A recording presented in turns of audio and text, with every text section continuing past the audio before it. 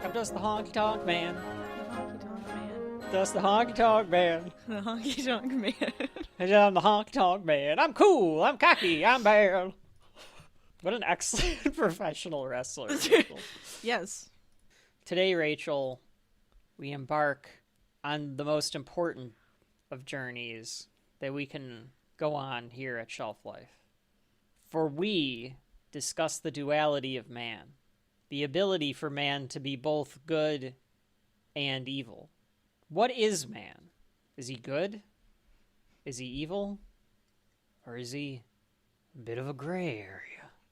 What decides who is good and evil? And who, among us, can truly say if they are good or evil? These are the things that we will determine today. Because it is time, once again, for Shelf Life! Do-do-do-do-do-do-do-do-do-do-do-do-do. I'm Kevin. And I'm Rachel. And this is Shelf Life, a podcast hosted by a brother-sister team where we go through all things under the pop culture sun, no matter the genre, to determine whether or not the subject at hand belongs on your shelf. I thought you were going to do, it's time. It's time. It's Shelf Life time. The show doesn't really feature him, though. No, he's in it, though. He is there. He's there. And I'm going to win the tag. I'm a tag team champion with Mankind. It was just the way you sound. That's how he talks. You know. Rachel. Yes. On our most popular subject by far that we cover at Shelf Absolutely. Life. What is now? We'll discuss. We may have to discuss if we're going to continue doing that.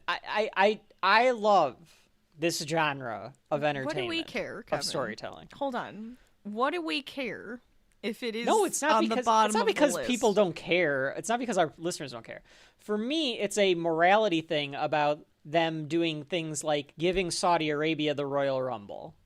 Like next year, fair. the Royal Rumble is going to be in Saudi Arabia. Okay, that's fine. That puts the a stupid bad crap taste that they're in doing. my mouth. Yeah, fair.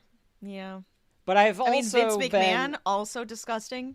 So just gone, though. I'm sure he still owns stock in TKO. So that makes it slightly better. It's just not great. We'll see. But I enjoy it, and Rachel enjoys listening to me enjoy it. And I especially enjoy watching Rachel have to watch stuff like today's subject. Rachel. Yes. We're headed back to the ring today. Right. We are. What is up for contention to the shelf today? Wrestlemania 13. Yeah, it's our first WrestleMania. I decided we were going to do professional wrestling because of one of my favorite podcasts, The Last Fan, and I was like, I love that they do these 6-hour The reason that Rachel and I do long podcasts is because we saw The Last Fan doing these 6 and 7 hour podcasts. You say that, but it's just because of how it happens. We are both both just like long form content. We do. We like long form. I also just like making and watching long form content. Agreed. That's just what I am. the truth is, when we did the pilot episodes of Shelf Life, we went in going, I don't know if we're going to be able to talk long enough. And then they were 3 hours long, and we were like, true. Okay. That is also true. We were very concerned. However, I was like, I love the fact that they do that, and this to me is it's just another form of storytelling. It's just another television show. It really is professional wrestling. And because of the fact that in that world, and fans collect tapes and matches and stuff, they have them on their shelf. Wrestling fans collect this stuff. It has the ability to have shelf life or not. Unlike some sports where, unless you're a big fan or it's like one of the greatest games where, we might cover some of those, you're not going to go back and watch the NFC Championship. Sure. Unless you're a fan of the Eagles or whatever. Mm-hmm. Like, there's no reason to. Unless it's like the Bills Chiefs from a few years ago where it's like, holy shit, that was one of the greatest games ever. Or something like that, where it's got a lot of rewatchability. That's the point of shelf life. Wrestling is slightly different. Some of these matches could be rewatched again and again, and some of these shows could be rewatched again and again because they're telling you a story. Mm-hmm. Rachel, WrestleMania 13 doesn't have the greatest reputation. Okay.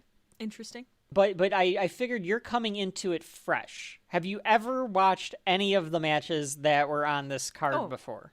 Yeah. You did? Of course you've made me watch this. Have I made you watch Bret Hart versus Stone Cold? Yes. Oh, okay. I didn't know if I've ever made you watch that. I'm pretty sure at some point in my life I have watched that. Okay. It's not super solid. Like, I'm not like, oh, like, yeah, you didn't of remember course. it all. I just know, I'm like, oh, that's got to be the match that he's excited about, or like that's the match that is of this, this show that would be the most exciting. I joked with Rachel because Rachel does our Instagram marketing, so she makes the graphics for the stuff that we put on Instagram. So she like picks out the if you don't follow us on Instagram, go follow us on Instagram, and you can just link it from there.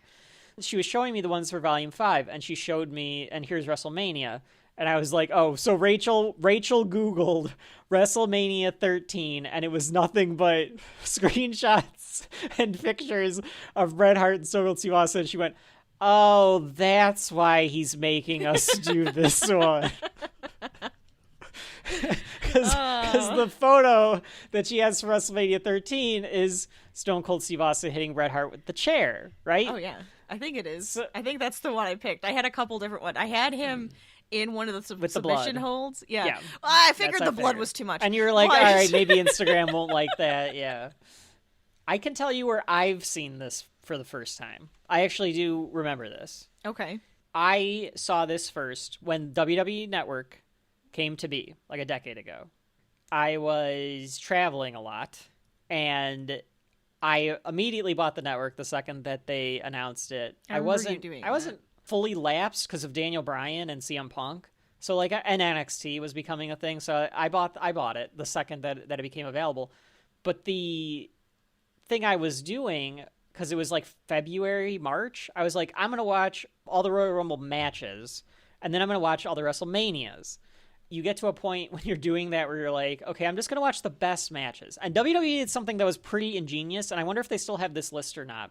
If they don't, they should update it. And then a third party should do one with New Japan and AEW included. They had a list that they came out with everything that was on the network, the 100 best, not best, the 100 matches to watch before you die.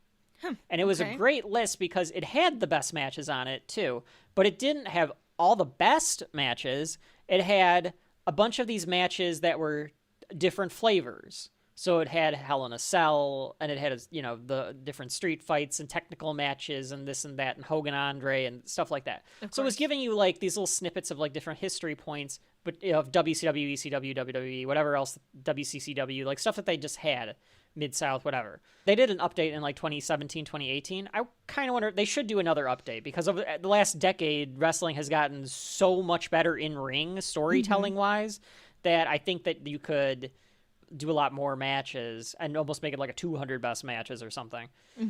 Hart and Austin, I think, was ranked 2 or 1. That's where it was on that list. Wow. Okay. So I was going and I was like, I want to watch all of these, but I want to watch the WrestleManias first. So like the first like 12 WrestleManias or whatever, I watched like some of them. And then I was like, okay, WrestleMania 13, I'm not going to watch all of it because I started watching it and I got bored. And I was like, but Hart and Austin's on this, so I'll watch Hart and Austin. So I did watch it then. And it's one of those things to me, this happens to me a lot with wrestling, but it happens with movies too. And we'll talk about those so we kind of go through the journey where I'm like, oh man, I never knew that I didn't know about this, and like here it is. And so there's other matches like that on that list, and I was glad that they had that list because I never would have known that Rey Mysterio versus Chris Jericho in 2009 would be like a really good match to watch or stuff like that. Right. No, that's cool. I like that they had something like that. That's actually a really nice idea. It was a good idea. When I was like, okay, if we do wrestling in chunks, if we start doing the Attitude Era, we do every Royal Rumble, we do every WrestleMania. 1997 is a good place to go. And for Volume 5, I think I can make Rachel watch, or I guess rewatch, Stone Cold versus Bret Hart. But we have to analyze all of WrestleMania 13, so that's where we're at. Of course. If we Rachel, just did one match, it's not gonna be very long. No, you can't just do one match. I figure at some points we will do Shelf Life Selects of wrestling matches. Could be interesting. We can do the big shows. You can do the big shows. Not the big show. we don't want to talk about the Big Show. Well, it's the Big Show. We can talk about Paul White. Paul White, I know you're listening. You can come on the show. That's fine. That'd be funny. Oh my God, that would be nuts to have any of them. This is what I slapped Hogan. I can't do the Does Big Austin Show. Still have a podcast? Could we? I don't know. Could we You wanna cross collaborate with Steve Austin? Damn straight I do. Austin, let us know if you want to. We'll plug your beer brand or whatever. It's fine. Triple H didn't plug your beer won't brand, drink but we will. I'll tell him do it. He chose Hulk Hogan over Stone Cold Steve Austin's beer brand. How So dare that's all I'm they? saying. That's disgusting. It blew up in their face, Rachel. He came out And on it Raw and should got have. booed out of the building. Good. It was kind of hilarious. So as it should have been. As it should have been, because Hulk Hogan is a piece of shit. He really is. Disgusting human being. You want to talk about Allegedly. gross people? No. He's just gross. I don't even care. He's just gross. All right. Oh, come on. Why you gotta do that to me, brother? Why you gotta be that way? Well, I'm not your I brother. don't come on your podcast and say stuff I about don't you, want brother. you on my podcast. Are you sure? I can come on the podcast, brother. He would be desperate enough. He would be. Maybe we could make a deal. I can plug my beer brand on your podcast, brother. Clear up all this nonsense. I wanted to go through a little bit of the history of where we're at. Unfortunately, when we talk about some stuff with WrestleMania 13, we have to get into the backstage politics of things because you have to with wrestling. Sometimes it bleeds over because these guys have egos, but it informs the story. And if we're going to talk about the story, you have to kind of talk about the driver for it, and so we'll talk about the driver. No, it's totally fine. Let's go. So if you haven't listened to our Royal Rumble 1997 episode, go back and listen. It will inform where we're at. Rachel, do you remember the closing scene of the Royal Rumble 1997? What happened in the big matches on Royal Rumble? I can tell you. Let's remind the listeners of what happened. So Stone Cold Steve Austin won the Royal Rumble. Right. But he had been tossed out by Bret the Hitman Hart. Yes. But the referees didn't see it, so Stone Cold came back in and tossed Bret Hart out and then got the hell out of Dodge. And Hart was very upset, and he was grabbing Vince McMahon and telling him, this is bullshit and stuff. Yes. And then Shawn Michaels beat Sycho Sid for the WWF Championship. So Shawn Michaels is your champion. And I believe I closed out the Royal Rumble 1997 by saying, so Rachel, what does this mean for WrestleMania? And you were like, that means that Stone Cold Steve Austin versus Shawn Michaels. Yes. At WrestleMania. Of course. We didn't get that. No. Instead. Okay, so here's what happened. So tell me why. Why didn't we get that, Kevin? If you believe the wrestling journalists like Dave Meltzer and them, and I don't know if this has been confirmed or not. It might have been. The original plan was to have Shawn Michaels versus Bret Hart at WrestleMania 13. I think Stone Cold was going to fight Hart at the pay-per-view in between. Okay. For the right to go to WrestleMania. Okay. And Shawn was going to lose the championship to Bret Hart because Bret Hart lost the championship to Shawn Michaels at WrestleMania the year before. So they were going to do a rematch. Shawn Michaels at this point in time in his life, and I love Shawn Michaels is one of my favorite wrestlers of all time. He's a ridiculous human being. But Shawn Michaels at this point in time in his life is an asshole. Yes, he is. He's a complete asshole. I feel like they all kind of were, though. Oh, okay. Level set for a second. Every wrestler you have ever seen wrestle, probably not the best human being. Probably an Okay. asshole. Yeah. It's just level set there. There's exceptions. But a lot of these guys are insane people. And we just have to remember that. Shawn was not very happy with having to lose to Bret Hart because him and Bret Hart did not get along very well. There's a schism in the locker room because Hart wants guys like The Rock and Stone Cold Steve Austin to be pushed a little bit more. Shawn's on the side of Triple H should be the guy that takes up my mantle. There's friction in the locker room because of the two of them, but I think most people would say that Bret Hart was the nicer guy. Shawn Michaels was a brat. He does not come off well. Shawn Michaels comes off as a brat, but Bret Hart comes off as a hot-headed jerk. Yes. Well, and that's part of the like character, bully. though. But I can't tell if he's like acting or not half the time. I guess that is part of it. I think that Bret Hart is super, super self-serious about wrestling. Sure. And I think that causes issues because he's too serious about it. That's fair. Does that make sense? No, it makes sense. So he comes off as like hot-headed because Shawn's over here being a dick and like flapping his dick literally in the air. Gross. And then like Hart is over here being like, I'm trying to make a mat-based wrestling match, Shawn, like knock it off. And sure. that causes like No, an I issue. can see that. I can understand that. Okay. So Shawn doesn't want to drop the title to Bret. He has a knee injury, in quotes, and he gives up the championship so that he doesn't have to lose to Bret Hart. Wow. Okay. Or he has a knee injury and he truly can't wrestle. It's one or the other, right? This culminates in a very famous promo that I'm going to have you watch right now, Rachel. Excited. Called Shawn This Michaels. is happening real time. This is a very famous promo in the world of professional wrestling where he says that he lost his smile. I'm so excited. I am thoroughly prepared. He looks like such a Chad here. I wonder if you would share He Dog? does. Yeah. millions of your fans all over the world. He looks like a sad Chad. The shirt buttoned all the way up. I'm just saying, he looks like a sad Chad, okay? That I may never be able to wrestle again. And Not true. Bullshit. Total bullshit. I was told this the other day. Of course, it's not something that I believe. But the fact is, They're chanting, "We want Bret." Deal with time Wow. as I know you're just as disappointed, more so than He's getting anyone pissed else. because of, You like, are listening to the not crowd, winning then. the championship. I don't know what they're saying now. We want Sid? Been stacked up again. I wanted to do everything. That girl's upset. Yeah. To enjoy Well, there's people who like him. champion. I wanted to. Here you go. Here's your belt, and Hands it to Gorilla Monsoon. what I'm gonna do is go back home and see what's left for me, whether it be in this ring, whether it be out of this ring.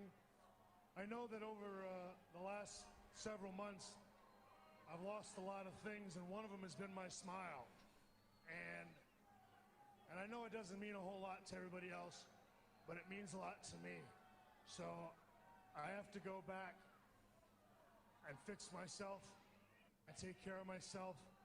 And I have to go back and I have to find my smile, because somewhere along the line, I lost it, and I don't care. I mean, that is a sad thing to say. You can't tell. I mean, you're saying he's not being serious about any of this?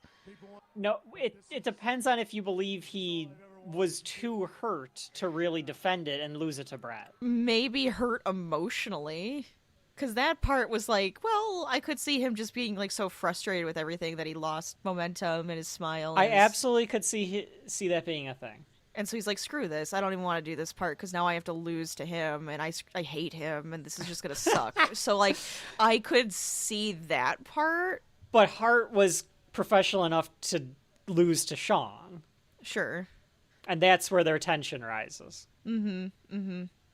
So that's Shawn Michaels losing his smile. So that's very famous, and I think it's because so many fans in the know weren't sure, did he really lose his smile or did he not lose his smile? He says that he came up with that because his mom said, like, ever since you became champion, you don't smile anymore because, like, right, you're lost your stressed. That's what I'm thinking. Like, I'm like, that actually might be a real It might be part true. of it. Yeah, But, that like, might be a real part of it. That might be a real part of it. Because, I mean, it's fake. But when you become the champion, you're either the protagonist or the antagonist of the story now. So there's a lot of pressure on that person. You have to bring people into the stadiums. You have to put on the best matches. It's real in that sense that whoever the booker is, you're the driver. Right. Now, that depends. Like, AEW, in my opinion. Constantly. So that's happening. Shawn Michaels loses the belt. So now Vince and Gorilla Monsoon in storyline have to figure out how to crown a champion because they don't have a main event for WrestleMania. We need to get one. So they decide to at the February pay-per-view, In Your House, which were always like the small pay-per-views in the 90s, they do a final 4, the last 4 that were in the Royal Rumble. Mm-hmm. And the winner of this will be the WWF champion and like defend it at Mania. So a bunch of crap happens. Bret Hart wins the final 4. Okay, so now he wins the championship. Sure. The next night on Raw, he has to fight Sycho Sid. And Stone Cold Steve Austin hits him with a chair, I think. Costs him the belt. So now Sid's the champion. Oh my God. Okay. All right. Sid and Undertaker are going to fight each other at WrestleMania. Stone Cold and Bret Hart are going to fight each other at WrestleMania. There's a steel cage match between Hart and Sid. The Monday before WrestleMania, Undertaker slams a door in Bret Hart's face because he wants Sid to be champion so that the match for the belt. Hart keeps getting screwed. And because of this, after the match in the cage, Vince McMahon comes in to the ring to interview Bret Hart. The mask finally comes off of Vince McMahon, and we learn that Vince McMahon is really Mr. McMahon underneath. The puppeteer? the birth. A lot of people give this credit as the first appearance of like the Mr. McMahon character. The villain boss McMahon? Exactly. So watch what happens with Hart and Vince. Extremely frustrated over what has just happened. Oh, it pushes him over. And look at Vince's face.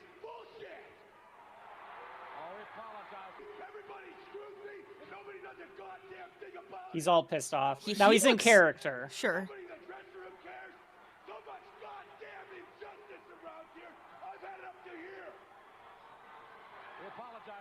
Everybody knows it. I know it. Everybody knows it. I should be the World Wrestling Federation champion. Get him out of the ring. Look at that face. Yeah, it's Vince. That's the Vince face. That's the pissed Vince face, yeah. I got that grill on soon. He turns a blind eye to it. Everybody in that goddamn dressing room knows that I'm the best there is. The best there it is. And the best ever will be.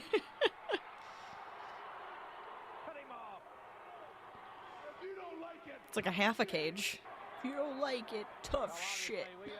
So I thought that you'd like that, Rachel, because it is like the reason that Vince McMahon starts to snap is because he can't control these. He could control Hulk Hogan. He could control Macho Man. He could control those wrestlers. Now he can't control Hart and Shawn and especially Stone Cold, which he finds out later on.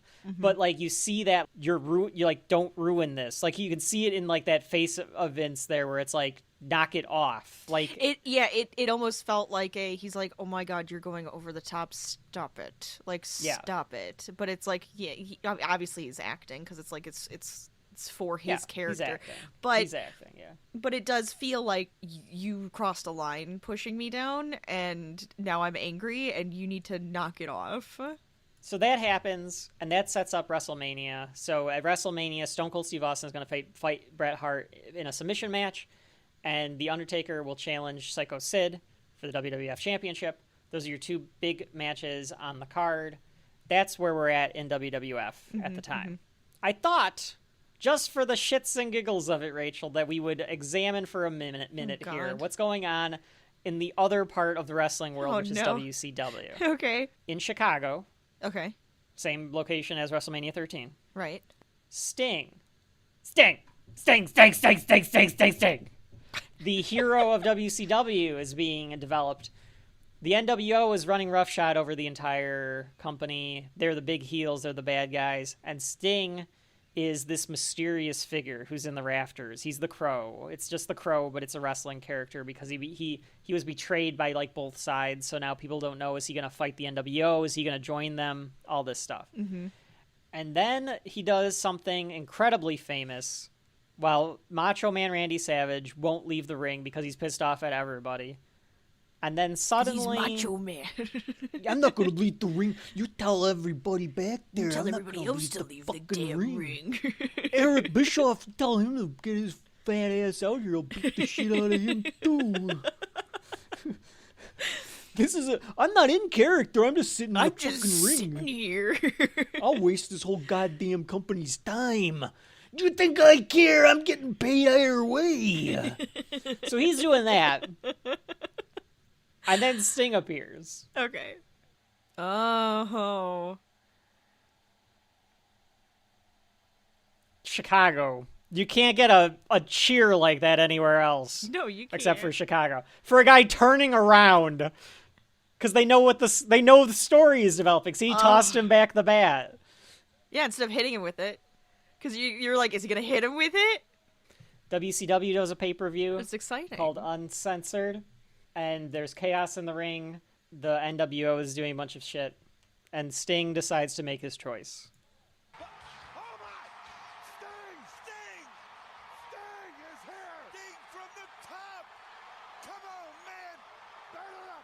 They don't know who he's going to attack at this point. Okay. So here comes Scott Hall. Oh my god, that cheer.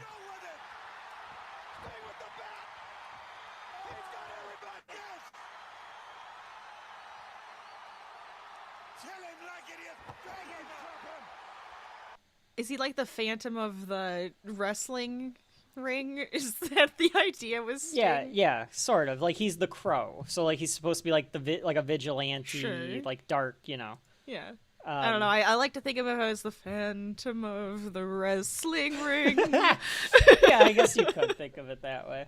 So that's what's going on in WCW at the same time. They're building Sting as like the ultimate hero. He's going to be the one to destroy the NWO, and he comes down from the rafters. So it's slightly different than what we're seeing in WWF right now, which is Bret Hart is your hero, the traditional hero.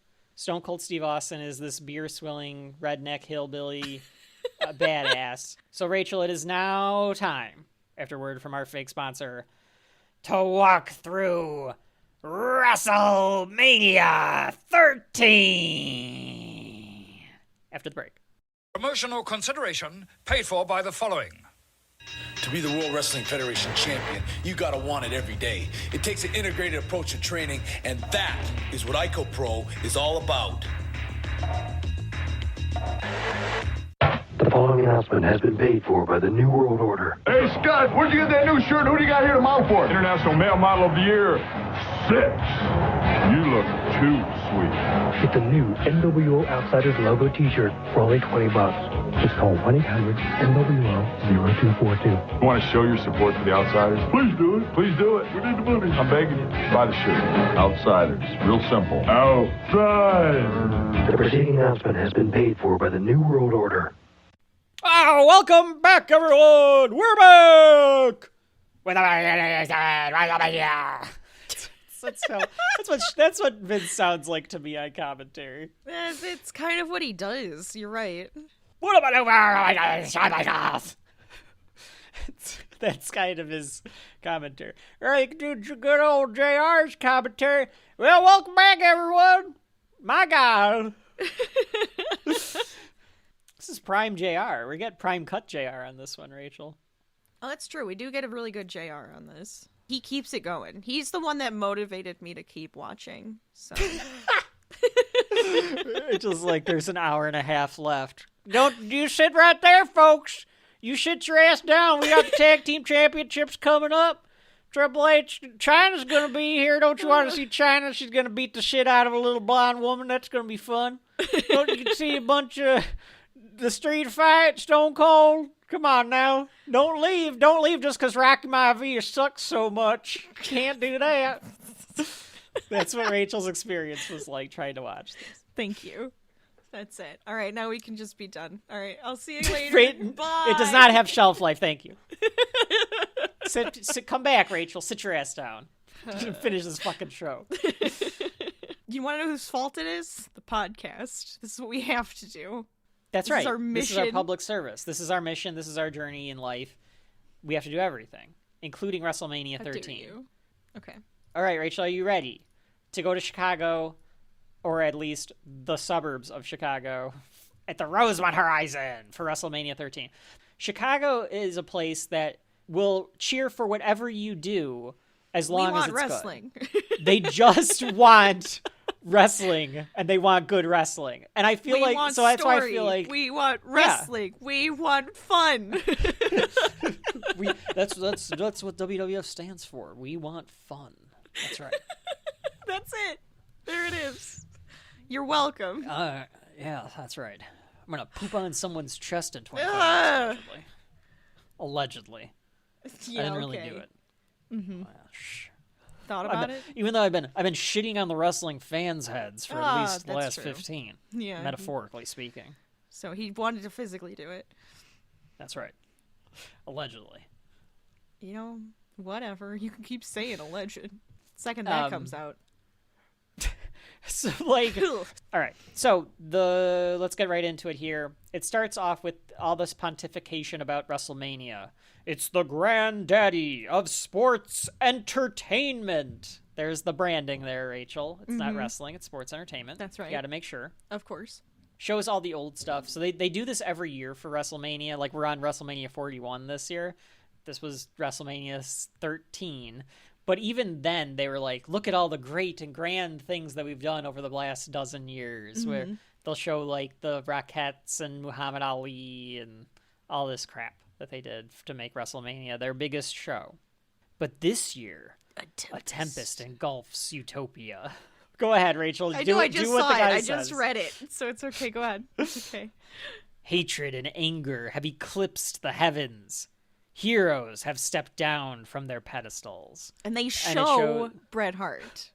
Yeah. He's already stepped down. He's already stepped down. Because the story that they're telling is that the darker side of the wrestlers are coming out. There's not the white meat baby faces like Hulk Hogan anymore. Mm-hmm. Like they're becoming darker and edgy and stuff. Right. And even like the logo shows that, like, right, WrestleMania 13 logo is like, it's purple and orange, probably for the Undertaker, with like a fireball, and it says like WrestleMania 13.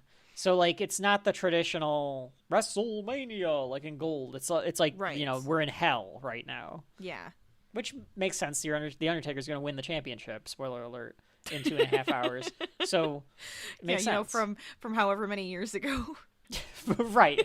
27 years ago. Spoiler alert for a 28-year-old wrestling show. The Undertaker wins. No shelf life. Good night. Good night, everybody. Two angry young men are destined to destroy each other. Talking about Stone Cold Steve Austin versus Bret Hart. It's so weird to have them call them two angry young men. Yeah, they don't look young. I don't even they think don't they look are young. I think Steve is like 32, 33. No. No, that's weird. He doesn't look that age. No, he looks older than that. He does look very svelte, though, for Stone Cold. Like, this is before the neck injury, so he looks younger, like, but still. He's 60 now. So he was like 33, 34, yeah. He really was. Okay. Yeah. Huh. And Hart is 67. Everybody so he was not back then. He was not a young man. Because that would have made him like 40. Yeah, that feels right. He looks like he would be closer to 40. As much as I hate to say it, 40 is not a young man, okay? You're just a man at that point. Yeah, you're just a man. That's the opening, and then it goes, it's WrestleMania, the showcase of the immortals. A time to rejoice, but tonight, none of these men are smiling. And I think it even ends with like Bret Hart being like, Do you think that that's because of the I lost my smile bit? Are they tying it back to that? Yeah. I don't know if I give them enough credit to do that, but I could see because that. The promo people and stuff, they are very good at their job. That's true. Folks Absolutely. at home, I know Rachel and I have said this on the other wrestling shows, probably for NXT. In particular, WWE. Promo people, second to none. It makes me want that job.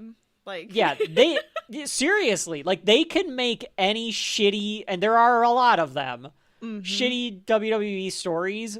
They can make you pumped up for. I remember you, me, and my friend. We went to a wrestling show. Yes. Right. And they showed a promo. Yes. For a match we were gonna watch, and he turned to us and went, "Holy shit, I'm so fucking ready for this!" And he never watched it. Serious. He wasn't watching it. No, he wasn't watching it. He had no idea what was going on. He just went, "Oh my fucking god!" Like that was like it was so because funny. They're that good at it. Yes. And you've done that too. When I we've have. gone to NXT takeovers, and I was like, I don't want you to know what's happening. I just want you to watch the promo yeah. at the beginning, and I you were like, love it. holy, because it gets this you is a so spoiler alert excited. for whatever NXT show it was, because we had gone to a couple, and we went to like the like our second or third one, and you were like, I'm not as like into it this time. We like went to dinner first. Yeah. You went in and you were like, what is even like, who's even wrestling? And I was like, just wait, they'll show you. And they did the opening promo like this for WrestleMania, and Rachel went, okay, now I'm ready. Like I'm that, ready. you literally turned, you're like, okay, now I'm ready for it. You just gotta give me that promo. Those promos. That's all I want to ever watch. But yeah, they're great. If folks at home, if you want to get into like a little YouTube wormhole, just start watching old WWE best of promos, and not like them in the ring promos, like hype up videos for the matches. hype up videos. They're fantastic. Mm-hmm. Do do do do do do do do do do do. It's like it's celebrate good times, right? But it's like a knockoff version That's of what that. I It's thought, like not because it right. kind of felt like that. Yeah, it Yeah, felt but like it's not awkward. quite right. Like I wanted it to be, because I was like, is it? And then it wasn't. Nope, it's a Jim Johnson original knockoff of it. It's the theme song for WrestleMania until like WrestleMania 15, I think. And then it becomes Linda McMahon's music. So do you think that she enters the White House briefings to this music? I could definitely see Garrison being like, I want all of you to have your own theme music before entering the room. It makes and sense. Linda's like, because he I've likes to already dance. got one. He does like to dance. I heard that his right-hand advisor really loves Ride of the Valkyries for some reason, though. Anyway, comes down to the same music as Daniel puppet? Bryan. Mr. Hat? Anyway, so then I we don't come know what back I in. live anymore. I don't know. This is like dystopian universe. So anyway, the fireworks go off in Rosemont, and they're blasting from the top. I thought it was a little weak. 18,000 are in the Rosemont horizon. They said it so many times. Yeah, of course they did, because they're obsessed with the amount of people that are in the building. Okay, They're you're right. Shameless. They still do that. Yeah. They are absolutely shameless. They do Fair. nothing but care about how many people are at their fucking event.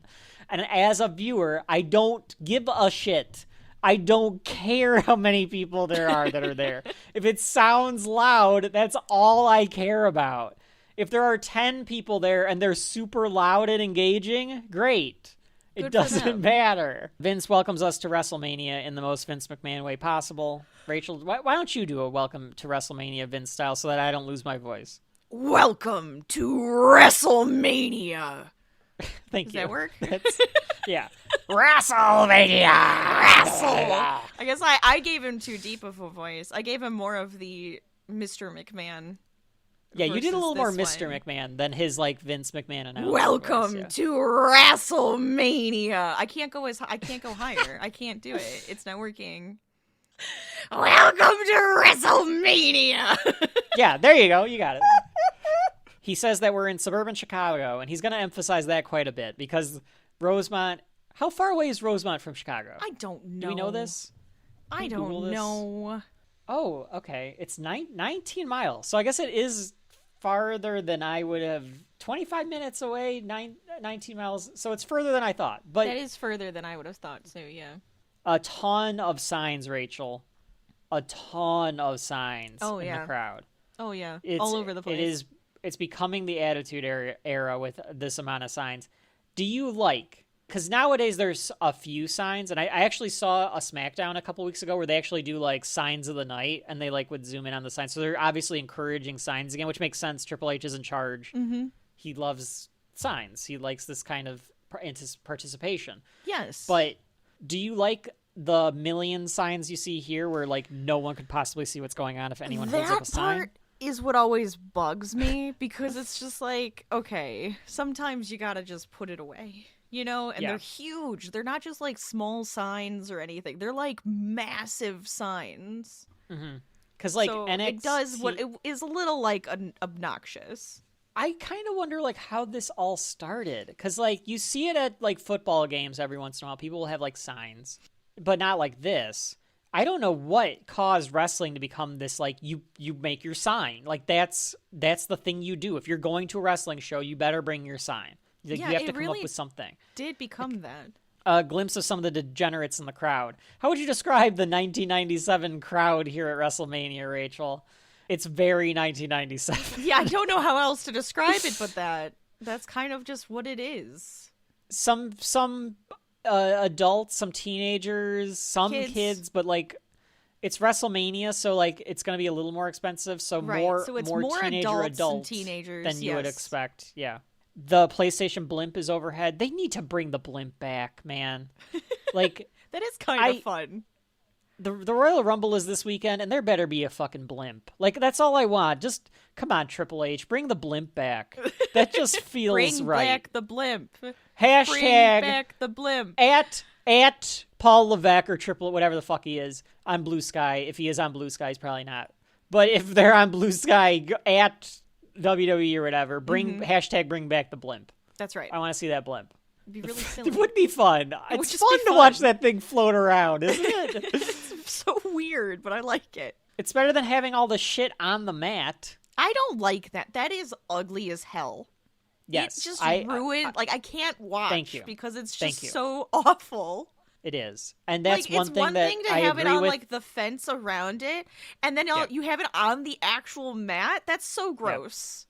Yes, I agree. And that's one thing where I absolutely agree with Vince. Like, don't put anything on the mat. It should be blank so that the focus is on the wrestlers. Absolutely. And it's not a distraction. It's so busy and disgusting. I don't like it. Yeah. The first match on the card, Rachel, is a fatal four-way elimination I didn't know if I was saying something or...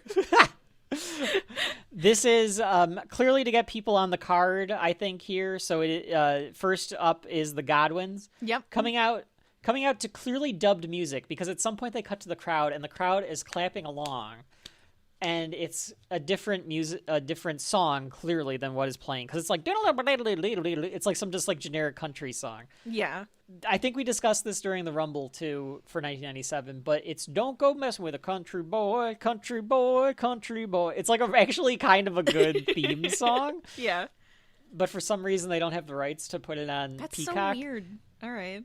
I saw in the front row is Stu and Helen Hart. Yes. So yes, and they're out there until after Bret's match. Oh yeah, because King talks about them constantly. Mm-hmm. Oh my God, they look so old. They trot these poor old people out there for all of Bret and Owen's big matches. I mean, they might like it. King is a dick. It's there's a moment, I think it's during Owen's match, when they say like, Stu and Helen are here. Yes. And you can tell King must just have the widest grin on his face, because he's like, yes. Oh, you can I can hear make it. jokes about Stu Hart. Yes. I'm not going to do a ton of Stu Hart impressions because JP does it on Laps Fan, and it's fantastic. And I'm not going to try to steal his bit, but I'll probably do a little bit of it because you have to. You're watching WrestleMania 13. But his impression of Stu is he talks like this. He's like, Helen, where are we? Where the hell are we, Helen? We're just doing Christmas vacation at that point. And then, yeah, pretty much. And then she'll be like, is Stu, this the airport, Brett? The King, Vince, JR on the call here. We learn, the three of them are sitting at ringside. The Godwins come up and young here, I gotta say. Who does? Vince. Yeah, King Vince does, too. Yeah. But like King looks. He looks younger. Okay, we see him all the time. He looks like at he's still in shape. So to the wrestle. man looks so different here. Yes, because now he looks bloated and old. Yeah. Drinks too much of that Coca-Cola. And JR looks like JR. JR's looked like JR for like 40 fucking years. That's right. He's looked the exact same. I love JR. Announcers, they don't get better than Jim Ross, folks. And I know that he's so old good. And he sounds tired when he does AEW sometimes, but it's because he's very old. But he has so much energy anyways. Like, the man just brings the energy. We go over and we meet the Spanish and the French announce table, and Vince McMahon says, well, in any language, WrestleMania spells excitement, or WWF spells excitement. How'd you feel about that one, Rachel? Did you like that one? It's fine. It's fine. It's such a Vince McMahon thing to say. It's very Vince McMahon. Everything comes out of that man's mouth, and you're just like, all right, it's yours, I guess. You can say whatever you want, you weirdo. I love that they wear black tie at ringside because they're trying to still give the illusion that WrestleMania is classy. Yes. While all these people have signs that say like "Suck it, Bret," and "Sean, show me yours, Okay. I'll show you mine," and all this stuff. Yes. Yes, you're saying classy, and then you just have to pan over to the king, though, who's wearing, like, the weirdest jacket over nothing. The man's hairy chest he's got his right wrestling gear on for some reason. Oh, he always does. I'm telling you, I expected him to either get punched or thrown through something tonight the way he was talking. It was just felt weird. like he was, like, going to be a part of it for a minute. Maybe that's part of the character where he's like, all right, I'm announcing, but if I'm always ready if I need to get back in the ring. Maybe. I guess. I don't know. I think it is. He's like a sniveling coward heel, and outside of Memphis, he like always was a sniveling coward heel. So it's strange, but I guess it works. The second team comes out. It's the Headbangers. 90s grunge. Yeah, I mean, 90s grunge. Headbanging is what they are. They're terrible. I've never liked the Headbangers. They're terrible. I kind of like recognize, but I'm like, I don't remember you. Which means that you must not be any good. Well, Rachel, I'd love to say that this is the last time we'll be seeing the Headbangers, but unfortunately, I think they show up on some other shows. Well, that's because they keep trying. You know? Oh, they gotta keep trying. You signed a goddamn contract with me. I'm gonna get every fucking penny out of it. So get your ass out there and wrestle. If you die in the ring, I don't care, because you're the Headbangers. You know what we need to do? I watched, hey, Patterson, get in here. Oh, no. I watched, MTV this weekend. You hear this? It's music television. Right. Yes, I've heard of this. So I took a break from reading Playboy. I was watching this MTV. And they were doing this thing called headbanging. You see this? You know what this is? They get into what they call a mosh pit, and they just shake their heads like idiots. So I think we need to do that because that's what the kids are up to these days. We're gonna get the younger crowd. Yeah. Yeah. Now get out of my office so I can jack off to one of the divas. You're disgusting, sir.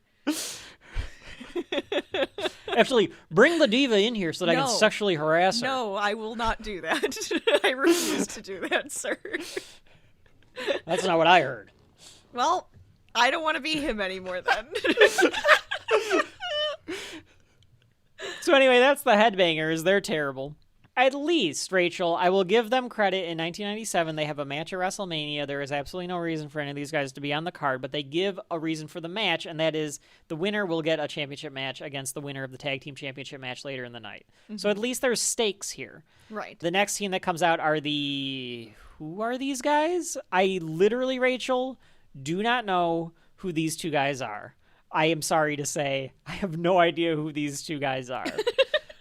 So they are Doug Furness and Phil LaFon. Well, there you go. And I'm sure that there's some fan out there that's going to tell me, like, Doug Furness and who did I say? Phil What LaFon? is the other one's name? Phil LaFon are, like, these really, really great wrestlers from, fucking Calgary Stampede, Canada or something. The Can-Am Express. Oh, maybe they are from Canada. That's what it says. That says their tag team name. All right. They're from the earlier 90s. Oh, they're from Japan. Okay. Well, maybe they are good or something. I don't know. I've never heard of them before. Well, they usually do that, where they kind of, grab from other places, and half the time it's like, I don't know who this is, so... And maybe they were really good. They could be. They could be really great. And then the new Blackjacks. So they're like, go back to 1975. The original Blackjacks from 1975. I thought about this, Rachel. Because they're like, all the way back then from 1975, the original Blackjacks, equivalent to that would be if they made a team name and they were like, oh yeah, way back in 2003. That's right. Do you remember way back in 2003? Yep. Mm-hmm. Which I think tells you, one, we're old because... Yeah, I've been. If you were to say 1997 to 1975, that feels like a long ass time. It does feel longer, yeah. But I also kind of wonder if one, we're old, and two, it's just that there was so much progression of society and technology from 1975 to No, that is 1997 why. that it feels really long. And like, especially wrestling. Wrestling in 1975 was like wrestling in bingo halls in the dark and stuff. Compare that to this. And then compare 2003 to 2025. It's about it's a similar setup. Like, Right. it hasn't changed dramatically. Yeah. No, it makes sense. But it's like the equivalent. I'm trying to think even of a team from 2003. Like if they made it's the new Los Guerreros. It's Chavo Guerrero and Eddie Guerrero's daughters, I guess, are the Los Guerreros, the new Los Guerreros. Like, that's the equivalent of what they're doing there. This is Barry Windham and JBL, though, or Bradshaw. It is JBL, right? It is Yeah, JBL. it's JBL. Okay. Yeah. I thought it was JBL, and then I went, maybe it's not. But I'm like, With I a think it comical is. mustache. Yes! It completely threw me off, though, because I'm like, is it JBL? Because I think it's JBL. I kept doing that, because I'm like, I'm going to recognize somebody in a weird character that I don't recognize. Like, why are you doing this weird character? Yeah, so he's not quite there yet. And Barry Windham is a wrestler from the 80s and 90s that was very, very good. He might have been one of the Four Horsemen. Unfortunately, he gets WWF and he's tag teaming with fucking Bradshaw before Bradshaw knows what he's doing. They're the new Blackjacks. But at least they're I good. can hear At JBL's least music right now. at least they're good. Well, go ahead, Rachel, if you want to do it. No, it's fine. not on this show, but you might as No, well. it's fine. You want to do it? You want to do No. it? Okay. Dun, dun, dun. There's a very small pop for them, but no one really cares about any of these guys. Chaos begins and the crowd pops. JR says, it's going to be a slobber knocker. Ain't going to be a technical one. It's going to be a slobber knocker. So we get the slobber knocker line in there. A clothesline by Henry Godwin against JBL. The headbangers come in. Thrasher is this one. A big boot by JBL. The headbangers made a big name, notwithstanding, at the Slammy Fashion Show, says Vince. Vince loves saying notwithstanding. It's one of his favorite phrases, I think. He probably put it in his lawyer's legal documents in the bet. lawsuits against him. Make sure to put notwithstanding a few times in there. It's a good technical It's a good term. Yeah. That's right. Make sure that this is clear that all of the relations that I had were consensual, notwithstanding. See, it sounds great. It sounds perfect. That's we're gonna put a few more of them in there. Notwithstanding. Oh my god. Allegedly. Yeah, notwithstanding. I just wrote down when he said that I would. What the hell does that mean, Vince? What does that mean? He's so Like, weird. he literally says the headbangers made a big name, notwithstanding, at the Slammy Fashion Show. The fuck are you talking about? I don't know. I don't want to know. Thrasher, Thrasher fights Godwin. Pig comes in. Phineas Godwin. A back body drop by Pig. And then he tags in the other headbanger. Yes. So now Mosh and Thrasher are both the legal men. And that's a thing that you could do, apparently. Right. Now, It said it was Rachel, legal. why don't they just tag another person in? I don't know, because it's supposed to be like, oh, I guess we have to fight. Yeah, I guess it's really stupid. So, like, it felt a little silly. I was they like, oh, they're just punch gonna each fake other. something. I kind of figured that they were going to do like we're going to like clothesline each other and then clothesline somebody on the outside, like hit somebody from Yeah. the other ropes. Yeah. And then make it look like, but we were going for each other, and then and then like tag. turn and punch somebody else. Yeah, Right. but they punch each other, and then they headbang in the middle of the ring. Yep. Yes, they do. This comes back actually in a couple of years. They redo this spot with the New Age Outlaws, and like they both end up as the legal men. So then the one just pins the other, and the match is over. And they're like, "All right, we won." All right, so we won. Yeah, so they're like, okay, I guess we won. Clever twist on doing that. They don't do anything clever with it here. Vince doesn't know what headbanging is, and King says it's what you do in a mosh pit. And Vince doesn't know what that is, and King says that Vince's favorite rock group is Mount Rushmore. And Vince goes, ha ha ha ha ha. This is Vince laugh. Oh my god. Barry Windham comes in. He gets Hurricane Rana by LaFon or the other guy. And the crowd pops for that because they're like, holy shit, a Hurricane Rana. We're not Which used is to that fun. kind of stuff. That is a fun one. I like it when they do big flippy things. That's always Yeah, interesting. Rachel, I like some as we've said on technical our other wrestling shows, Rachel loves flips. Wyndham catches the guy and slams him, though. The LaFon or the other guy. Doug Furness is his name. So that's who he was, I think. Vince says his name at this point. They fight on the outside, the Blackjacks and the Can-Am Express. Bradshaw shoves a ref at this point because they want to keep fighting and the ref's trying to get him inside. And the ref DQs the Blackjacks. Yep. Because he shoved the referee. You're not allowed to do that. JR says, well, their Texas Cowboys are tough, but they're not too smart. Where is JR from?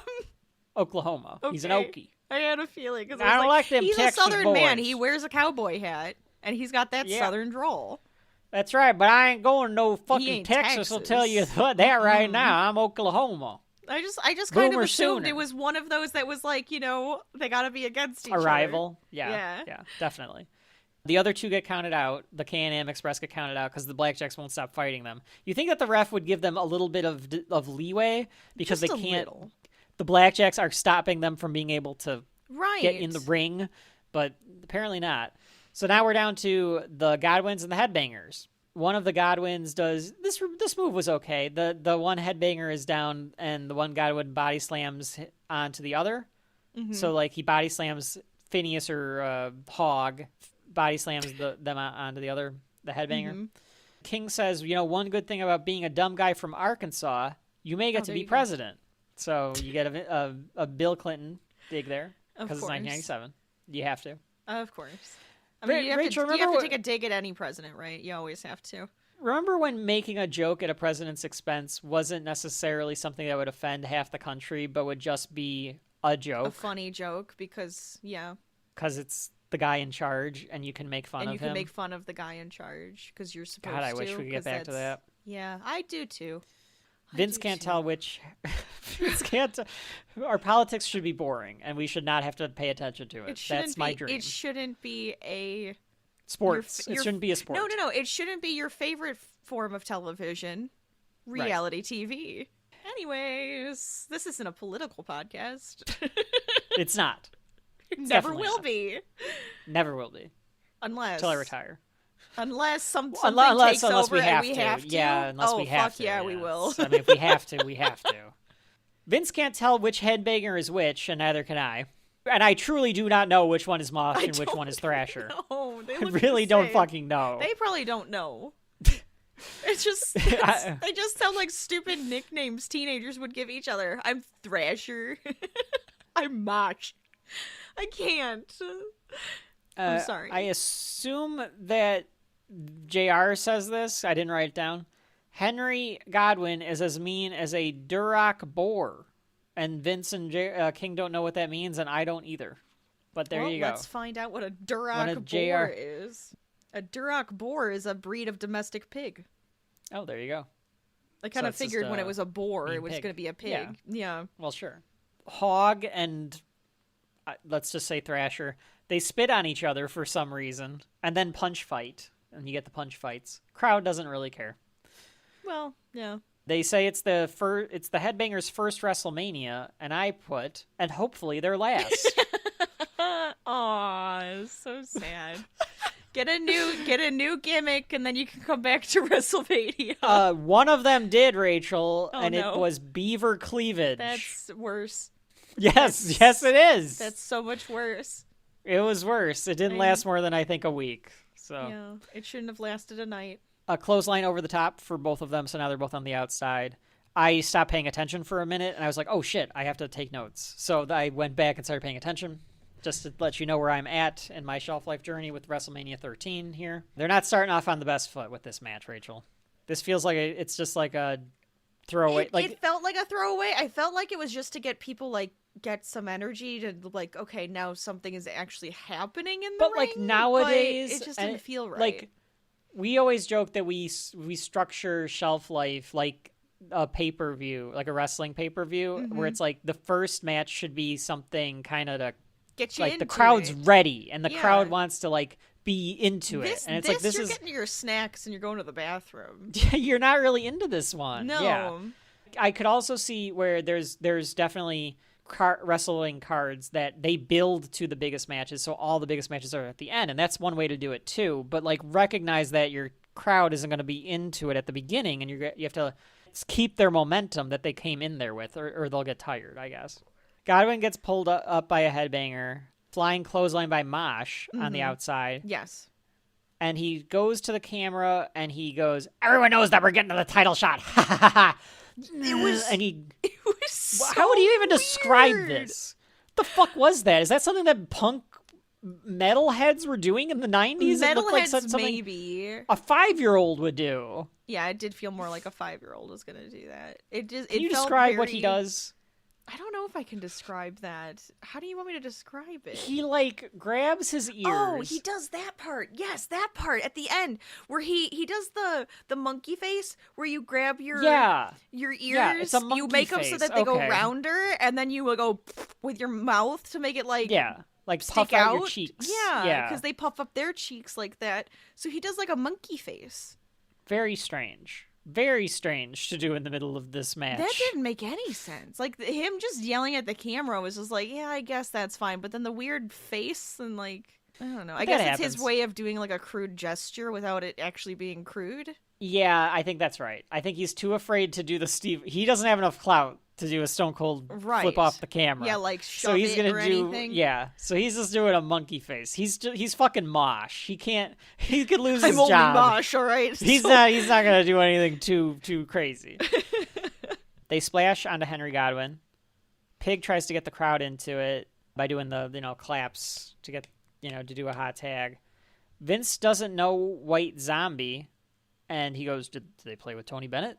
Which is kind of funny because Vince is notoriously into like classic rock. Like his favorite band is AC/DC. Mm-hmm. Like that's just a known fact and stuff. He's playing up the idea of the posh billionaire owner, right? Not knowing what rock is because I know Tony Bennett, and Right. No, it makes sense.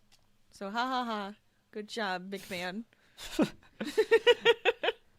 One of the headbangers goes for a moonsault and misses, and that allows the hot tag to Pig. Phineas goes wild, clothesline over the top for one. The slop drop. Is that what it's called? I don't. Like that's it's what like one of pig the slop? moves was. Okay. Yeah. But a clothesline by the other headbanger, so they aren't able to get the pin. A lot of clotheslines. And then There's lot a lot of clotheslines. The entire night, I just kept writing clothesline. I was like, Jesus, there are a lot of clotheslines. And I get that it's like a simple and effective move, and it gets like the crowd amped up because it looks like impactful. Right. But way too many clotheslines. Ooh, it was like just obnoxious amount. And then a something by the one of the headbangers. I don't know even how to describe it. He goes to the top rope, and it's like it's almost like the Zack Ryder, Matt Cardona finisher, but it's not. He just kind of crotches a guy in the face, and that gets the 3. That gets the 3. You just gotta crotch the guy in the face. Henry and Thrasher weren't even paying any fucking attention to this. They're just beating each other up in the corner. Like, turn around, Henry. Stop the pin. Right. You can. You're right there. But that's the end. The one dude in the crowd not happy that the headbangers won. I love that. There's this guy, this dad, in like khakis and a polo shirt, and he's doing the thumbs downs. I love that. So that's the end of that. Do you think he's a plant? No. No.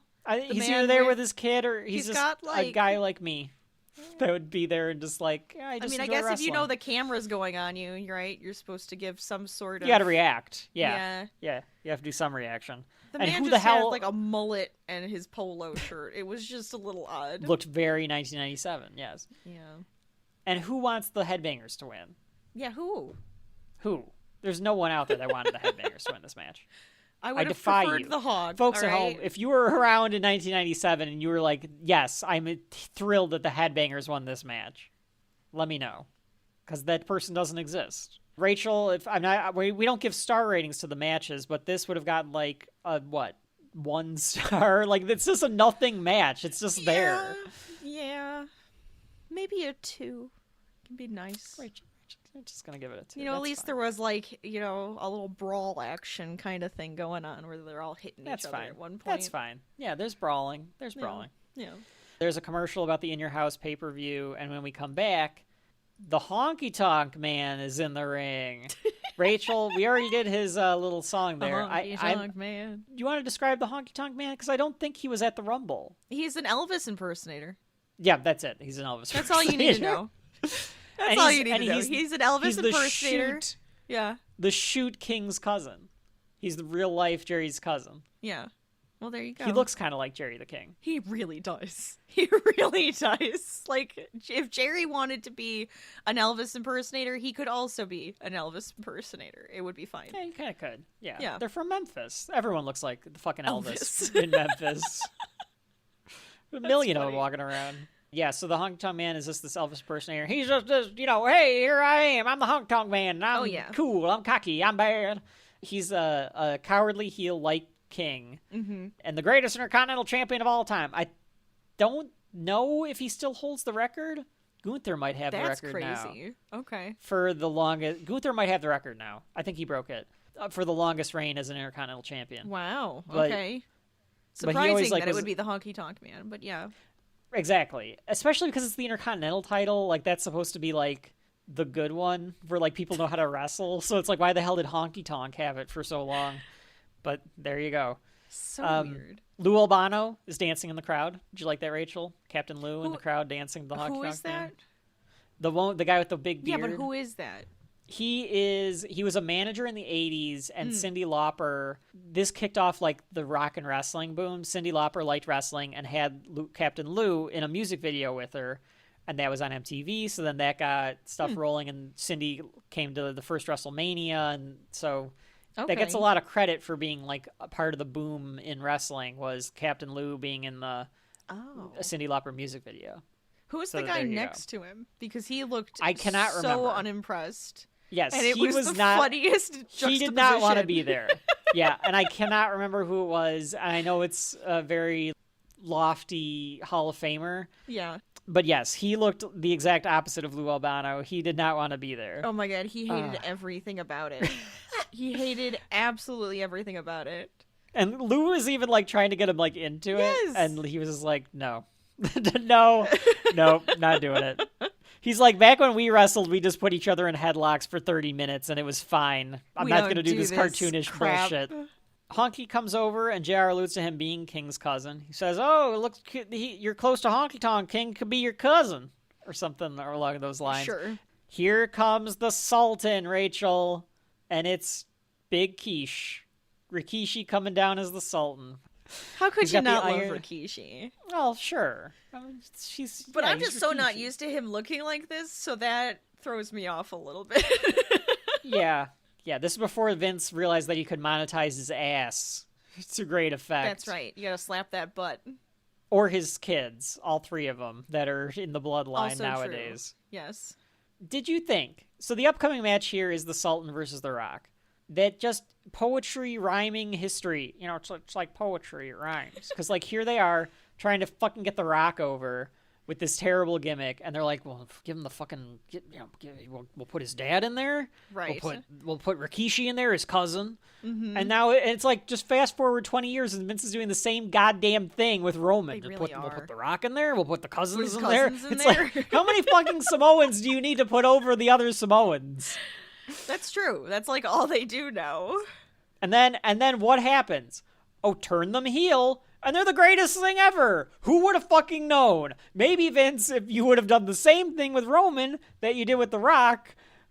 God, it's like, he has an eye for talent, Vince does. Yeah. Were you as annoyed as I was watching Rocky Maivia? Because I was like, he sucks. He absolutely sucks in this match. It was Rocky a little sucks. awkward. It felt so awkward.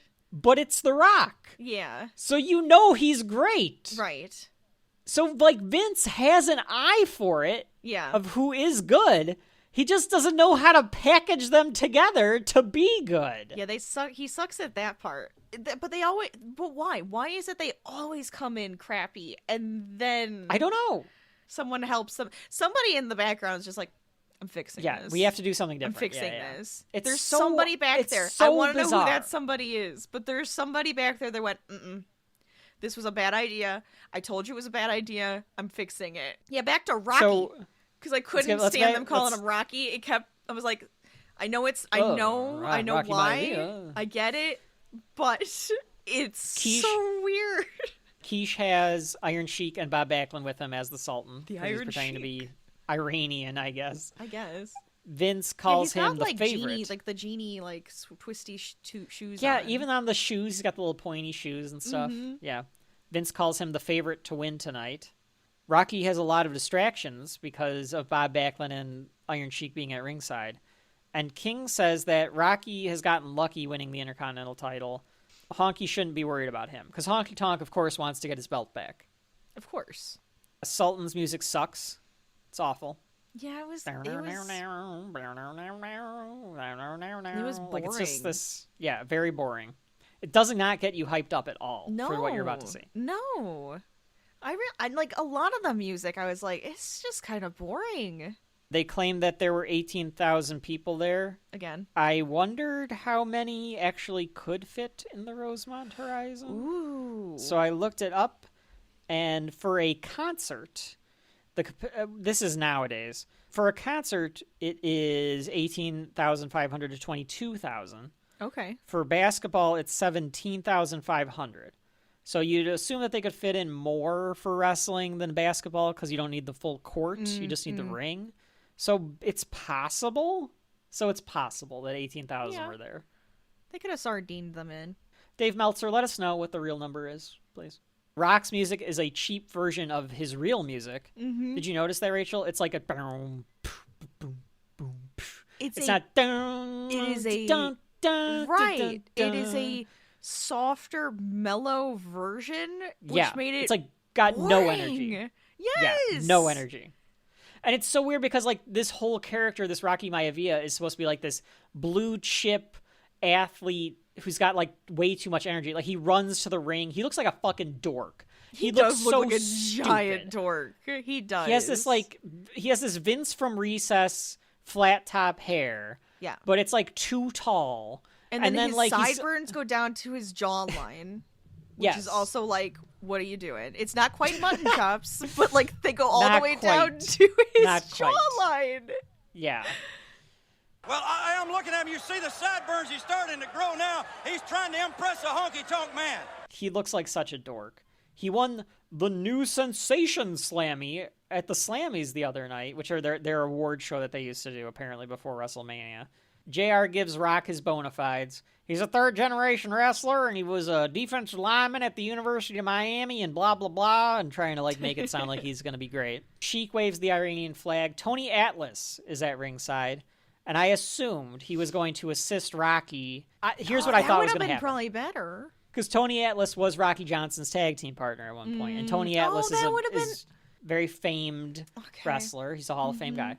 I thought that the Iron Sheik was going to get involved, and then Tony Atlas, who is an Olympian, was going to come in, and he was going to stop the Iron Sheik, and then Rocky was going to win the match. That would have been fun. That's what I thought was going to happen. I would have liked that, I think. This just felt awkward. Because they needed to put Rocky over strong. And so you can't have the guy helping him during the match. You need to do it after the match.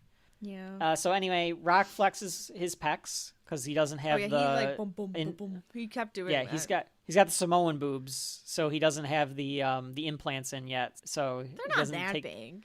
They're not that big, but he gets breast reduction surgery. I know a year he does. And a half from I remember that. When he would wrestle in the gym clothes. Yes. I actually like that era. I like that look. That felt like a corporate-y look to it. Like that character made sense. But anyway, we'll get to that one day. The Samoa Dynasty stuff. This is 28 just like when years they were later, kids, they were probably beating the shit out of each other just like this. Yeah. 28 years later, and we're still doing Samoan Dynasty bullshit. Rocky tries to get a USA chant started. This was embarrassing. This was fucking embarrassing.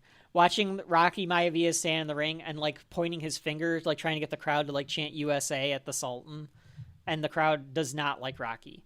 In fact, and we're in Chicago, so granted the crowd is a little rowdier than most places, right? But there are several Rocky sucks chants, and Vince and company do not pay attention to it. Of course, there are several Rocky sucks chants. Of course. Kip up by Rocky. Sultan reverses. He whips Rocky into the ropes, but Rocky comes back with a clothesline. A couple drop kicks. Rock has some good drop kicks. Yeah. Rock has good drop kicks. It wouldn't have fit his character as The Rock, but he could have kept it because he's pretty good at it. I could have seen him doing like those big old like drop kicks. That could have been kind of fun for him to keep doing. He rolls to the outside.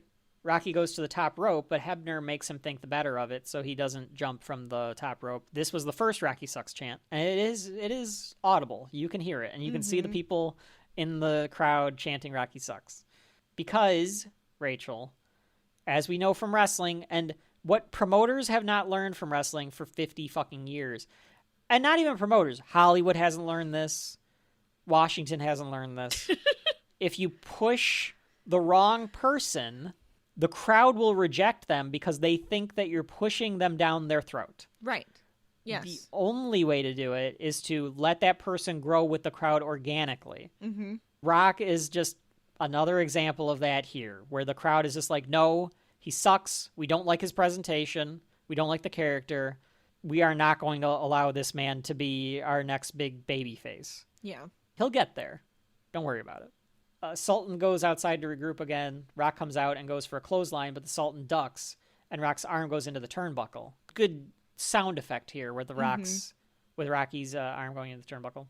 Sultan hits his arm on the barricade and then throws Rocky back in. Honky Tonk Man's loving it. He's telling him, he's cheering on Sultan here. He's a rookie, not Rocky, I think he says. Sultan slows it down now. Rikishi slips in the ring with the tipped boots on. I thought they could have made that into like a weapon almost, like it could make it have like a dagger, like you stab him or something, or like hook like him, X-23, or hook him. That'd be good. Yeah, because they're like twisted up. Like you could like literally like hook him back or something. Like take his ankle out and make him fall or something. Yeah, exactly. Something dirty. Sultan goes for a 2 count. Only gets 2. Pinched nerve now on Rocky, so they're slowing it down, way down. The problem with this match and the next one, rest holds. Too many of them. Oh, yeah. It just like all of a sudden the momentum's gone. Mm-hmm. And it was never there, and you haven't been wrestling that long, so like, What are you doing? They're trying, and I understand Rikishi's probably doing the walkthrough for this. Like, he's probably dictating what to do with The Rock, because he's the veteran. I'm guessing he said, let's try to get them on your side by doing a rest hold, and then you can do the pump back, Right. And the crowd will, that doesn't happen. Rocky sucks chance while he's in this nerve hold. Sultan continues to beat up Rocky. He gives him a backbreaker. He goes to the top rope and gives him a headbutt. That was good. I like seeing the Sultan go to the top rope. That is always fun. I always like seeing the big guy go up top. It's exciting. I'm surprised that Rikishi could do that. I feel like he could have done that even with the Rikishi gimmick and at the Sultan one. But he's done it before. Oh, I know. Sultan Rikishi is pretty athletic. He's very athletic. He's a strong ass dude. Like 100%. JR chimed in for the first time in like 5 minutes. I forgot that JR was there because now you got Honky Tonk Man. Yeah, there's too many calling of them. The action, and the Sultan decides to do some grandstanding, some taunting of the crowd. The crowd boos him, so they don't like him either. So they're not into this match at all because they don't like either of them. Well, I feel like he's supposed to be the one that's being booed. Yeah, absolutely. So He's trying to get the crowd to boo him and cheer for Rocky. But the crowd's just like, no, we're not cheering for him either. Just booze. Like, you can see it. Boo this match. Boo Keisha's it. Keisha's trying to do his job. Yeah. Boo this man. Boo! Sultan does a one-handed cover, which I like because he's very cocky about it. Honky thinks that Rocky is too young to be hanging with Cindy Margolis. So they must have been trying to push Rocky by having him sit or do an interview or something with Cindy Margolis, who... What did she model, Rachel? What was her thing? She wasn't Victoria's Secret, right? What did she do? She just a glamour model. So she was probably just a model. Oh my God. Come on, Google. I know you're listening to me. And I get it that I have WrestleMania 13 and a bunch of stuff up. So it's got that in. But Rachel, I did Cindy Margolis and I pressed space. And what do you think the first thing that came up was? Wrestling. The Rock. That's too much. It's too much. Rocky attempts to do a sunset flip. The Sultan stops it, lifts him back up, and does a belly-to-belly suplex. Another hand pin, and JR is pissed at the Sultan for this hand pin. Mm-hmm. He goes, this match could have been over 3 times now, but the Sultan is pinning him too cockily. He's going to regret that because something's going to happen, and he's going to end up losing the match. And if he would have just put the man away, we'd all be done with this shit. So he's all pissed off about it. This is what I wrote, Rachel. That what JR is actually saying is, God damn it, Rocky is out of shape, and this match should have been over 5 minutes ago, but Sultan also sucks, so he's not pinning the damn man. And I agree with him. And this match should have been over 5 minutes ago. You're right, JR. Yeah. It just so kept then going. It did. That's what I just felt like with a lot of stuff, though, tonight. It was like it just kept going. I agree. Outside of the match, everything felt too long. Yeah. It felt dragged. It just, dragged out. Yeah. Because it's WrestleMania, and I think that they feel like they have to put on bigger and longer matches. But if the guys aren't capable of putting together a bigger and longer match that is compelling, then don't do it. Right. That's just don't do that. Right. Then. Yeah. They start talking about the Rock's dad, who is Rocky Johnson, who was a tag team champion. The King says, I'm so sick of Rocky Johnson and Rocky Maivia's old match. That's funny. He got another award, best up-and-comer or something like that. So Vince must really be trying to get him over because he keeps giving him Slammy awards. Pushing it. It's so annoying, and it's so transparent. And that's why the crowd rejected Rocky, too, because it's so transparent. Yes, of course. I mean, it's not, even now, I feel like The Rock is just putting himself down everybody's throat. So it's kind of like he just learned it from this, I gotta say. And that's not even in a wrestling context Rachel's talking about. She's just talking about in life. It's just general. I agree. I kind of agree with you, Rachel. He learned the wrong lessons from Vince on the promotion stuff. If I'm just there all the time, if I'm just in everything. When we get to WrestleMania 40, too, because the crowd rejected him because he came back, and it was like, no, this is Cody's story, and you can't just put yourself in the middle of it. And he's like, I'm The Rock. But I'm The Rock. I can do whatever I want. Yeah. I'm going to be in 9 movies this year, and you're going to watch all of them, you fucking pigs. Go eat my slop. Anyway. Fucking Rock. Sleeper hold, because we just need to piss off the crowd. They do the bit. They're trying to do the bit where you raise the hand.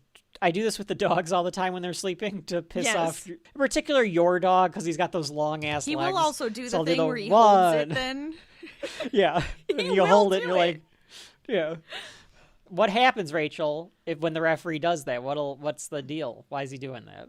For the folks at home that may not know wrestling. He's seeing if you can hold it up yourself, then you still have life to you, I guess. It's kind of like a KO kind of situation. Yeah, because he's in a sleeper hold, and if the sleeper hold works effectively, you pass out, and then that's the end of the match. He fights back after the 3. A double clothesline, and both guys are down. So now both guys are down after double clothesline. Again, they're both on the ground again. Yeah. When there wasn't enough momentum to have this be like, oh, what's going to happen impactful. Next? Yeah. It wasn't where impactful. We've been in wrestling shows, Rachel, where when this happens, and it's like a big indie deal. crowds and stuff, but the crowd does the... Yeah, you start to try to get them to come back up, and you it's raise come, it up, come back to raise life. it up, Yeah, so you do the slow clap. Yeah, that's what's supposed to happen, but you didn't build to that moment, so then nothing happens. They lay there way too long with the crowd not into it. Rocky rolls over first, gets a 2 count. Mm-hmm. Now, I was shocked, Rachel. Mm-hmm. I was shocked and appalled. I don't know how you could be that shocked with this match, but go on. But that's fair. I probably watched this match before, but I just didn't remember anything about it. Rocky Maivia hulks up like the fucking Hulk Hogan. Because he gets up and he starts doing this little dance move, and Sultan punches him, and he absorbs it and like Hulk Hogan. Yeah, people know what Hulk Hogan does. That's what he was doing, and it was Vince, he's not Hulk Hogan. You can't.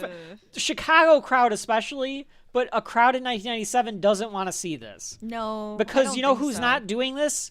Hulk fucking Hogan. He's Hollywood Hogan right now. So what are you doing? Mm-hmm. So he hulks up. Maybe it was just supposed to be like a.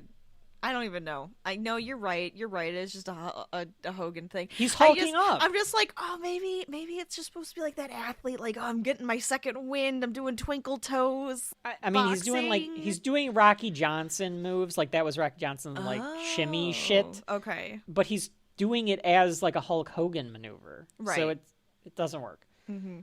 So this is like where he gets his fire, his big comeback here, the babyface comeback. He does which is what they call it in wrestling when like the bad guy gets heat. So like he beats up the face for a while, he beats up the good guy for a while, and then the good guy, the face, gets a comeback, and he does all of his like really impactful moves in a row. John Cena is. Go watch a John Cena match. You'll see it. That's very obvious. That's a good way to describe it. He would do that all the time. That's all he did. That is all John Cena did. There's this retrospective like history now, and I like John Cena, but there's this retro history now where like because all the kids that love John Cena are now adults, where they're like John Cena is like the greatest, and oh man, if we only had another John Cena. It's like, no, kids, you don't understand. John Cena matches were the fucking worst. Because it was this Rock match done every single night. Yeah, it really was. And then Rock does a float over DDT, which was always the Rock's best move. I always loved the Rock's float over DDT. It looked so smooth. He always did a very smooth job on that. Mm-hmm. He taunts, and then he goes to the top rope. I like that move. That's a good move. Sorry, go on. Splashes onto the Sultan, but Sheik distracts the ref.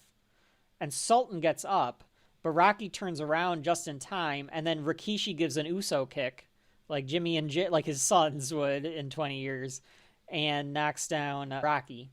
Maybe they got it from him. It's from this, like, from him doing this, right? It absolutely is. It's because they do the splash, too. Mm. Sheik takes too long, though, and only gets a 2, and then he gives Rocky a pile driver. Rock, always a great seller. He was always fantastic at selling moves. Great sell here by The Rock on the pile driver. He makes it look super, his head bounced off the fucking mat. Oh, yeah.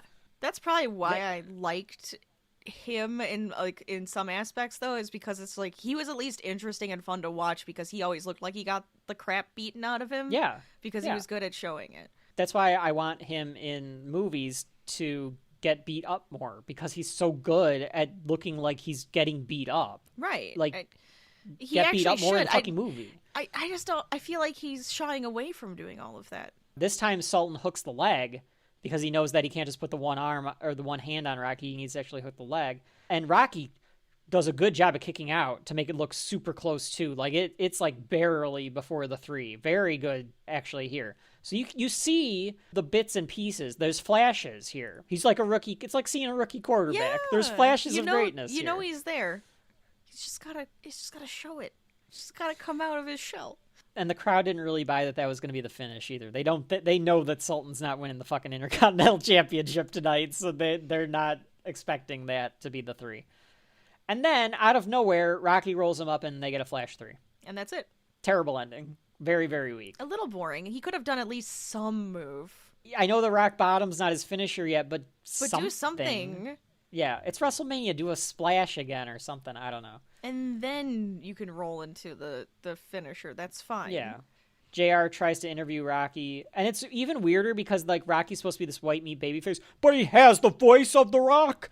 So it's like, JR's like, "Oh, how'd you do out there, Rocky? Fighting the Sultan, goddammit." And Rocky's like, "Well, JR." And then like before he can go into his spiel, the Sultan attacks him. Yes.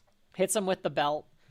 Honky approves. Vince goes, "What a poor loser the Sultan is." And then Sultan splashes Rocky from the top rope. Mm-hmm. And then I did like that Sheik puts him in the camel clutch. So Sheiky's getting some action in here too.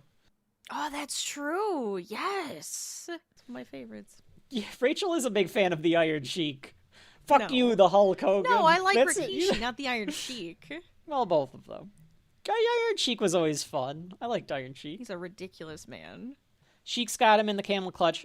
King is laughing hysterically that Rocky's in the camel clutch right now. He's doing that King, like, wah thing. Sultan is slapping Rocky, and I thought this is when Tony Atlas was going to come in, because I was like, oh, okay, they didn't do it during the match, but they'll have Tony Atlas come in after the match. Nope. Instead, Rocky Johnson comes in for the save, and the crowd doesn't care. Yeah. He holds off the heels a bit, but then Sultan hits him with the Iranian flag. They tear off Rocky's shirt. And then I thought, Rachel, is The Rock older now than his dad was here? That's probably true, isn't it? It might be true. So I decided to look it up. Dwayne Johnson, friend of the show, is 52 years old today. He's younger than I as thought we he was record for this. some reason. I don't know why. I don't know why He I looks thought he a was little older. Yeah, he looks a little older. Rocky Johnson was born in 1944. So in 1997, he would have been 53. Oh, so it is. So he's okay. about the same age. About the same age. So you're seeing what Rocky Johnson looks like then, and now you see the roided out Godzilla monster that is Dwayne today. Friend of the show. Even though we've bashed him for the last 25 minutes. Hey, sometimes you just gotta do that, right? You gotta be honest with your friends, man. You gotta be honest. That's what you gotta do. You gotta be honest with your friends. Rock, please come on the show.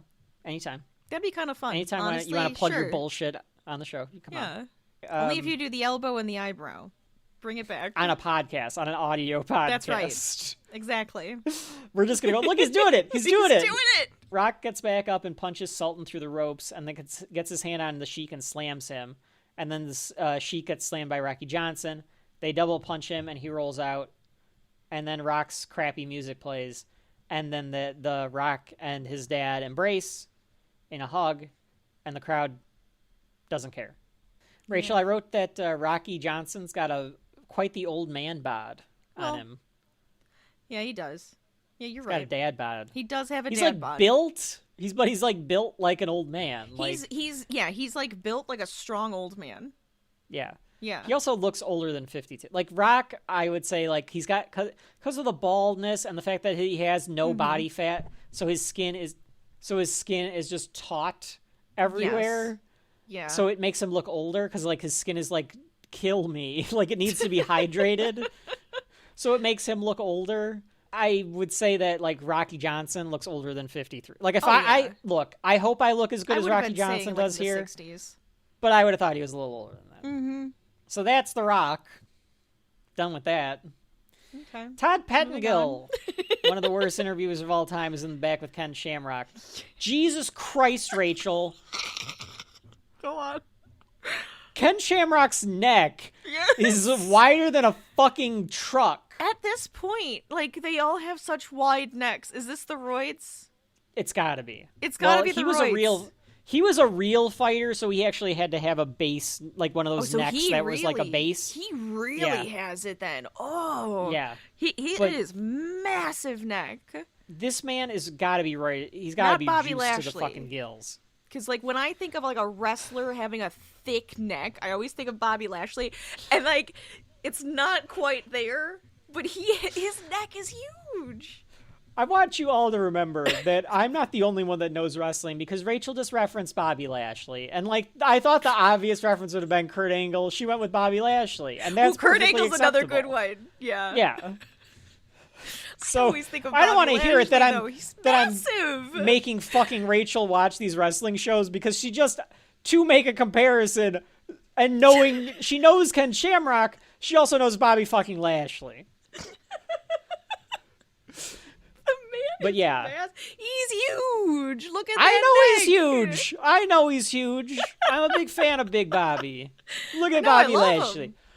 Ken Shamrock looks like, I don't even know how to describe him. He looks like Arnold Schwarzenegger roided out. Like he looks like a human hemorrhoid. Like I don't even understand how a man is built like this. Yeah. His neck looks unhuman. Okay? The whole point of this is to put over the fact that Ken Shamrock is going to be a wrestler now. Like he's done Ultimate Fighting, he's done wrestling. He's done doing the real fighting. He's going to come over and be a fake wrestler. Mm-hmm. So he's going to be the special guest referee for Stone Cold Steve Austin versus Bret Hart. Because you need somebody that can really actually beat the shit out of someone to be the referee. I guess to keep just to these stop two in them. line. Yeah. And they show back on Raw, Ken was there and he was like, there was like an open challenge or something, or like Billy Gunn, I guess, was like thinking that like, oh, this guy sucks, I'm going to beat his ass. And Ken Shamrock kept putting him in submission holds, so he put him in like an arm lock and then put him in the ankle lock. So like you get to see the ankle lock for the first time here. Right. Yes. I do like that Shamrock is just like, well, I did this, and then I did that, and then I did this. Like, he's explaining it like a real athlete would explain it. And I was like, not no, like a wrestler. They want you to make it fun. Like, yeah. So he doesn't. He actually holds his own later on in the sure. match. He does a pretty good job. But, like, yeah, he doesn't quite get it yet where, like, you're supposed to be over the top. Right. He's explaining it like fucking Patrick Mahomes explained. Oh, you know, like the Travis technicality Kelce was of it. open around the middle, so I threw it to him because he was open. Like, that's what he's doing. Right. And yes, one day we're going to do something with Patrick Mahomes so I can do Patrick Mahomes impressions all night. Which is fine. I like that. It gives it a little bit of realism. I just thought it was kind of silly because it was just it was kind of cute. Yeah, you just went the fucking honky tonk man was just announcing the wrestling match, and then Ken Shamrock's explaining us what an arm bar is, and it's like these two things he's very contrasted styles. These two, one of these things is not like the other. Yeah, exactly. Michael Hayes, known as Doc Hendricks in the World Wrestling Federation, is here with Triple H and Chyna. I love So Chyna is here. I love her. Rachel, She's so Rachel, big. Go ahead and explain what Chyna is. Chyna is the ninth wonder of the world. Massive, like muscular, massive. She's a bodybuilder woman, definitely. Oh, hell yeah. Mm-hmm. She doesn't look. She would get a lot of plastic surgery done to look more feminine. I noticed that here. I noticed that here. But she's way more muscly here, and she's got a way more of a square jaw. Thick, square jaw. Definitely. Very sharp features from all of like the bodybuilding and everything. Absolutely. She looks like she would just kick your ass. Yeah, it's great. Very, very bodybuilder physique, and the stoicness. Where, like, she always has her arms folded. She's absolutely no nonsense. She doesn't speak. Chyna becomes one of the most popular... I love her. ...wrestlers ever. Really, she could does. Be on my top 5. I'll give her a top 5. She makes Triple H. She is the thing that puts the Triple H package together. Because after this, he's no longer Hunter Hearst Helmsley. He becomes Triple H thanks to Chyna. Yeah, he does. Yeah, and you're right, here he's Rachel. like, I'm Hunter Hearst Helmsley, and it's like Doc Hendricks. Yes, it's WrestleMania. Yes, it's the granddaddy of them all. All right, he sounds like a Ninja Turtle, and I'm like, what is happening? Yeah. He's fighting Goldust again, so it's a rematch from the Royal Rumble. But instead of having that big guy that was his butler from Royal Rumble, now it's Chyna, his bodyguard. Yeah. She's way better. Oh, 1,000%. What is your relationship with Chyna? He's like, don't worry about that. That's gonna be a whole thing for the next 2 years. Story, okay? We'll get to that eventually. We'll figure that out as she like gets her boobs. She's got to get her boobs and stuff, and then we'll do all of that. Don't worry about it. And then I'm gonna turn my back on her. And then I'm going to marry the boss's daughter, and 20 years from now, I'm going to be known as the best booker of wrestling in the world. Isn't that fucking weird? Dun, dun, dun, dun, dun, dun, dun, dun, dun, dun, dun, dun. God, what a weird fucking world we live in. This man, Rachel, is in charge of professional wrestling as we know it. This man. The fuck world are we living in? So anyway, okay. Ho, ho, ho, ho, ho, ho, ho, ho, Triple H coming to the ring. Chyna comes out behind him, and everyone says she looks like a guy. Okay, so that's where we're at here. Bodybuilding. We learned that the story here is that Triple H wanted to sleep with Marlena, but she turned him down. I thought that he likes Chyna anyway, so like, what's the difference? I don't know. Because he's a dude. Yeah, I guess you're right. Because he's a dude. Because I like to have all the chicks. I'm Hunter Hearst Helmsley. Oh, I'm sorry. Yeah, you're right. I went to the game. You were doing Triple H. I did Triple H and not Hunter. I want all the women because I'm a Chad. Exactly. So they come out to the ring. a lot of jokes at China's expense. The king doesn't know what to do. Dick. King doesn't know whether to make fun of China for looking very mannish. I just want her to punch him for every comment that he makes. At some point in this, he decides, oh yeah, I'm supposed to be... He kisses China's ass. But at the beginning, he just makes fun of China for being ugly. There's a ton of signs in the crowd as well that are... let's just say not PC for today's day and age at China's expense. Well, it's still dickish. Come on. It's still just dickish in general. Even if it's not PC for nowadays, it's still just but like move. they're in storyline and what they're trying to get across. Yeah, sure. I gotcha. They're like the whole thing about China is like, oh my god, she could kick your ass. She looks like a guy. Like that's fair. That's what they're going for, like female bodybuilder.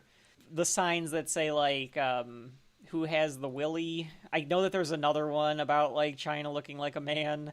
Like all of that is just passé, to say the least, nowadays. Yeah, right. JR calls her a big one. She's a big one, China. She's got some giant muscles. She does have... She's got bigger some than Triple great H. muscles. She's fantastic. She should have won those bodybuilding competitions. She hasn't been called the ninth wonder of the world yet, so she doesn't have her nickname yet of the ninth wonder of the world. I mean, honestly, some of those sound like compliments. She's huge. She is huge. No, That's what she was going That's a good. for. No. Massive. The ninth wonder of the world is a That's good a great nickname. Oh yeah. Because Andre was the 8th, and so that makes China the 9th. So that's good. King says. She was breastfed by her father. I remember that one. Because she was too ugly for her mom. There you go. No wonder and she then looks out like comes... that. She was breastfed by her father. What an ass. Goldust. So, honestly, like, seeing him here, I was like, oh my god, you look just like your son. Like, your son looks... brother. Is it his son or his brother? Was that his brother? Is that his brother that he wrestles with? I thought that was his That's right, kid. baby, because I have 2 sons that happen to be the wrestlers. I got that weirdo one, the gold one. He's a big gold thing, whatever. And then I got this beautiful baby. He's gonna be the best ever. I'm gonna make him Homelander, but people are gonna love him. It's gonna be great, baby. Tell you now. Yeah, they're his sons. Goldust just happens to be like 15 years older than Cody. This is my oldest son. My oldest son is Goldust. All right, I don't like him. We don't talk about Goldust. He went over to Vince McMahon. He became this big frou-frou thing where he wears the gold and everything. Don't like him. What you really want is my little baby son. My baby son is the American Nightmare, baby, Cody Rhodes. No. That's right. Is it? That's right, baby. It is Cody Rhodes. Goldust be the big old brother, little Cody over here. Okay. So it's brothers. They are identical then. I got confused because then you started doing that and I was like, oh, okay, yeah. So Dusty Rhodes is also I can't do a Goldust. I don't know. Goldust doesn't have it. But to your point, they all look identical. They all have it. They're just not as fat as Dusty. That's not fat. Fair. That's fair. I don't know where they get it from. They eat something they don't gain about 300 pounds like I do. I don't understand. So Goldust comes out with Marlena. The bizarre one! With, like, this camera that, like, slows it down to make it look old time. Down. Yeah, and then it does the 4x3 letterbox, which doesn't look very impressive in today's day and age, but it probably looked pretty sweet in 1997. He's got some long hair with his outfit. He's got that big wig on. Hair. Well, yeah. They won the Slammy for Best Couple, did Goldust and Marlena. I love that Marlena just comes out with a cigar. Well, because it's 1997, Rachel. Cigars, you know. Actually, it's just like a woman smoking a cigar just seems interesting. Yeah, but that's because of the Monica cigar. I figured it. Well, it's because she's a director. Oh, I see. Okay. Yeah, exactly. And I don't know if the Monica Lewinsky thing happened yet or not. I feel like we talked about that on the Royal Rumble too. I think we did. Oh, her boobs are out and about for sure. Again. All right. She's very chesty. Yeah, I mean, the women in the WF, besides China, are used as sex objects. In this period of time. That's yes, correct. Absolutely. Yeah. Yes. China excluded until she is made to become a sex object. I'm pretty sure that I could explain this to you. Do you see? Can you? As Vince McMahon, I believe that women are things. They are sex objects. So that does make sense. Mm-hmm. Yeah. How about that? That's why you turned China into one. No, hang on.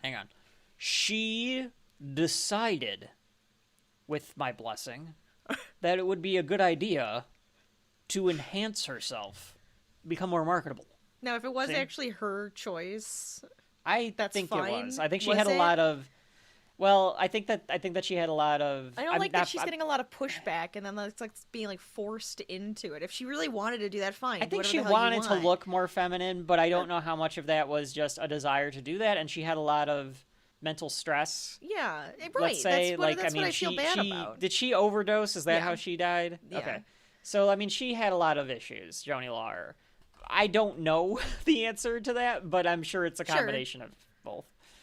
The story that they're going to try to tell here in the match is that Goldust has to worry about Triple H while he wrestles, but he also has to worry about Marlena because China is there and China could attack her. Which begs the question, why did you bring Marlena out to ringside? Yeah, why would you bring her out then? I guess maybe she refused to stay back. She's like, no, I have to come out with you. I'm your support. Yeah, it's a weird story to tell because when you think about it for 2 seconds, you're like, but then why is Marlena there? Yeah, she could have just got to be worried. Right. I guess because it's WrestleMania and she wants to be. Because it's WrestleMania. You got to get your payday. Goldust squats in the ring as Triple H stares at him. And Vince goes, what is he doing? And I wrote, he's pooping. Because he is squatting like he's pooping. He's full on squatting. He does look like he's trying to act like a crab or something. It's very King interesting. Steals my joke. And King says it looks like he's on the toilet or something like that. And I was like, you stole my joke. Tell me what he's doing, McMahon. Well, that's for Mr. Helmsley to figure out. He's thinking, strategizing. He's sitting on the throne to me. Whoa, look out! Whoa! You were so ready. You were so ready. And then that bastard 27 years ago stole my joke. He leaps and clotheslines Triple H to start the match, and then they punch each other. Vintage Goldust, he does the stop and uppercut, which is always a fun move. Cody does it now. He took it from Goldust, where he runs into the ropes and you think he's gonna clothesline him, but he stops really quickly and he uppercuts him. It's a good one. Yeah, he kneels down too, to add some extra pressure to it. Goldust goes to the top rope to do punches. So he's got Triple H in the corner, and he goes into the corner to do punches, and I wrote, his dick is in Triple H's face. I think he does that all the time. Even when he was punching him on the ground, he looked like he was also humping his head. Purposely doing it. Yeah. I think that is part of the character, yeah. Mm-hmm. It happens every time. But he doesn't have a cup on, because it's just flopping. It's there. Yeah, you see it. You can see Dustin Reynolds' dick. It's just flopping. There. It's right there. Yeah. Put a cup on, sir. Do something. Do something. But tuck it. But for some reason, I feel like it's more obvious with Goldust than it is with everyone else tonight. Yes. Yeah. Okay. Yes. And also, I think it's a part of the shtick. I think it's supposed to just be right there. Dustin, come in. What I want you to do is I want you to make sure that you're not wearing anything underneath your just suit. Nothing. There. Nothing at all. Just nothing at all. It's like you're wearing nothing at all. Nothing at all. It feels like I'm wearing nothing at all. Nothing at all. That's my Goldust. Stupid, sexy Goldust. Stupid, sexy Goldust. It's Triple H. That's not. We're not going to top that, folks. We're not topping stupid, sexy Goldust. So you might as well just turn the podcast off. It's fine. King thinks that Goldust is jealous of Triple H's hair. You're like, I'm not even going to finish your bit. No, I'm not. Because why? There's no reason. I'm so sorry. You topped it. We're done. King thinks that Goldust is jealous of Triple H's hair. I mean, he does wear a really long-haired wig, so it's like, oh, okay. Yeah, he wants a fair Triple H's assumption. This is before Triple H poured a gallon of water over his head, so his hair crinkled up. When he was the real Triple H, this is when he is. Looks like full of oils and water. Yeah. There's a lot of L'Oreal in that hair, I believe. An atomic drop by Goldust, and he clotheslines Triple H over the top. Vince has to wear a wig just to look like Triple H. Why did I write Vince has to? Did King say that? Did King say Vince would have to wear a wig just to look like Triple H? Or does King say that and I just wrote the wrong thing down? Goldust has to wear, much like you, McMahon, a wig just to have hair that looks even close to Hunter's. Oh, okay. So he's saying that Vince making fun of wig. his. Yeah, and then Vince says something about there's a difference between a wig and a toupee. And then he, stops himself. There's a difference between a wig and a toupee, Jerry. He's got hair plugs from his ass on his head. Do you think so? Yeah. Do you think, Vince? This is... First of all, you can say anything that you want about my sexual escapades on your podcast. But to question my hair... Oh, I bet. I will not stand for that. Bet he does. I don't stand for that at all. I mean, you just said you have a toupee. No. Yeah, you did. I said that there is... No, I did not. I said there's a distinct difference between a wig and a toupee. Mm-hmm. The implications I said nothing about myself. Anyways. I said nothing about myself.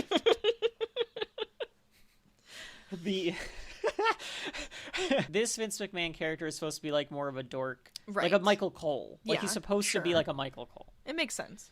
Goldust pulls Triple H back up onto the apron, and then he does the slide under the rope and the uppercut thing that he did earlier in the match. But this one's like he does like a baseball slide and does it from the outside of the ring. And this gets Triple H stuck in the ropes, which I always found impressive that they're so good like in the ropes that they can like do this on purpose, get themselves stuck in the ropes. That's always fun. Goldust contemplates what to do. You kind of see him dig it, but yeah. But I'm saying it's like so fast that like it looks if seamless. you're not looking for it, it just all of a sudden happens. Yeah, it's an illusion. It's great. Wrestling is the art of illusion a lot of the time. Goldust contemplates what to do. He punches him in the face a couple of times, and Vince says, "Oh, you got him with that big proboscis," which I assume is making fun of the size of Triple H's nose. Because that's a very Gorilla Monsoon thing to call an anatomical feature, something that is like the scientific term. Oh, is it? Okay. Yeah. So is that what a proboscis is, Rachel? A proboscis is a monkey. What? Wait, is it? It's the nose of a mammal, especially when it's long and mobile, such as a trunk or an elephant's snout. Yeah. It just shows it shows a monkey that has like that massive nose. So I kept thinking, is it the monkey? So it is his proboscis. All right, whatever. I thought he said proboscis. Even if this was real, Goldust doing those little punches to Triple H would have broken both Triple H's proboscis and his hand, because that's all it really takes in real life. Oh yeah, the proboscis the monkey, penis-faced monkey. Yeah. Okay, yeah, Triple H kind of looks like that. Kind of. I am the game. I can see it. There they are. They're wrestling. I can see Triple H. Triple H. There he is. There he is. Rachel, you should make a Photoshop of Triple H. No, I'm not getting sued because I made a joke. I refuse. Triple H would come for me. Game. How dare you call me a proboscis monkey? Big boot by Goldust kicks him in the face now while he's stuck in the ropes, but that kick gets him out of the ropes. And now he goes headfirst into the turnbuckle, and they clothesline him back in. Clotheslines galore in this match as well, Rachel. Clotheslines everywhere. It's so obnoxious. It's just too much. Like, they at some point, Vince should have, like, tell him in the back.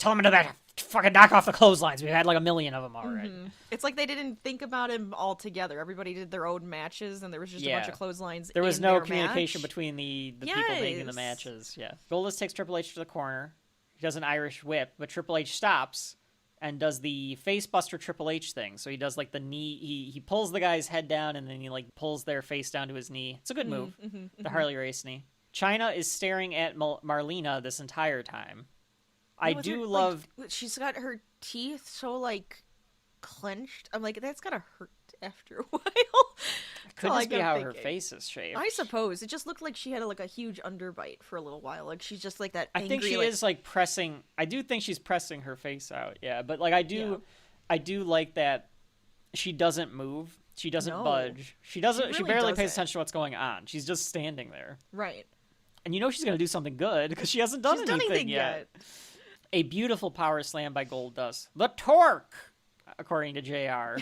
The Rhodes brothers have always been really good at this power slam. It is great because they just like catch the guy like in midair and just get this great torque on the power slam. It always looks good when Cody or Goldust do this. Or even Goldust goes to the top again. Triple H stops him though, and he goes for a superplex. So Triple H, instead of be doing the superplex because Goldust is blocking it, throws him to the outside, and the announce team makes it seem like Goldust hit his head on the apron as he came down. Right. So it's supposed to be like a very devastating maneuver. Oh my God! Oh, he hit his head! Oh, for God's sakes! Oh, he's gonna be cussed dead. He's probably dead. So probably dead.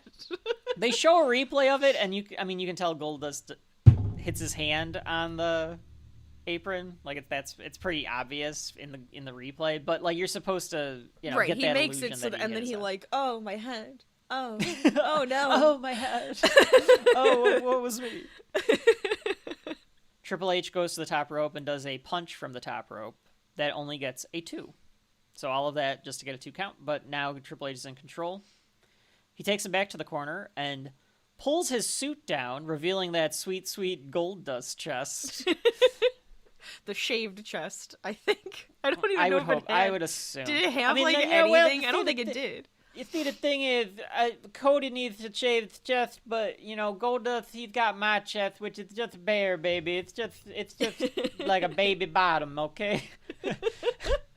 Rachel wants more hairy chests in wrestling. I need more hairy chests. More hairy chests. I want to see rugged, scruffy men. There's more than there used to be. There's more hairy chests than there used to be. True. In wrestling. That's why Rachel likes Moxley. Got that hair on his chest. Triple H, let's see, what happens here? So he does some chops, he does some kicks. He goes nuts, and the ref needs to pull him back. After all this beatdown on Goldust, he pirouettes for Marlena. So he does like a little taunt toward Marlena because he's like beating up Goldust now. Right. King with another retort about Chyna. He says that they filmed Gorillas in the Mist in Chyna's shower because she's a gorilla. You see. Mm-hmm. So he hasn't started kissing her ass quite yet. He will not let it up. No, this is gold for Jerry. You have any idea how much time he spent making Chyna jokes? That's all he does. That's all he does when he goes from town to town. He sits in the chair or in the plane or in the passenger seat on the road, and he just writes Chyna jokes. I could see that. He has a little joke book, and he just, that's a good one. Hold on, let me write that down. Absolutely. No, later on, JR makes fun of him for having a joke book. He says something like, I don't have the joke book in front of me, like some people. Triple H has gold paint on his face now, so some of the face paint from Goldust is rubbed off onto Triple H. Triple H takes Goldust into the corner again, and then does a neckbreaker. That gets a 2. And an arrogant cover by the conceited rich man from Greenwich. It's because I think he did like a half-ass cover after that. Uh-huh. King says that Triple H taught him something, that money is the root of all wealth. Yes. Good job. And JR and Vince tell King to get better jokes. They cut to Marlena because she's like nervous about what's going on with Goldust, and she's like sucking on this cigar. Like, sucking on it. Again, I think it's supposed to be a phallic symbol. Oh yes, it's very phallic. Yes. I don't. Maybe she doesn't realize she's doing it. Maybe she's just like that's thinking? very. It's so. It deliberate, has to be deliberate. Rachel. Do you think in character though she's not? Because she's supposed to just be nervously sucking on it. So I think like in character, it's what you're supposed to think is that it is a penis. I don't want to think that it's a penis. I'm sorry. That's what you're supposed to think. Goldust is in an abdominal stretch now. So we've slowed the pace down in this one. Again. JR brings up Wilbur Snyder as the guy that made the abdominal stretch. And Vince and JR say that Chyna looks a little like Wilbur Snyder. Did you look him up too? He looks like a classic wrestler. Yes. Like he's got the barrel chest. Yeah. Like he's in shape if you never worked out. No, and he's got like in a shape if Dick you're Butkus strong. hair. He looks he's like Brock Lesnar from think- 1940. He looks like 1940s he does look Brock, like Brock Lesnar. Lesnar. But that means he's strong, because like his physique isn't like for bodybuilding; it's for like strength. It's for strength. Yeah, it's for actual strength. Yeah. He does. He does look like a lot like Brock Lesnar, actually. He does. He looks a lot like Brock Lesnar. He looks a lot like Brock Lesnar. We watched this match at the Royal Rumble, and we're watching it again here. This match is so much slower paced and drawn out and draggy than the Royal Rumble match, I think, in my opinion. Yeah, I mean, that's kind of what this whole show was like. This whole show kind of had that theme. Yeah. Just dragging shit Drag it out. And this match clothesline. really is dragging it out. JR tries to tell a joke about how China looks like a horse. And King says that he's going to have to lower his tie to half-mast after that joke. And JR says, "Oh, sorry, I don't have my joke book handy like some people. Get this fucking job. Try to do my goddamn job. Make this serious. I got this moron with wearing a fucking crown next to me. And the dipshit who thinks that all this cartoon bullshit's good wrestling." It's JR. He's pissed. He hates his job. Yeah, that sounded like no, he's just going off for a second. But yeah, this is where he makes fun of King for having a joke book. A headlock by Triple H, and he pins him to the mat, and then they do this test of strength thing where Triple H is like trying to pin down Goldust's arms like you would, like kids would wrestle, where like you're just trying to like pin the arms down and like keep them down. Yeah, and that's only like getting you can imagine the bully like trying to spit in their face while they're doing it. Exactly. Yeah, stand there and I'm gonna spit in your face. That is from something. There's like a cartoon or something where they're being held No, there down. definitely is. The Office. I think Michael Scott is doing that to Dwight. Could when see they that fight in the happening dojo. too. Yeah. I wrote, "Come on, guys. God, I was so bored watching this match." And I was like, come on, you're going to do this? Do this at the beginning of the match. Right. Don't do this in the middle of the match. Yeah. I was so fucking bored. And I've got like another page of fucking shit that happens because this match doesn't stop. He flips Triple H into the corner and then gets a rush of adrenaline punches, which I always liked. The Goldust rush of adrenaline punches were good. Yeah. Whips Triple H, and he counters with a DDT. And Vince gets pissed off at how much use the DDT's been getting all night because he goes, "Well, a lot of people using that DDT tonight." So he didn't notice the clotheslines, Rachel, but he noticed the DDTs. fucking DDTs. He's like, I gotta have to talk to everybody who's like putting this damn shit together. They're not doing Do you what think I that put all the wrestlers on note? Pat Patterson's the back going, "Oh shit!" And he runs around the locker room saying, "No more DDTs. Yeah. No one use more DDTs. More clotheslines, less DDTs." What are we supposed to do, Pat? I don't know. Clotheslines. I don't know. Clothesline. Another whip, and Goldust turns it into a backslide for 2, a small package for another 2, and then Triple H knocks Goldust down. Both of them are tired. Yes, it's a clothesline. Damn it. Triple H counters a slam. Then this time Goldust gets a slam for another 2, and then another Irish whip, and they knock each other down again. They aren't earning these rest periods. They just keep going into these rest periods. Triple H goes to the top, and Goldust counters with his keister, says Vince. And King goes, "Keister?" And Vince goes, "Well, call it what you will." So he does a hip attack. It's supposed to be he jumps and hits him with his hip, but it's just his ass. So it's literally if someone just bumped you with their ass while they were came to come down on you. JR goes, "He hit him with his lawler." Clobbered him with his keister there. I don't even know if Goldust knew where Hunter Hearst Helmsley was. What'd you call that? A keister clobber? Well, call it what you will. It was effective nonetheless. Thought he hit him with his lawler. Beg your pardon? That's a funny little bit. JR says kids are going to have nightmares about that woman when they put the camera on China again. Vince calls her, and this is where King starts to kiss her ass and goes, "I don't know, I think she's kind of cute." So he completely 180'd on calling her a gorilla. Oh, I'm supposed to like China. Backdrop by Goldust. Good back body drop by Goldust here. Mm-hmm. Whips Triple H into the corner, and he does that HBK flare flip thing. Yes, where he Not the full flips Harley up race, but he does onto it where it. he goes upside down. Uh-huh. Great spot. I always love when Triple H and Ric Flair and Shawn Michaels do that. It's flippy stuff. You give me some flippy stuff. It's interesting. It's great. Goldust hits a Bulldog and gets another 2. China then makes her move toward Marlena, and the crowd gets excited because they've been watching this bad match for 15 minutes. Goldust tries to give the curtain call, which is his finisher, but Triple H counters, goes for the pedigree, which is his finisher, and Goldust counters, and then flings Triple H and goes for the curtain call again, but he sees that Chyna is zeroing in on just Marlena. Like so looming on her. She's just looming. So he comes over and he pulls Marlena up on the apron to avoid Chyna. But then what happens, Rachel? That's when Triple H goes and smacks Goldust from behind, which pushes Marlena into Chyna, and she starts just whipping her around. She's just like bear hugging her, whipping her around. It's so good. Marlena takes this, and it's so awesome. Oh, and yeah. Chyna, like the way that she's whipping her, she really looks like she's whipping a rag like doll. She's just ragdolling flopping her everywhere. She just let her and body Marlena's go letting limp. herself And it's just, like blah, blah, blah, blah, blah, blah. It's really good. It's really good. That part is great. The crowd is loving it. Triple H pedigrees Goldust, gets the 3, and he wins the match. So Chyna, the true catalyst for taking Triple H seriously here. She is. Yeah. So they celebrate and head out. Goldust tries to check on Marlena. He picks her up and then falls to his knees and hugs her. And I was like, what emotion are we supposed to be getting here? It's not like it was that devastating. She just whipped her around a little bit. And like, I don't think we're behind Goldust enough to be like, oh, that poor woman. But I think that's what it's supposed to be. Like, he lost, so he's upset, and he's also like, but I didn't want you to get hurt. And then he's, like, holding her like that. Yeah. The king says it's her own fault. She jumped into Chyna's arms. That's right. Yeah. See, I could see Bobby the Brain doing a better job of that line where it's like, well, look, she fell right into Chyna's arms. It's her own fault for doing it.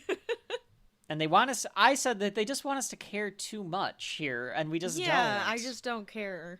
They leave, and that's the end of that segment. They then cut to HBK, Shawn Michaels. Acting like an idiot. Pretending like he has no idea how to use a computer. Rachel... Which, it looks like a frickin' brick. Like, yes, it's great. It's a 1997 laptop, so it weighs it's 55 pounds. When I used to play on, like, the old computers and stuff. Yeah, those were fun. Yeah. Just this, it would murder you if someone hit you with it. Absolutely. Yeah. This is a running joke in WWE. Oh, is it? Where Shawn Michaels doesn't know how to use technology.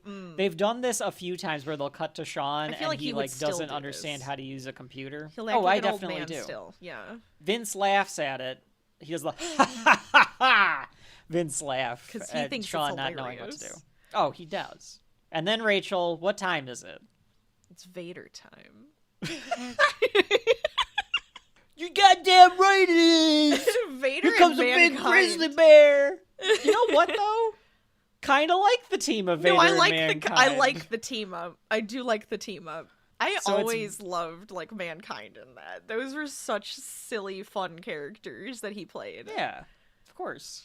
Well, Mick Foley is one of the greatest great. wrestlers He's of all time. Vader is amazing. also great. Vader is also actually. Oh yeah. This match has 4 of the best wrestlers of all time in it, of various degrees.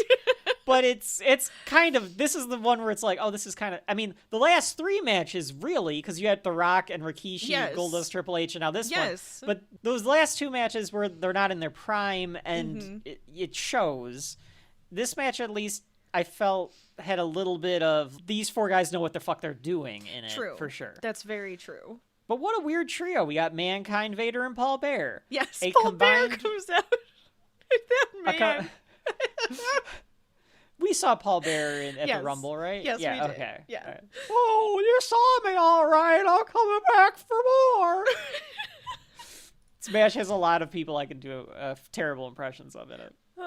It's just the makeup they put on him. Yeah, he's got the white face at this point. Is he supposed to look like he's half undead too, or like he just spends his time in the morgue? He spends all his time at the funeral home. Okay, yeah, I just don't get out very much. I never leave. I don't like the light. I just bring everything from the dark. You were only born. I was born in the darkness. I was born in darkness. You. You only adopted the dark. I was born in it. Oh, yes. Molded by it. All right, I think maybe we top stupid sexy Goldust. Maybe. Paul Bear is Bane.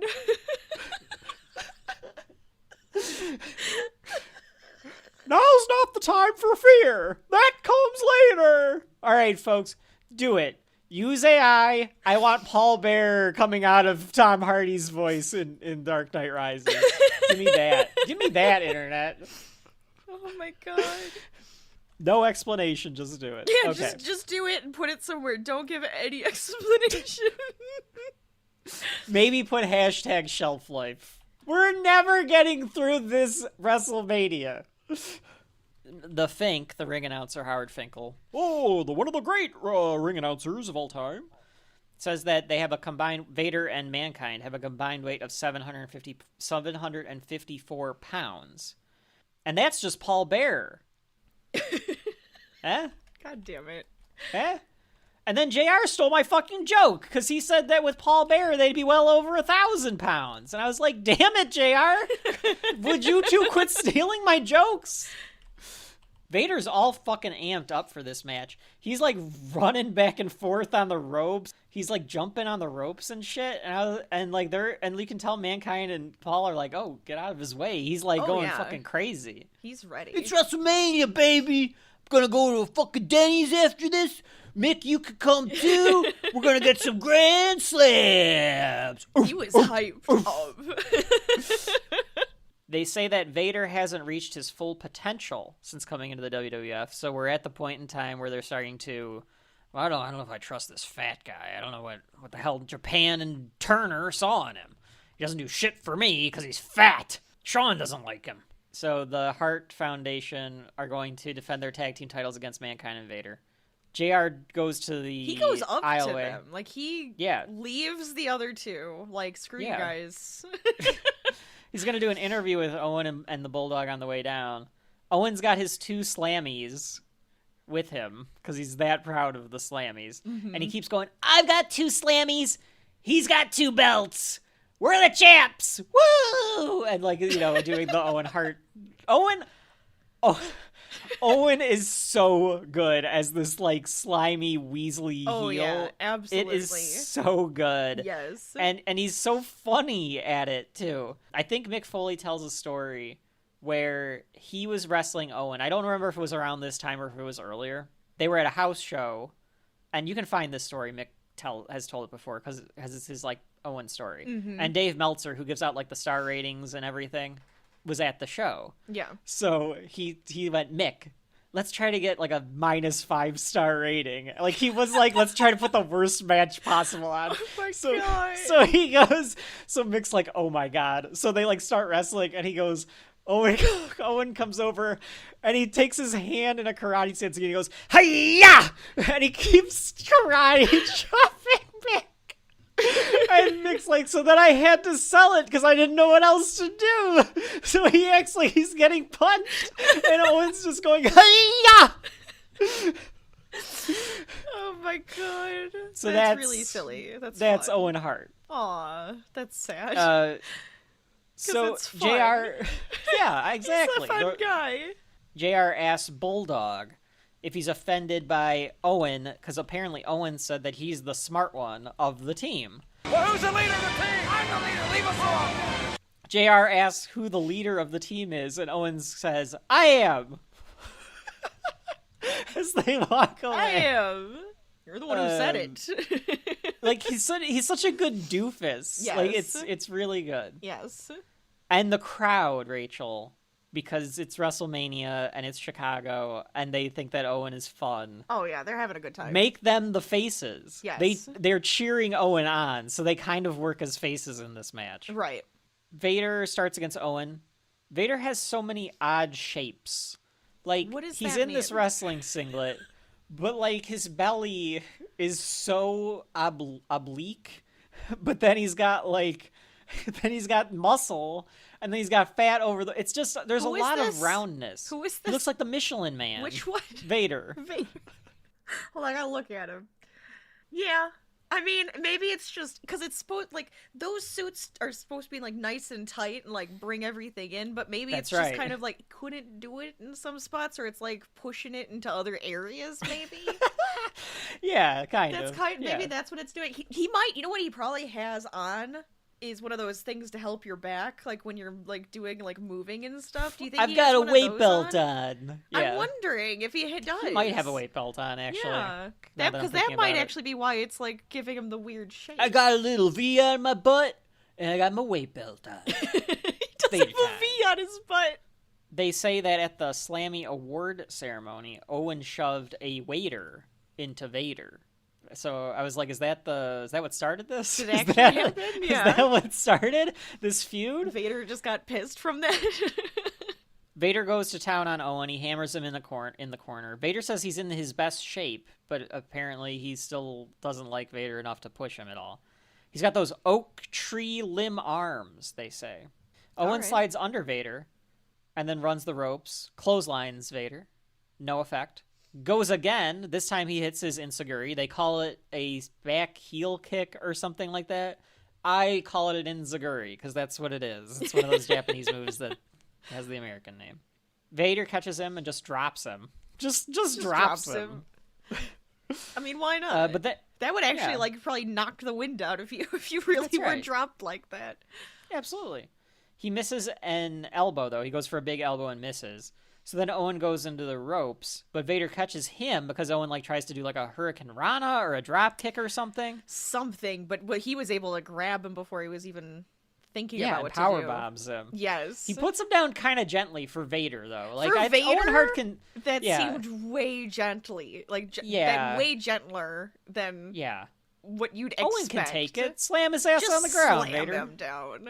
Vader looks over at Bulldog and taunts Bulldog. And JR gets all, oh, son of a bitch. He should be making the cover. He's going over there. He's taunting Bulldog. Get your ass over there and make the cover. This thing would have been over by now. I do like that JR does that, though, because it keeps it real. Like, what would you, if they were truly fighting in this world and, like, in the storyline, it's like, you should be mad at them for, like, not making the cover. Like, you should be making a point that like he could have maybe put him away or at least made him exert energy to kick out instead of taunting him. Yes, exactly. It's like watching football. It's if like a guy move, taunts somebody.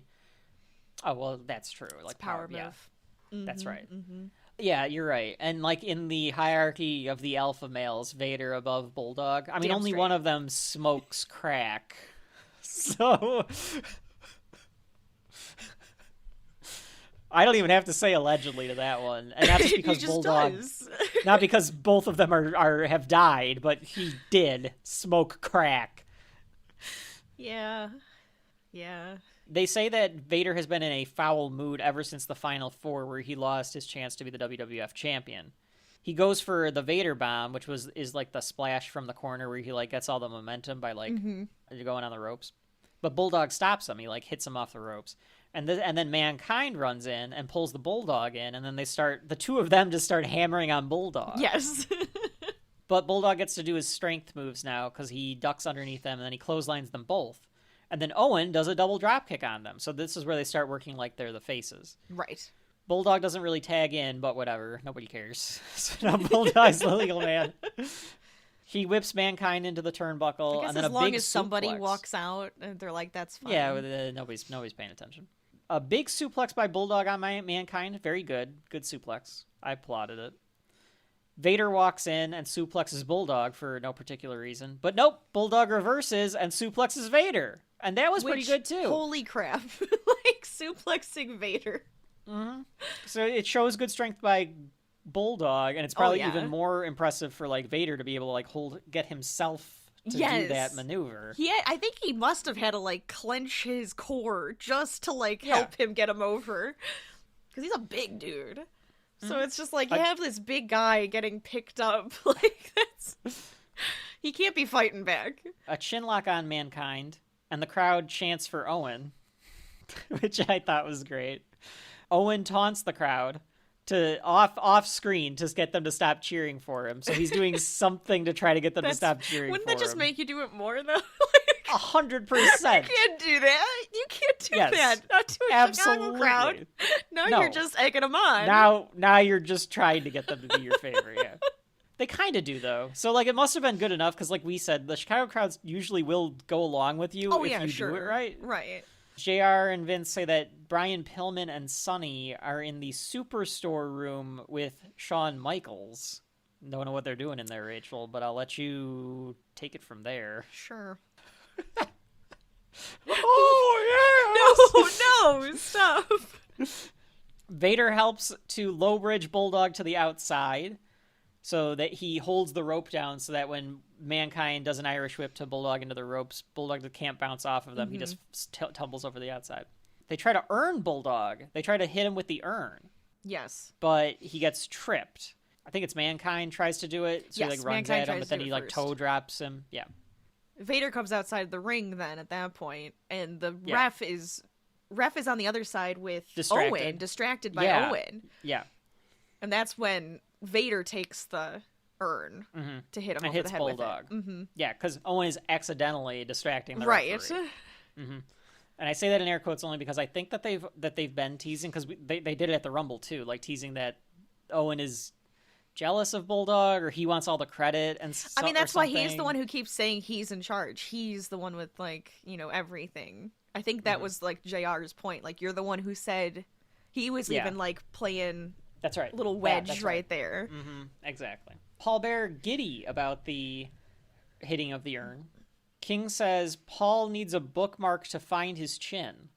And JR says, which one? Classic like fat joke.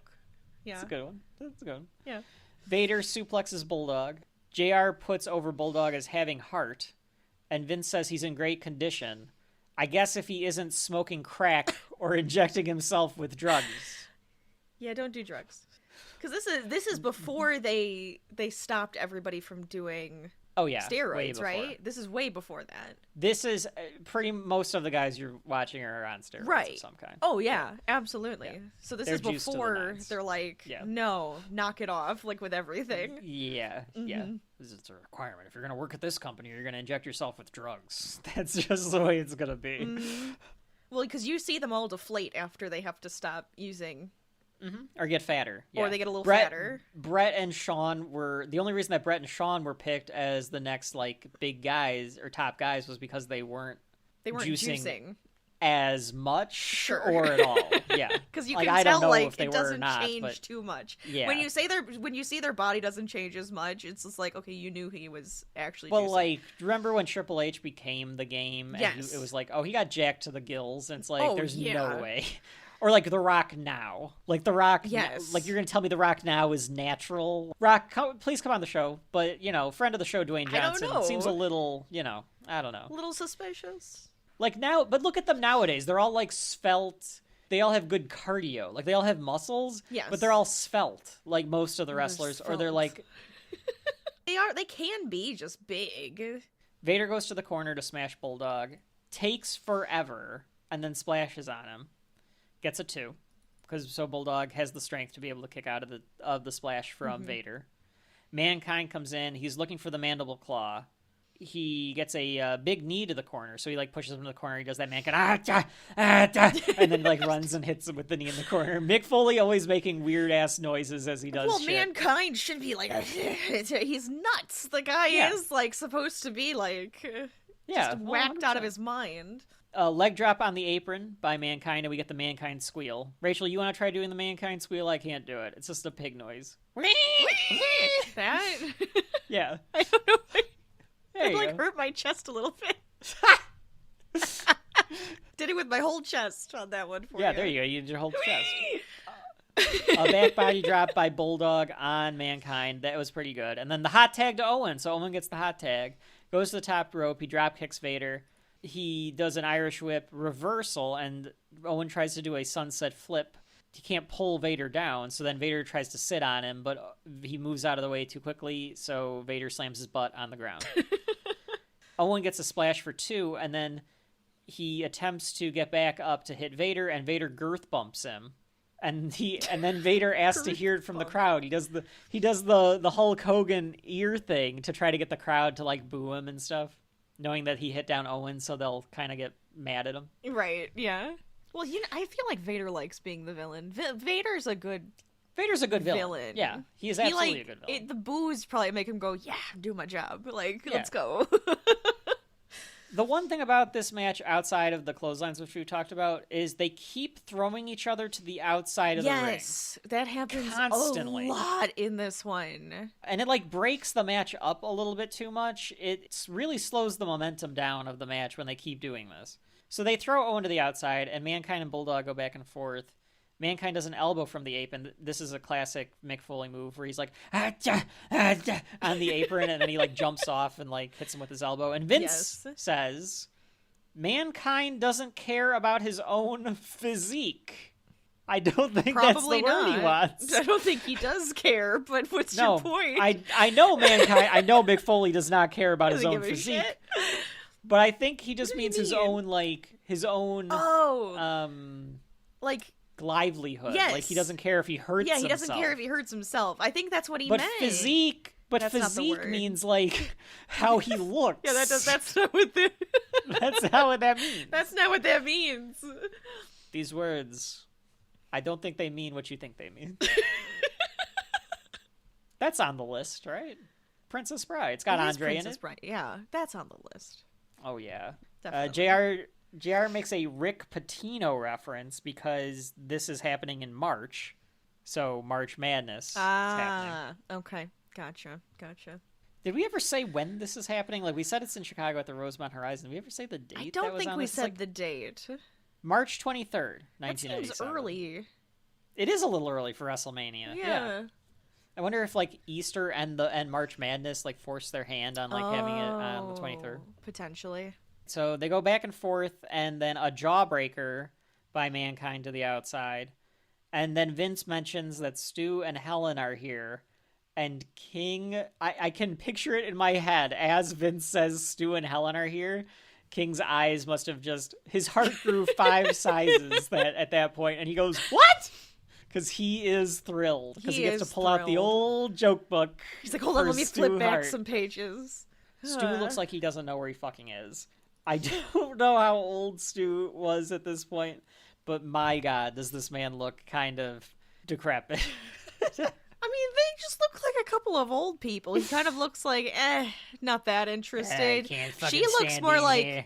Why are they doing this? Like, that's the face she has, and he just kind of looks like this. I can't stand being here. I just want to go home. Yes. To watch this on TV. Exactly. I want to be in my chair. At one point, he realizes that the camera is on him. Yes, Stu does. He looks directly at it. He gets like shocked. He's like, "Oh shit!" And then he remembers that he's supposed to care, so then he like has to care about what's going on. It's very funny. It's like all in his eyes. All of a sudden, you see like, yeah. He's like, huh? Like he like forgets that he's on camera. It's like he was getting ready to take a nap in front of the TV. It's like, these TVs are so great nowadays, Helen. It feels like they're right in front of us. It is. Wait. Oh shit! Where am I? Like that's the reaction he has. I'm not making fun of him for being old. That's what he does. That is what he does. But he is also very old. A chin lock on Owen, and the crowd does clap. So Owen gets the crowd to do the indie. Yes. So like, come on, Owen. Yeah. Of all the fucking people that have been on the show, Triple H, Goldust, The Rock. It was Owen. None of them could get it. It was Owen. It slowed down too much here because they're able to do an establishing shot of the Rosemont Horizon. King says that Stu ordered a Geritol on the rocks. Oh my God. A DDT by Owen. God damn it. Told him not to do that fucking DDT. They're still doing DDTs. He tries to splash Mankind. Owen does, but Mankind gets his knees up, and that gets it too. They talk about the history of Chicago, and they talk about how important Chicago is to wrestling. They say that the first pay-per-view of WWF was done in Chicago, the Wrestling Classic. And I was like, that's funny, because isn't every company's first pay-per-view in Chicago? It seems like you just know it's going to be okay. I mean, it wasn't for ECW, probably, But like AEW, their first show was Chicago. Owen, so the other part of the story that they're trying to say is that they're keeping Owen in the match because he's the smaller of the two. So if they can keep Owen in the match, they can kind of like beat up on him, and it's like better strategy. So Vader and Mankind that's the strategy that they're using. I like this. I like that they're talking about different strategy, even if it's Vader and Mankind. This big grizzly bear that they keep calling him a grizzly bear, and I'm like, grizzly bears are in better shape than Vader. And but like it's two crazy men. Oh yeah, you're right. I guess if it's a March, he's coming out of hibernation. I just came out of hibernation. He's angry. Back hungry. off.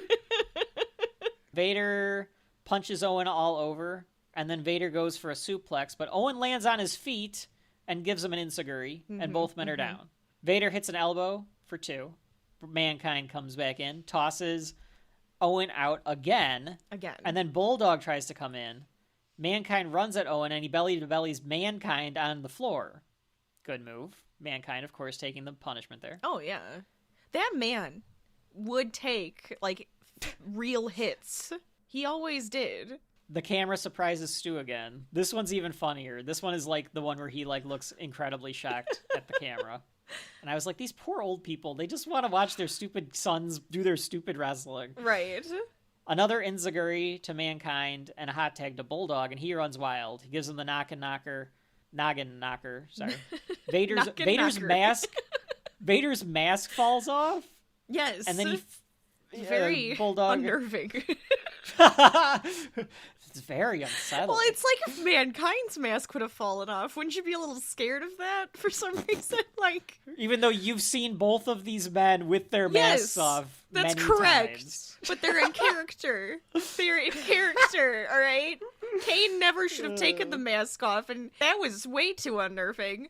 But these guys, like, that's just like part of their character. Yeah, he's like the mask fell off. He's supposed to be like a cannibal, like crazy. You don't know what he's gonna do. Mankind. I think that's why he has. He's like part demon. Yeah, why they have he's got like masks. a demon in him. Bulldog flings Mankind to the turnbuckle, and the fling into the turnbuckle gets an ooh from the crowd because Mick Foley is great and sells it like a champ. Vader tries to put the mask back on, which I thought was fun because he's like, "God damn, I gotta get the mask back on. You guys gotta stop. I know I'm supposed to do something, but I can't get my mask back on." Mankind somehow gets the claw on Bulldog, and then Vader runs in and girths Owen. And then he girths Owen into Mankind and Bulldog, and they all end up on the outside. And Mankind won't let go of the mandible claw on the outside, and they get a double count out. Double count out. Disappointing. Yeah, like I wanted an actual end to that match. Why would you... And the problem is they never got out of first gear. It could have ramped up. These 4 guys know how to ramp up and like get to a finish, and they just didn't let them do it. So it like really disappointing. It would have been a fine television match, but not for WrestleMania. No. If this was on Raw, it would be okay. Not for WrestleMania. No, that was disappointing. Owen tries to pull off Mankind, and Vader comes over, so now it's like a bigger fight. I wonder if they do a rematch later between these two. Like, I could see that, like, but why not do the blow-off at WrestleMania? Mm-hmm. Mankind knocks out Bulldog, and Vader pulls Mankind off of Bulldog, and then Vader and Mankind hug as they leave, and the crowd boos the finish. As they should. As they should, yeah. As they Disappointing. Because this could have been good. This could have been really good. This could have been good. Okay, Rachel. Let's fucking go. Here's the whole reason we're here. All right, the last 3 hours was all preamble to get to this moment. Apparently.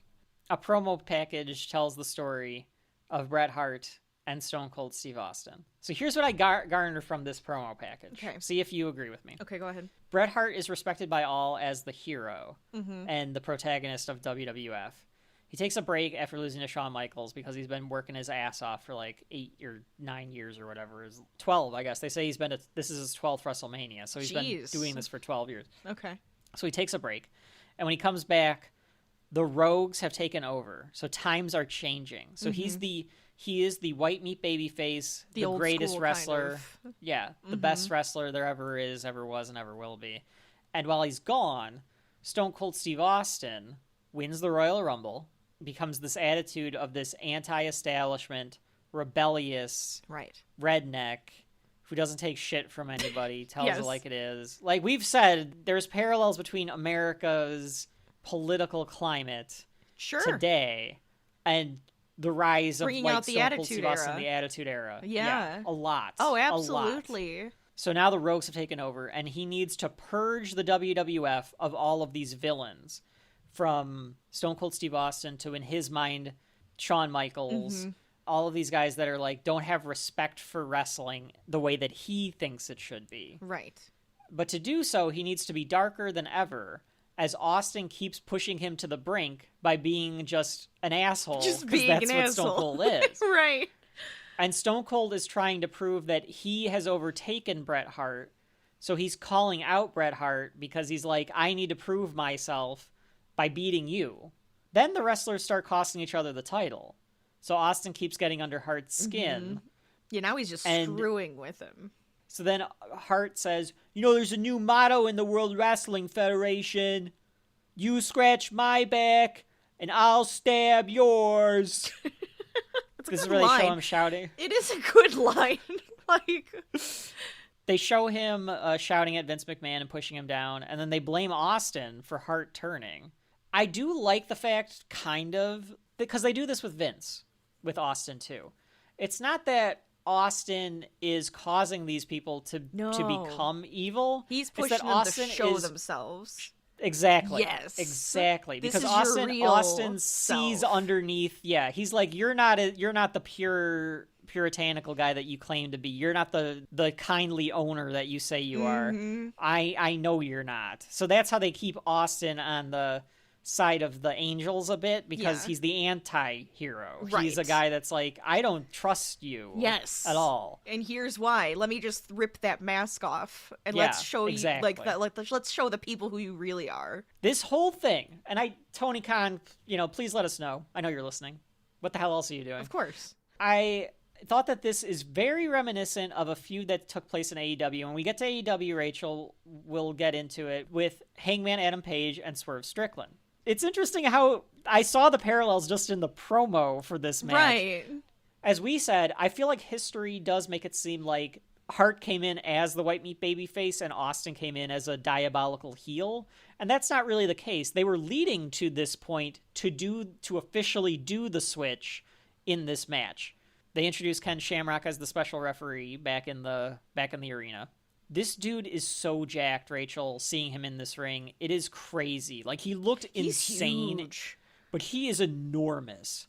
He's enormous. Like, he looks like he feels like a Stretch Armstrong, like you poke him. But he's massive.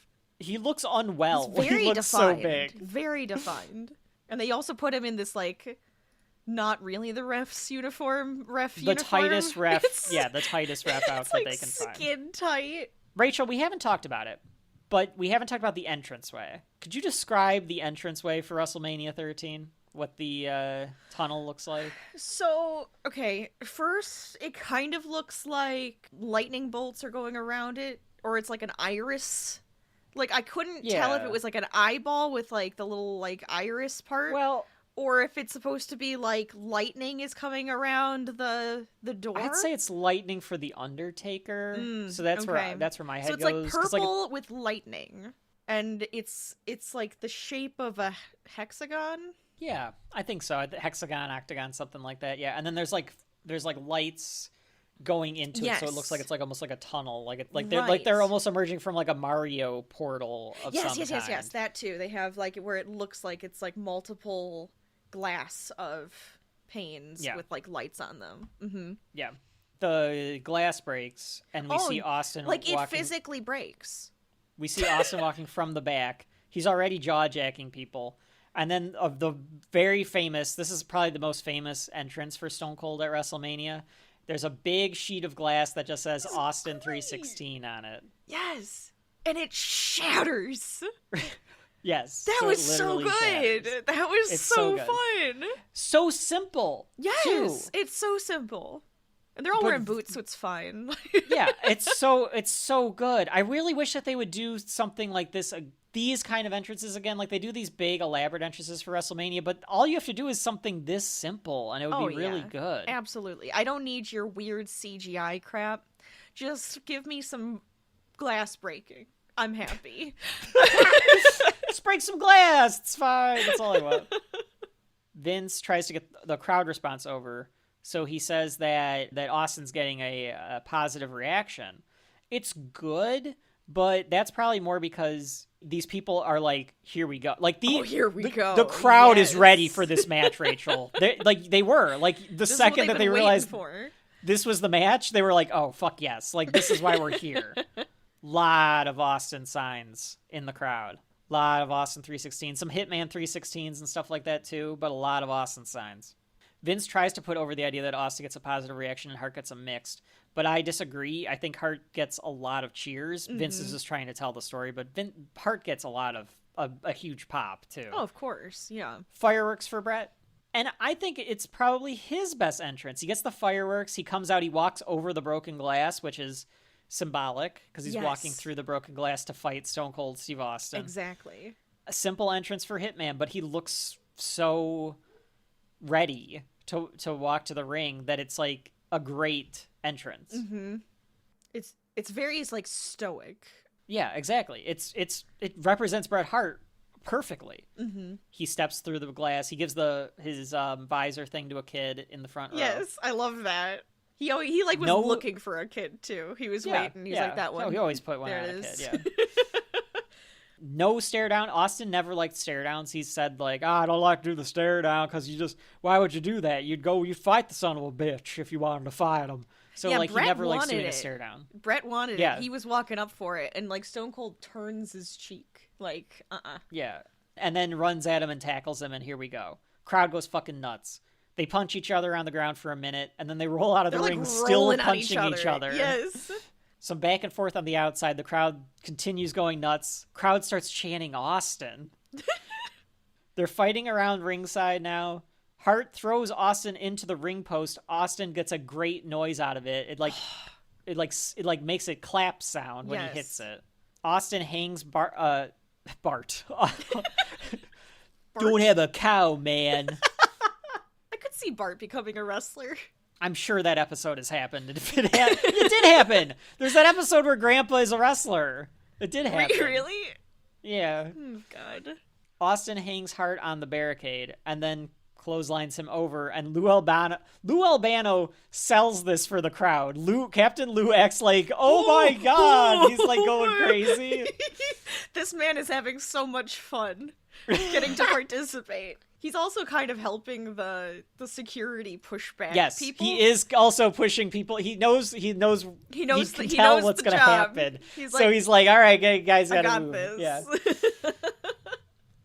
They fight through the crowd, and it feels very Attitude Era because they're just fighting through the crowd and the audience. Now Austin dumps pop on Bret Hart. Yes, at one point. Just he takes all the pop from a vendor. The person.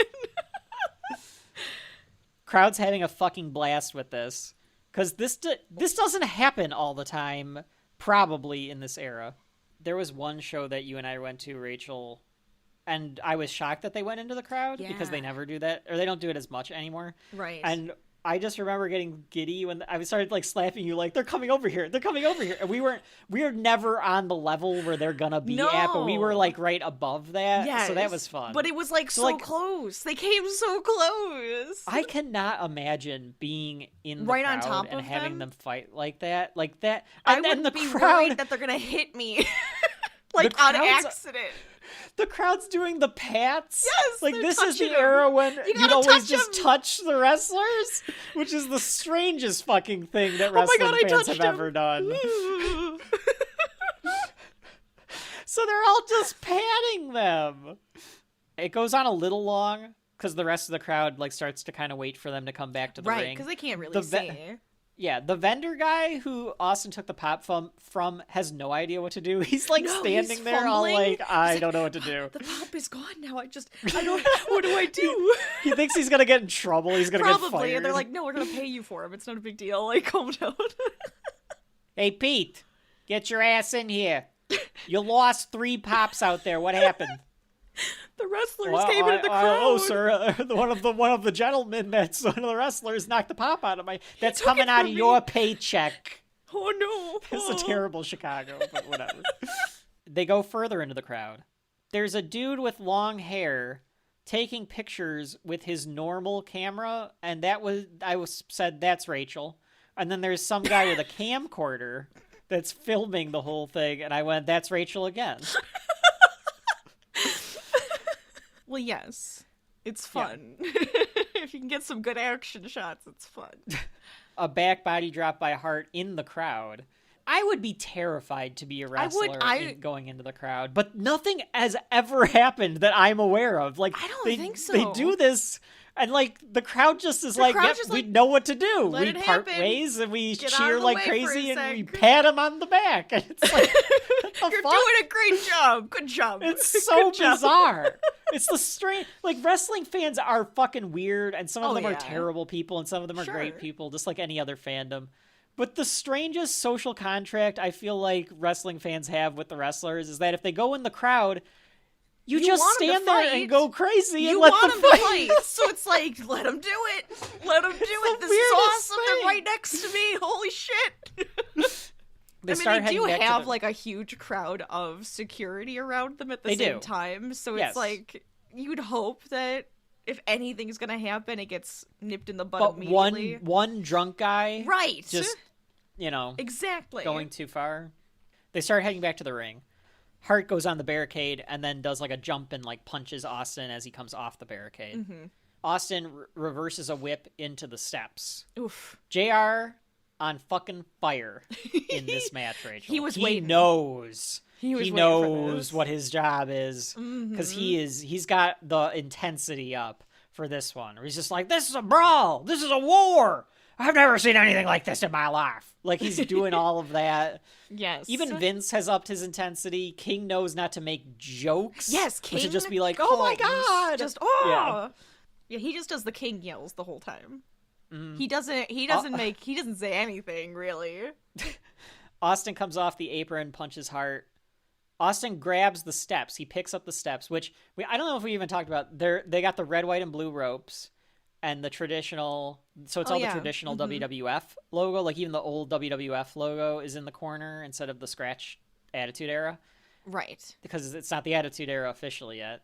And then the light blue, like baby blue, sky blue mats, and these awful, ugly looking sky blue stairs. Like, the stairs on these always used to be black or blue, steel. Like the poles on the poles on the ring are dusty blue. The turnbuckles are dusty blue. Or the ring posts. The ring posts. Yeah, the ring posts are dusty blue. The mats are dusty blue, and then so are the steps. So it's all like this weird dusty blue color. Strange color. What'd you say, baby? Did you say my name? Yes. Dusty roads like the dusty blue. I like dusty every color, baby. I like all colors of the rainbow. I like doing Dusty because you can say literally anything. Yes, you really can.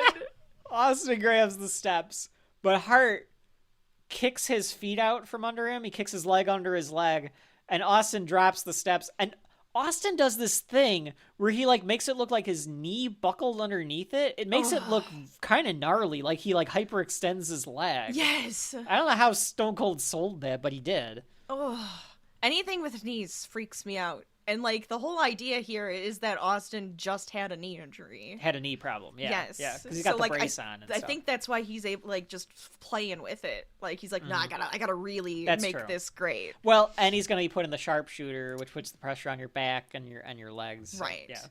Punches by Hart, and then Austin pulls Hart by his singlet into the ring post, so they like both are hurt for a second. They end up back in the ring. Vince puts over how this match is going to stunt both men's abilities going forward. Mm-hmm. How it's going to take a toll on both of them no matter who wins. A neck breaker by Bret. Vince thinks, what happens if Bret Hart loses? What kind of excuse is he going to have? Because he will have one, I believe. So Vince is putting over the idea that Bret's been whining at him a lot. He's just being whiny. Yeah, and he pushed him over, and so he's he's kind of pissed at Bret, is what it sounds like. King calls him a whiner, and Vince pulls it back a little bit. There were some signs, too, that call him Crybaby Bret. Yeah, Crybaby and stuff. Yeah, exactly. Vince pulls back a little bit on this, and JR disagrees with it. He's like, I don't know if I agree with that completely, but whatever. And Vince is like, well, like he realizes that he's being mean about it, so like, right. Oh, I have to be neutral here. I'm the owner. I'm just the owner. I'm not Mr. McMahon. Oops. I don't know what you said. I'm not Mr. McMahon. I'm just an announcer. Hart starts working on Steve's knee, and the crowd is into this too. Like, he starts like kicking Stone Cold's knee and stuff, and the crowd's cheering for it. And in the previous 4 fucking matches, this like mat work was like death. Yes. And you know why it is, Rachel? Why? Because they're telling the story That's with right. an appropriate pace. Yep. They know when to turn it down, turn it up, pull the crowd in, make the crowd fit. This is... I'm going to say it now, and then I'll say it again when the match is over. This is one of those matches where you show someone this to gauge... If they don't know wrestling, you show them this 27-year-old match. It's like finding an old movie to show someone, true. right? Mm-hmm. If they don't understand what makes this match what it is, then they don't understand like the storytelling of wrestling, and wrestling just might not be for them. They might just not have the taste for it. Sure. Because the way that this match is constructed and framed, and they go through it, is perfect. It's really a perfectly structured wrestling match, kind of. Just the way that they do this. Right. The hype up for it and all that too. It's the way that they tell the story. A story unfolds as you watch this thing. You could write the story. Like, I don't have to give you the play-by-play. You can just watch it and you can see a story. Yeah.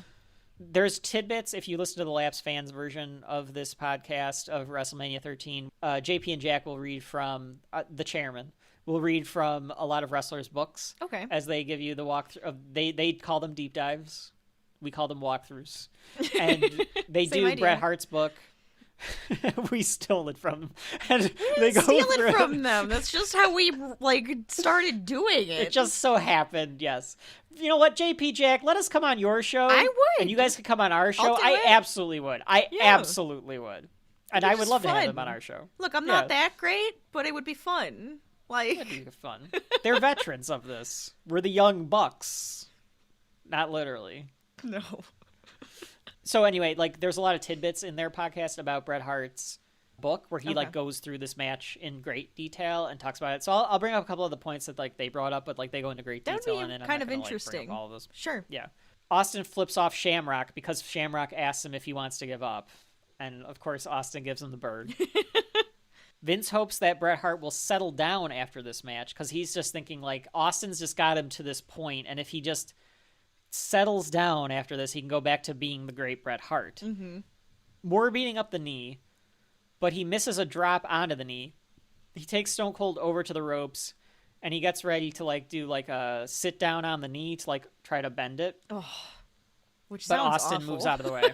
Yeah. So Bret doesn't get his ass on the ground like Vader did earlier, but he just stomps on the ground too hard, and there's no resistance, so he does hurt his tailbone. Mm-hmm. And then, out of nowhere, Austin hits the Stone Cold Stunner. Yes. Both men are down. Stone Cold Austin chants. Austin, Austin, Austin. But this is it. This is a good breath for that to happen. Exactly, because it was a stunner. Yes. Yeah. Now Austin's trying to recover. Hart gets back up though at the same time that Stone Cold does, and he goes back to the knee. Both men are up, and Hart keeps hitting at the knee. Hart drags Austin over to the ring post, and he puts the figure 4 on the ring post. So he's hanging off of the ring post. He's got Stone Cold wrapped around it, and he's got the figure 4 on. The crowd goes fucking nuts for this move. Yes. Stone Cold's head is flopping wildly. Yeah, because it's supposed to be so much pain. It's a good visual move. It is. And it makes it look more painful than a regular figure 4. The thing, you and I have done the figure 4 before.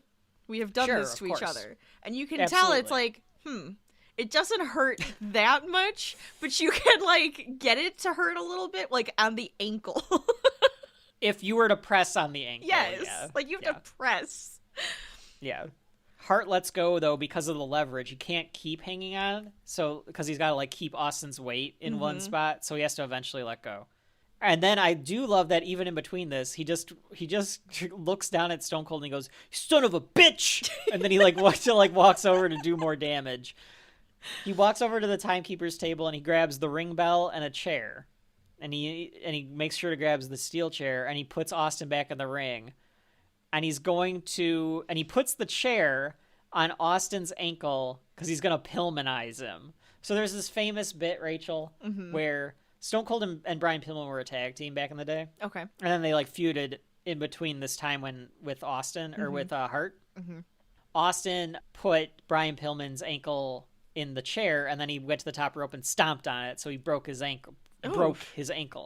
So from then on, that term was always dubbed Pillmanize by wrestling fans. Okay. So he's going to Pillmanize him. Crowd pops when he puts the chair on his ankle. Then Hart goes to the top rope. Yes. Do you want to say what happens? No. Go ahead. Austin, before Hart can do anything, Rachel's got okay, folks, hang on, I have this point. Rachel, just like a little kid, just to hear me say what happens in a 27-year-old wrestling match that she's seen before, put her hands in put her head in her hands, like, tell me, like, I need to know. I like a good story, damn it. If anybody watched this beforehand and was like, what the fuck did they choose this for their big Volume 5? It was this match. I knew it was this match. I knew. Austin gets up before Hart can attack, pulls back the chair all the way to his back, and comes down and smashes it on Bret's back. Yes. And the crowd goes insane. And the cheer that you hear, Rachel, it's like a manly cheer. It's all, like, it's like the guys are cheering. Like, the adult guys go fucking nuts. Yeah. And King just goes, "It's WrestleMania, baby!" Can't believe this place is going nuts! Bret Hart's gonna try. No! And he waited too long. Wait a minute. Austin up the chair, Austin.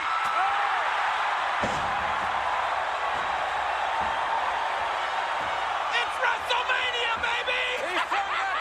Like, I can't even tell if it was just because it was Bret Hart getting hit, or if it's just the moment just got to King and he just had to say it. I think he had to. Austin takes the chair again, takes it all the way to the point where it's like, it like touches his butt. Yes. And he like comes and he swings it over and hits him again. And then Austin doesn't know what to do next, because I think he's like, shit, what the fuck am I supposed to do next? I can't remember. Because he just picks him up and just slams him down and then picks him right back up.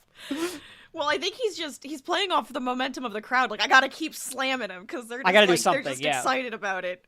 He whips him into the corner, suplexes him, and then Austin goes to the middle rope and does his middle finger, middle rope elbow drop thing, where he like comes off and he like gives him the elbow.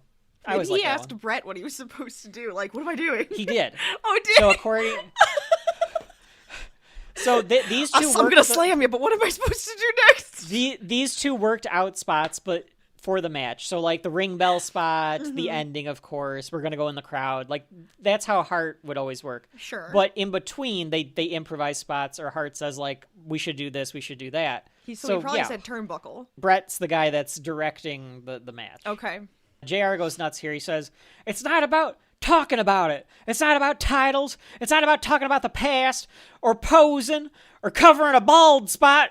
This is athleticism," which I thought was weird because Austin is bald, but I guess he's not covering the bald Damn spot. straight. He's not trying to hide it. And it's a shot at all the past.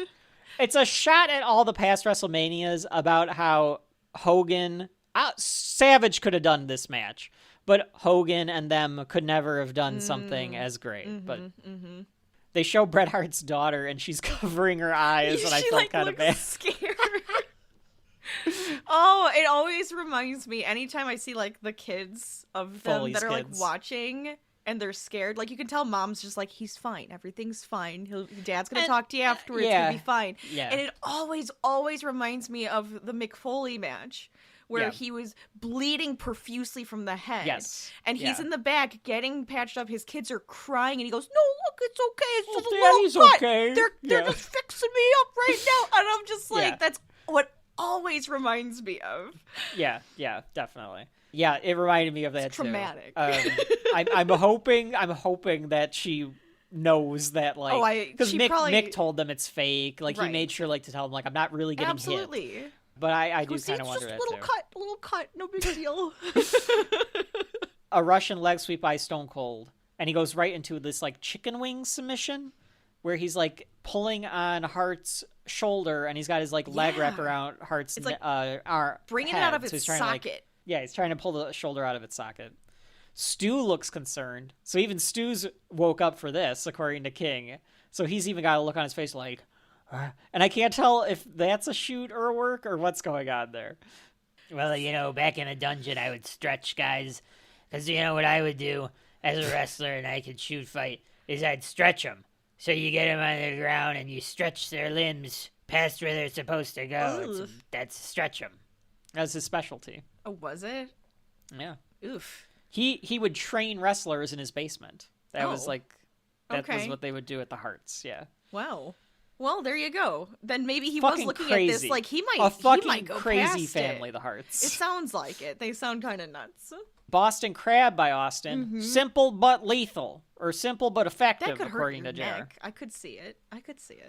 Hurts your back. You've put me in a Boston Crab or two in your day, Rachel. I have. That's correct. Yeah. Austin tries to put Hart in the sharpshooter, but he steps into it wrong. But it doesn't matter anyway, because he's not supposed to do anything. And so Hart rakes his eyes before he can put him in the sharpshooter. Dirty Austin move. throws eye rake. That's a dirty move. Dirty move. But they've been I'm just saying. It's a street fight, essentially. I understand. You know. Austin throws Bret to the outside. He taunts the crowd and gets booed for it. Bret reverses an Irish whip, and Austin goes into the barricade. And Hart comes over and punches Stone Cold. And in actuality, Rachel, according to Bret's book, this is where he cuts Stone Cold Steve Austin open. Oh. On purpose? Yeah. Okay. So he... I thought maybe book, it was an accident. No, actually, this was a total accident. He's just pouring blood. Also, the announcer, that poor announcer, got knocked over. Yes, which is always great. I love when Hugo gets knocked over. That's so great. Yeah, and he does a great job of being like, like falling backwards. Right onto the ground. They were putting together the match, and Bret said, I think that we should have blood. I think you should get some color. I think that would help sell the moment. At the time, Vince did not allow for blood. So Stone Cold was nervous. For this? Stone Cold was like, I don't know if we should. I could get in trouble. Like, you're Bret Hart, but I'm on, you know. And Bret was like, don't worry about it. I'm going to do it. So you don't have to say you did it. He's like, I did it. So I did it. Yeah. Yeah. So he's like, if you're bleeding, it's not your fault. Yeah, because I did it. Because I scratched you. He took the razor out, and as he's doing the punches on the barricade, he slips in a little cut. That seems so dangerous. I can't imagine. He gets it like right over the eye. Like, yeah. I cannot imagine doing that. These people are fucking crazy. They're nuts. They're nuts. But if you just do even just like a little cut in your head and your hands, they bleed the most. Like crazy. So it might not even. It probably doesn't even sting. It's like a paper cut, right? And it just bleeds profusely. Can you imagine though? Like, you're bleeding. Austin bleeds like crazy. Oh my god, he is fucking like match. dripping blood. Can you imagine you're dripping blood? And you have to, like, lift a 230-pound man up and, like, do wrestling moves and stuff while you're bleeding like this. It's just like, what the fuck is wrong with me very uncomfortable. Steve starts bleeding all over the mat. And I do even like that it's a good spot to have him bleed, because the replay, Stone Cold does a good job of making it look like his head truly hit the barricade. Yes. And you could imagine that there's a sharp spot or something, or even just because there's such small little skin on your forehead that it would just cause it to bust open. Exactly. Like, remember when you were a little kid, Rachel, and you fell and your head busted open like this? Yeah. Yes. So, like, that's... And I barely hit my head. Yeah. Rachel wasn't even at WrestleMania, and she took the razor. Stone Cold. She took the blade out and she cut her own head, and she was like, no.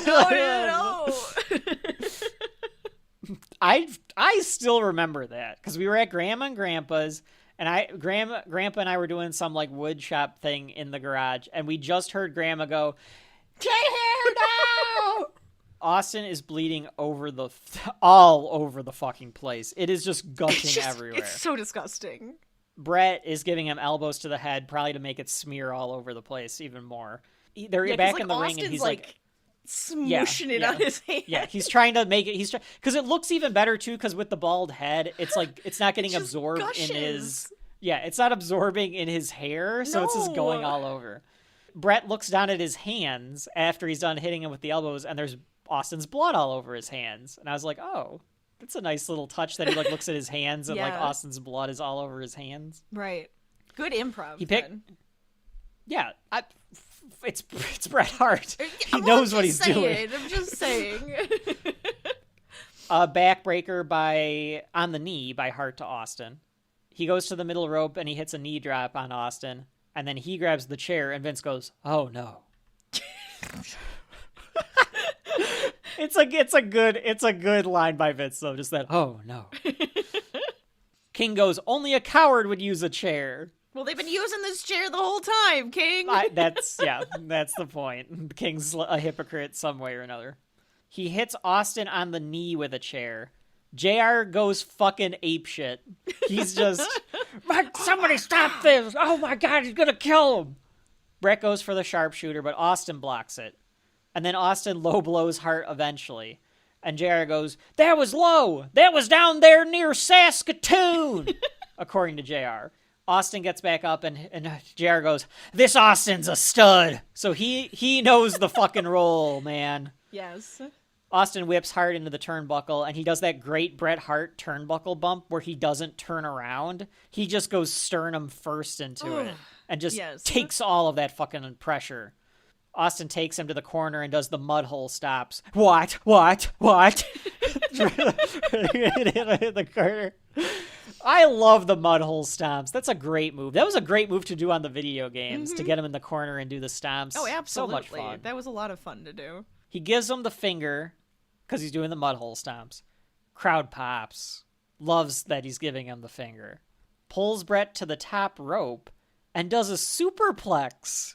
And Austin sells the shit out of it like it hurt the crap out of him, too. Yes. Vince is clearly nervous about the blood.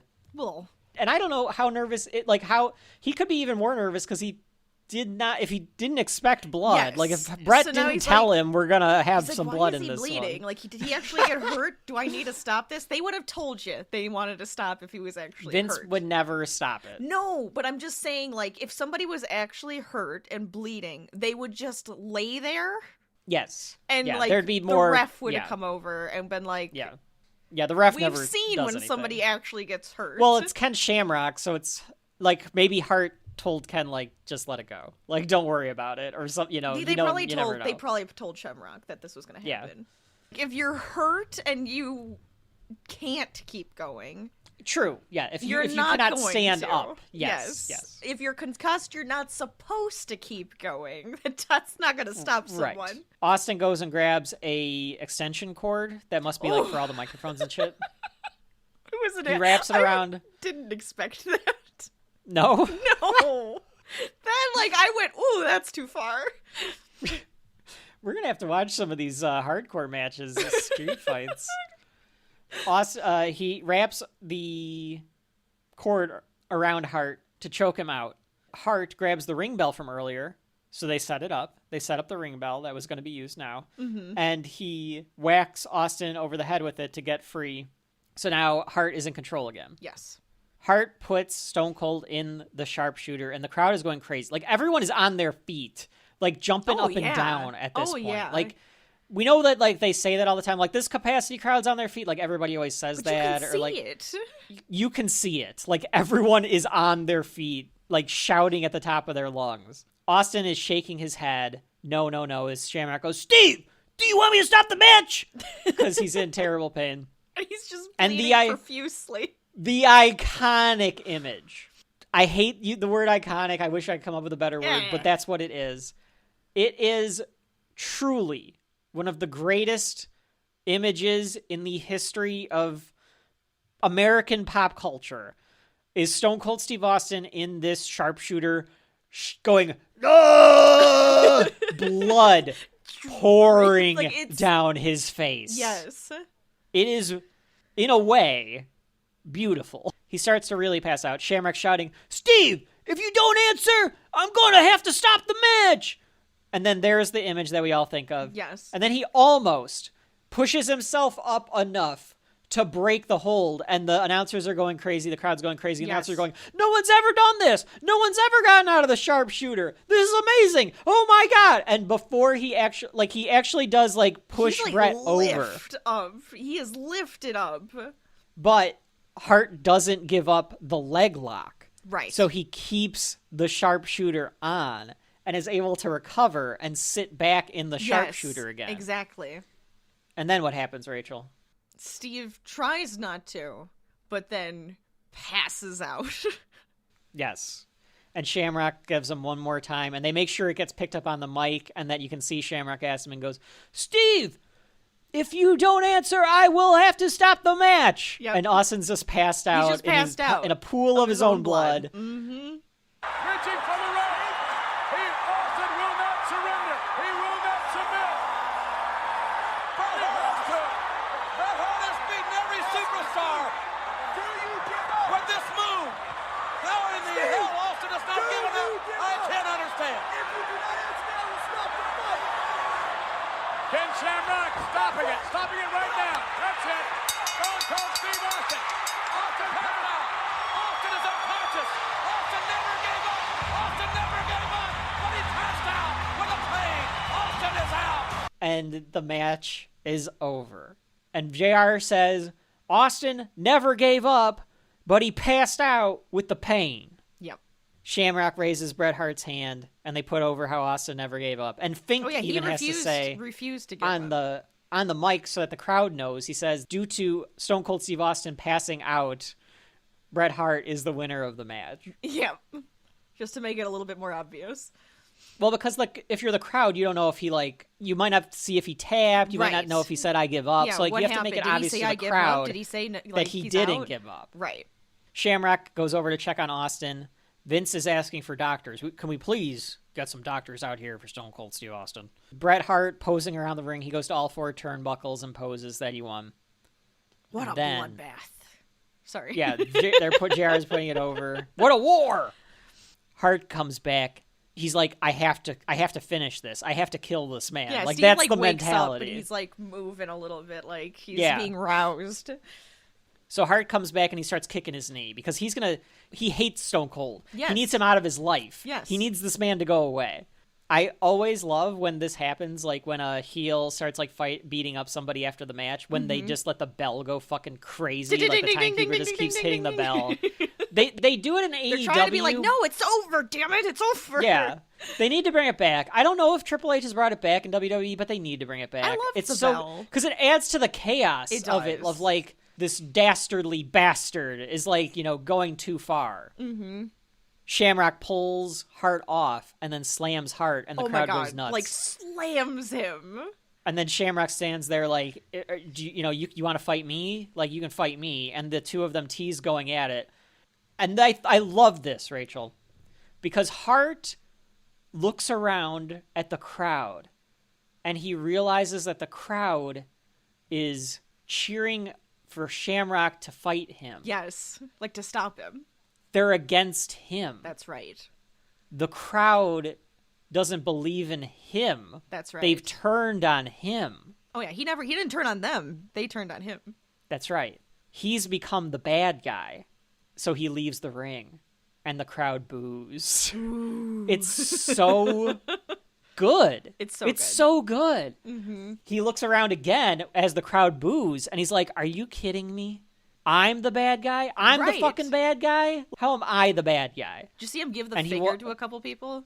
Yeah, he walks out. Some guys are giving them the finger, so he gives it back, yeah. And he's like, fuck you, yeah. Austin tells Shamrock to leave. He doesn't want any help. Yeah, he pushes him away, get off me, get out of here. Yeah. He finally gets to his feet. Another ref comes out to help him, and he stuns him because it's so cold. He's got to fucking stun somebody. Yeah. Get a goddamn beer or a goddamn Stone Cold Stunner. It wasn't Shamrock. He's like, all right, fine. You're on your own, bud. Yeah, and Shamrock's like, yeah, I that's stopped him from beating the crap out of you again, so I did my job. Another ref just comes in to get stunned. I love that. As he leaves, the crowd chants Austin. And that, Rachel, is the story of the best wrestler of all time being created. Yeah. We just applauded. Rachel, your thoughts on the match? No, that was fun. That was a good one. I liked that one. That was entertaining. It had a lot of energy, kept moving, told a story. I mentioned it earlier in the show. I watched it because it was on that list. And it was so high on that list, and I had not seen it. Mm-hmm. And after I watched it that time, I was just like, "Holy shit, that is one of the greatest matches I've ever seen." And watching it again, I watched this I was on the treadmill because I was like, "I know this is fucking long, and I need to, I can't." So I'm watching on the treadmill. And when this match came up, I just got a big grin on my face. And I watched the whole thing with just this big smile on my face because it is so fun to watch. It's so good. Mm-hmm. This holds your attention, tells the story, feels like it's a personal fight. The announcers are engaged the entire time very engaged. And sell it like crazy. The crowd loves it. Yes. It's paced well. This is, in my opinion, which is all we ever give you on Shelf Life, so I don't know why I even preface it with that. This is a masterpiece. This is one of my favorite matches of all time. It is one of the greatest matches I've ever seen. We probably could end the show right now. We probably could. Unfortunately, but we gotta keep going. An hour left. Yeah. So here we go. Unfortunately, there's an hour left. It is kind of unfortunate. Yes. So, JR... You could have ended WrestleMania with this. Vince should have just called it and been like, you know what, we're done. That's it. JR even says it's going to be kind of hard to follow up on this one. He, knows what's going to happen. He's like, shit, the rest of this show's going to suck. So, JR says that the referee made the right call, but when Austin left, they were chanting his name. So, JR is putting this whole thing over. Mm-hmm. And then we get Rachel. We are the nation of domination. Yep. Boom, boom, boom, boom, boom, boom, boom. Nation of domination. So it's the Nation. There's a ton of people. I love this version of the Nation where there's just a bunch of clinger-ons with Farouk. I know that they had to give them actual wrestlers, and they were 5 wrestlers. Keep all these clinger-ons. Keep all these guys to get the shit kicked out of them. Yes. Farouk is a promo. Because they're about to do the Chicago street fight. That's right. And I can't remember who was interviewing him, but they say is it Doc Hendricks? It's the same guy that did Shamrocks, I think. Oh, Todd Pettengill? Okay, yeah. I think it is. A terrible looking man. Yeah. Yeah, he stands really weird. Yeah. I think he's trying to get out of the way, but it's don't do that. Yeah. So he says to Farouk that you must be bringing everything but the kitchen sink. And Farouk is like, you don't think I had the kitchen sink? Just wait and see. And we get We Are the Nation. PG-13, rap over the Nation theme. And I like that, too. I like where they're doing this, crappy rap over the Nation of Domination. Yeah. A bunch of people are with them that are clearly not wrestlers. D'Lo's there in a tuxedo. I like that. Was he really? Yeah, he's the one guy in a tuxedo. Oh, that's so fun. It's hilarious. Yeah, it's just... I think at one point JR calls him that other guy, because he doesn't know his name. Crush is there as their white guy. He's Hawaiian, so I guess it kind of counts. They all stand and give the Black Power hand symbol, fist, yeah. Very 1990s to be able to do this black militant group thing. That's probably Have true. them be heels, yeah. I don't know what you would do today. It would probably be again a poor taste kind of thing. It's an interesting idea. I just don't trust wrestling to be the ones to be able to tell this story. Sure. They say at the end, one nation, under Farouk, with liberty and justice for no one, by any means necessary. And I kept thinking, okay, so it's Farouk, it's Crush, and who's the third guy? Because it's a 3-on-3 match, and it's Savio Vega. Eventually I realized it was Savio. Okay. A simple announcement comes up for WrestleMania XIV in Boston. they're not making a huge deal about where the next WrestleMania will be like they do now, where they like bring a fucking press conference and bring the mayor of the city out and Triple H is giving away keys to the city. They do make a way bigger shit. deal. They're just like, yeah, it's here, so don't forget to, plan ahead. Plan ahead for next year. Next year. Don't forget to bring a sweater. He even goes, do not attempt to purchase tickets. I repeat, do not attempt to purchase tickets. And then we get... Rush!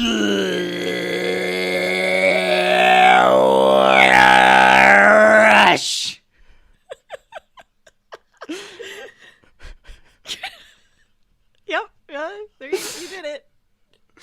I think I did a pretty good job of that, if I do say so myself. But here come the Road Warriors. Yes. I love the Road Warriors theme music. They have great music. It is good. Ahmed is with them. He's got the pads on, too. Yeah, those spiky pads.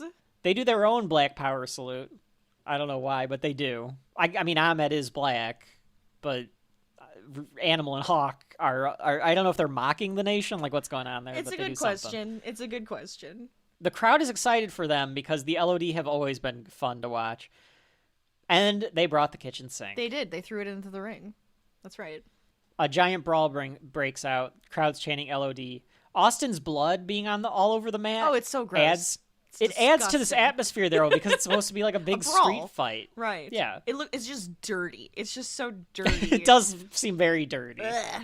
They body slam PG-13 and D'Lo, and a punch to Clarence Mason by Ahmed. He's the Malcolm X stand-in. Okay. The one with the glasses. Oh, okay. Savio and Hawk are fighting. Crush follows him. Ahmed comes in. They're all in the aisleway now. Farouk hits Animal with a nightstick. Just a big brawl. A bit mass chaos-ish, yeah. It's just a continuation of the feud that was happening that we talked about in the Rumble between Ahmed and the Nation. Mm-hmm. And now, Ahmed found backup in the Legion of Doom, and they're just like, we're just going to have a big fucking brawl. Let's go. They just decide we're just having a big brawl at Mania. A garbage can to the head of Farouk. And then Ahmed leaps again in the background. And I was like, that's kind of fun. There's shit going on in the background. It was great. Yeah, this match is actually kind of fun because it's just so chaotic. Stuff is happening. They're not boring, when they're tired and they're like, oh, we'll just pretend to punch each other in the court. No, they're actually still wrestling in all corners, out of the ring, everywhere. It's kind of the only match that could have followed Stone Cold and Bret. I think because it's just chaos, it can keep the crowd having fun. Yes. King thinks that there's going to be outlines on this street. So he's like, they're going to kill each other. Okay. That's a hell of an idea. See if we can kill someone in our next street fight. For that one. Hawk takes a 2x4. It ends up up in the air. He gets hit, and so the 2x4 flies up in the air, but then he catches it. I thought that was a good move. Mm-hmm, mm-hmm. And then I thought, how was there not a Hawk promo? Because Hawk's always famous for reading his, well, I'm going to tell you a promo that's nonsensical. And goes crazy. They didn't have a promo That could have been for fun. him. That could have been fun. Yeah. I'm surprised. So they did a Farouk one. Farouk has Animal on the announce table, and they're punching each other. Animal goes for a pile driver, and then they both just fall off. It just did not work out right. Crush and Savio are taking out the other two in the ring. Hawk is hitting him with a nightstick, and then a fire extinguisher to Farouk at ringside, but it's off screen. So all you see is this fog come over the entire ringside. Oh my god, this looked awful. I would hate being in the crowd for that because at some point they just blow it Hawk crazy. starts just blowing it at the crowd because the crowd's having I think fun. JR or somebody goes, not a good day to have asthma. Yes, JR says not a good day to have asthma. And then King starts coughing. D'Lo puts a sign in the ring, and then they show the fire extinguisher in replay. There's just so much crap going on. Oh my god. It's just it's replays kind of have fun. to constantly It's fun. be happening. The most brutal WrestleMania in history, says JR. Which might be true because of the last match. That's true. The trash cans don't even look like trash cans anymore, I can tell you that. You know what? Rachel, maybe one day I'll let you hit me in the head with a tin trash can like they get hit, or an aluminum trash can that I was get gonna say, hit doesn't with it have to be aluminum? Yeah. Needs to be one of these that just crumples under its weight. Yeah. That'd be fun. JR says, "This ain't flag football." Hawk has Savio in the ring. Ahmed stops a garbage can from Farouk and then blasts him with it. Body slam through the table on the other side to one of the Nation members. Just chaos everywhere. Yes. King tells Clarence Mason, he goes, "Clarence, call 911!" Crowd with a huge LOD chant. So they're still into this. Like I said, this is kind of all you could follow it up with. Yeah, the crowd is because still there's having just fun. so much stuff happening. More fire extinguisher. Just it's to like cause if you chaos. did. You know what I was thinking? It's like if you did a street fight in the video game. Yes. And just like 3-on-3 street fight, just Everybody's like just shit going going on nuts. everywhere. People are just like bringing out more. Like you're just trying to figure out how many weapons you can bring. Grabbing more weapons and throwing them into the ring. Grabbing more weapons, throwing them into the ring. They got a rope. Yes. And I was like, rope. oh my God, are they going to lynch him? Guys, you cannot do this. Come on, Vince. You cannot do a match with your black militant group and have a noose Oh my God. in the match. Oh my God. They pull the rope and they choke Ahmed. Yes. That looks And this is scary. what- I didn't like that that. was- that was made very me very strange. uncomfortable. Very unsettling. And this is where JR says, "Look at Mason and that other guy." Hawk goes in the ropes, does a double clothesline.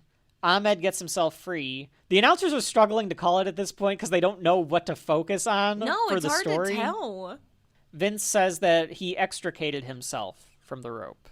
If anyone in my life that's listening to this and knows me wants to know why I ever use flowery language, it's probably because of Vince fucking McMahon Yeah, it and feels JR about right. They and just- Gorilla, when they would just use these words that have no business being in wrestling, but they use them to try to sound smarter. They're elevating it, Kevin. They're elevating it. That's right. And then a little, kid like me goes, "What's that word mean?" And then I use it for the rest of my life instead of a normal word.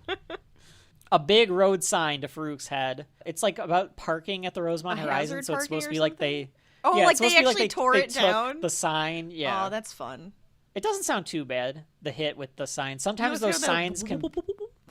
Yes, exactly. Sometimes they can sound like they're going to fold too much, so you Sure. don't get a good pop. Yes. Thank you for that onomatopoeia. I appreciate that. That's going to be the stinger at the end. Not anything that the announcer said. It's just Rachel going, boo, boo, boo, boo, boo. Ooh, I can't do it now. The Harts are gone, I noticed. So Stu and Helen are like, get the Well, they hell out saw of the here, kids Brett fight. Russell. They don't need any more. It's like when your mom and dad leave the stands because you did the routine. We're leaving. true. They're going to hang Hawk now. Yeah. But Animal puts a stop to it. Crush hits Animal with a wrench as they choke out Hawk. Stomps are going on Ahmed, so the Nation's completely taken over now. Hawk pulls Farouk to the outside with the rope, again in the background, so that's how Hawk got out of it. Savio's hitting Hawk with a nightstick. Farouk and Ahmed are paired off. Crush and Animal are in the ring. There's a Ahmed's got the bucket of pop just spilled on the side. I did not see this. So I'm I did like, not notice that. They must have taken it from another. These poor vendors who were just like, just trying to do my job. And I'm then just they're trying to do taking my... their I'm just stuff. trying to entertain. It's like, well, I'm just gonna go to the back now because he took my stuff. Animal comes to hit Crush. Hawk has the extinguisher and sprays Crush with it. The Nation comes back in to attack Ahmed. Vince says that the Nation are nothing but a glorified street gang because they're all trying to attack or help Farouk. Ahmed was going to put the noose on Farouk. So then all of them come in to try to attack and stop it. But then the LOD and take over, take out a bunch of guys. Ahmed has the 2x4 and they whack Crush with it. It doesn't break the 2x4 or anything. That would have been kind of fun. That would have been interesting. Because then they just That would get have the been great. 3. Right. A bit an anticlimactic finish. It here. did feel that way. Yes. It just felt like all of a sudden it ended. You know what should have happened? Because then right after this, Ahmed does the Pearl River plunge to D'Lo, which is not the best move, but it's his finisher. And then the LOD and Ahmed put PG-13 on Animal and Ahmed's shoulders, and Hawk goes up and they do the Doomsday device on them. That's like the end of it. They should have done that first, then hit Crush with the 2x4. I think that would have been better. Because that would have gotten the 1, 2, 3 Right. from the crowd. I wrote that the PG-13 guys look a lot like Pat McAfee's Klingerons, Rachel. If you ever see the guys that sit with Pat McAfee, they look a little like... That. Yeah. Well, folks at home, if you know what I'm talking about, they've definitely got a little Pat McAfee, his Klingerons vibe. They play Ahmed's music to try to get him over, and I was like, just do the LOD theme, it's better. But a little chaotic battle after the match, and the nation took off, I guess. So yeah, they just got the hell out of there. Another problem with this one, they brought out the kitchen sink, but they never used it. They never used it! Unless they did and we just didn't see it. Also possible, but we didn't see it. And so they didn't work it into the story. Yeah. It's disappointing. But yeah, I had fun with it, even though it could have been done a little bit better. Yeah. They do a commercial for In Your House again, and then we get to the main event. Well, sort of. Well, sort of, considering we just had the main event. First, HBK's music plays. They mentioned that his knee injuries kept him out. All the people in the crowd are doing the Too Sweet click sign, the wolf pack sign. I just sang the music, because it's... You were singing the music? Of course. Oh, of course. You want to do a little rendition? Do you want to do a little Shelf Life jukebox for us, Rachel? No?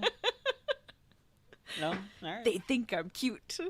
They know I'm sexy. I got the looks that drive the girls wild. All right, perfect. Sexy boy. I'm not your boy toy. Toy. So Sean comes out. He takes his sweet ass time. He really going around does. This ring. They play his theme song like 3 times. It's so goofy. To the point where Vince even says, well, he's a ham. Like, he even admits, like, he's a grade A prime pork. Right. Vince says that surrendering the championship was one of the hardest things he ever did. King calls him an instigator and a troublemaker, and he's making everything about him. And I'm like, he's not wrong. He's definitely not wrong about that one. I was waiting for Vince to tell him to knock it off and get to the fucking announce table because we're trying to make time. Right. Trying to make time here, pal. Get the fuck over here. God damn it, get over here! That's what I was expecting. And then we get a promo from Sid, Rachel. Yes. With his bulging veins. He is a beastly bulging man. Who, when he laughs, you can tell, is he actually kind of like a nice guy? Because he's like, and I'm like, I think people do say that they kind of like this. Because he seems like he might be a nice guy. Yeah. He says that this is the biggest event in all of the world.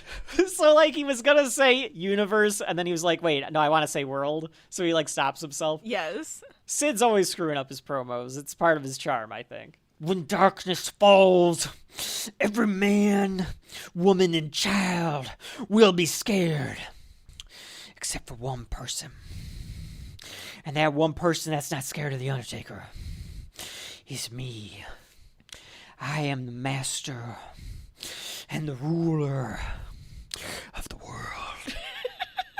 We hear the dong, and here comes the Undertaker. Yep, and then here comes the Undertaker. Everybody could This take is a when break. I got off the treadmill, and I was like, I'll go change, because this is going to take about 10 minutes. His song is like 6 to 10 minutes to get to the damn ring. The crowd loves it, but as a viewer, it just takes fucking forever. It's so long. And this is your basic Undertaker entrance. There's a spotlight on him for a good effect, and then they're doing fake lightning in the crowd, which I like that. I always like the fake lightning. The announcers are silent for the eeriness of it as he comes out too. Yes. It works. It's loved. It's a good entrance. It's half the gimmick. The entrance. It's his full gimmick right there. The purple light comes on him and everything, and then he's got the old school tie on.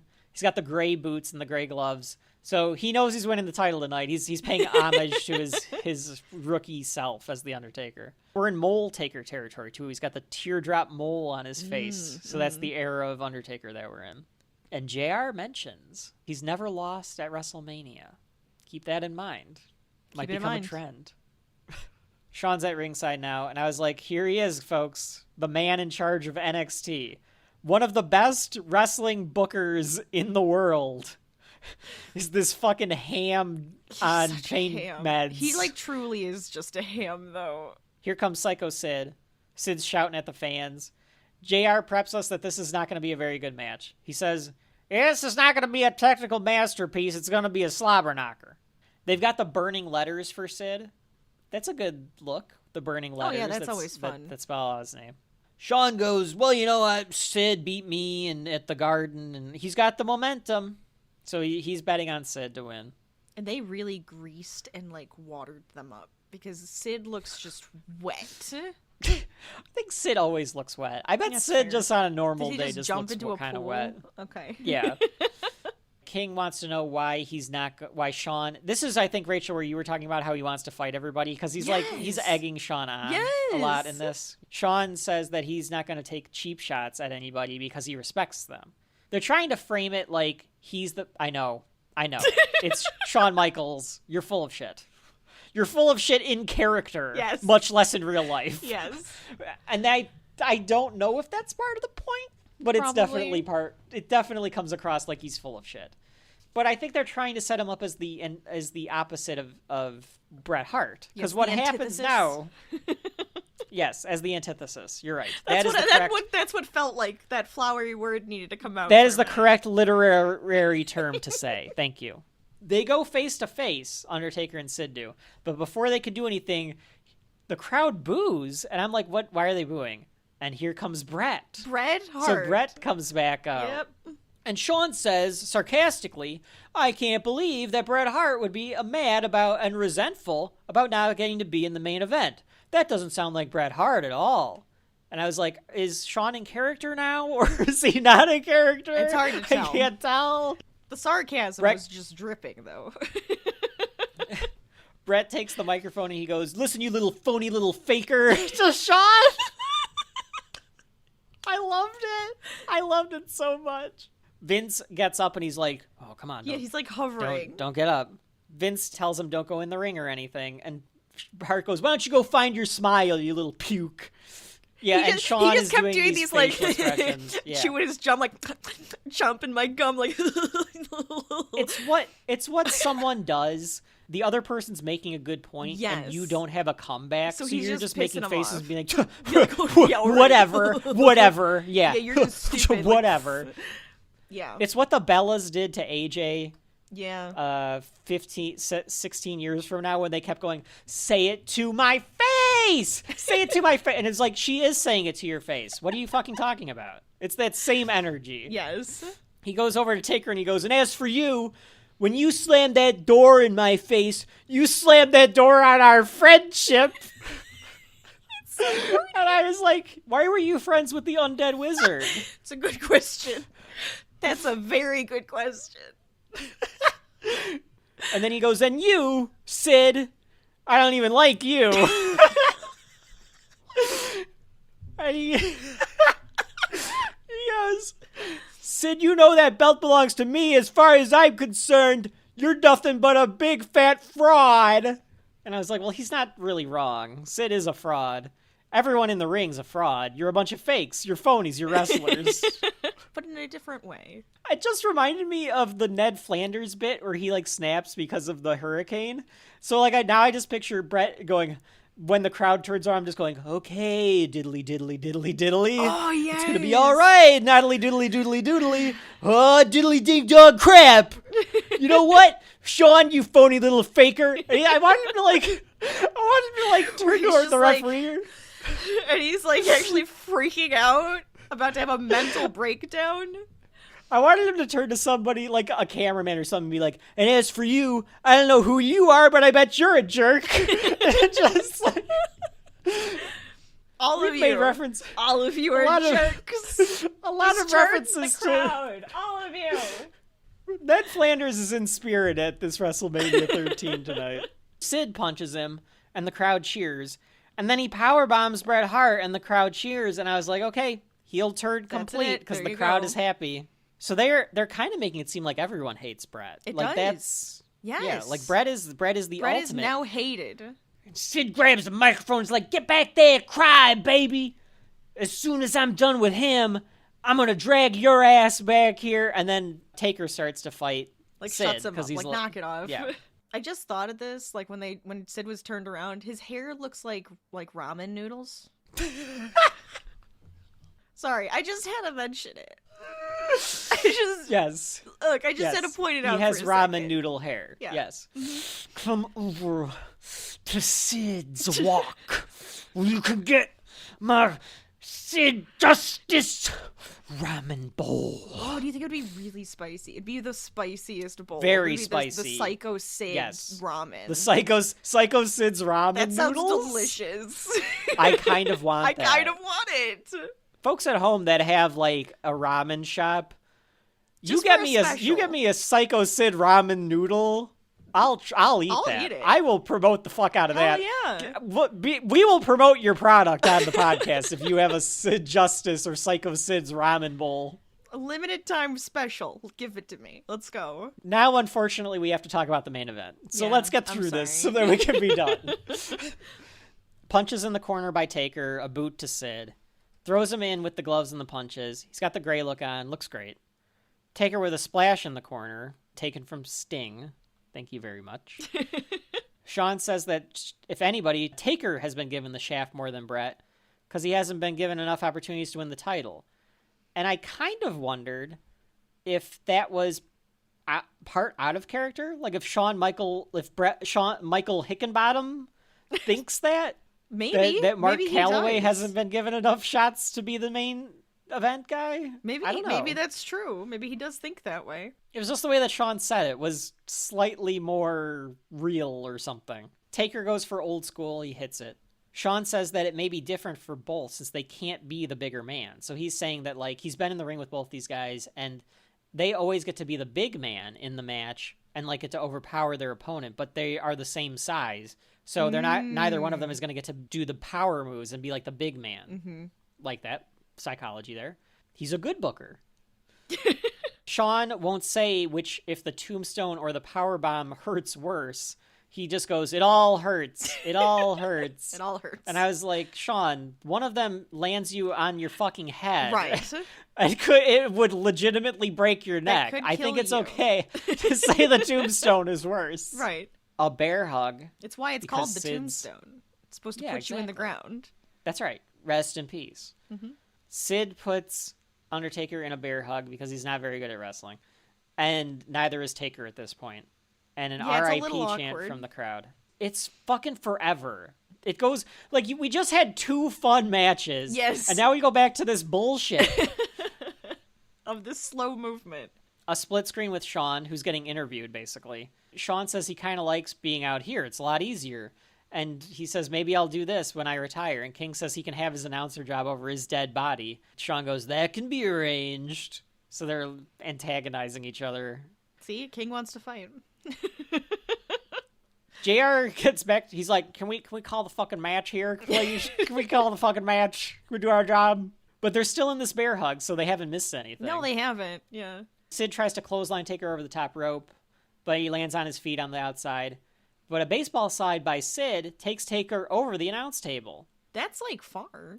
Yeah. Yeah. Mm-hmm. Lifts Taker, drops him over the railing. Sean says, I'm not getting involved. I'm on vacation. Drops him again. Then he drops him on the Spanish table, and Vince goes, "Oh yeah, it's a no disqualification match." Apparently. so he's looking on the fly. He says that they both went to Gorilla Monsoon to get this to be a no disqualification match. So we're supposed to believe that Sycho Sid and the Undead Wizard went to Gorilla Monsoon and said, "I want this to be a no DQ match." Yeah, it seems like right. Yeah, I believe it. Yeah. I believe it. All right. That's fine.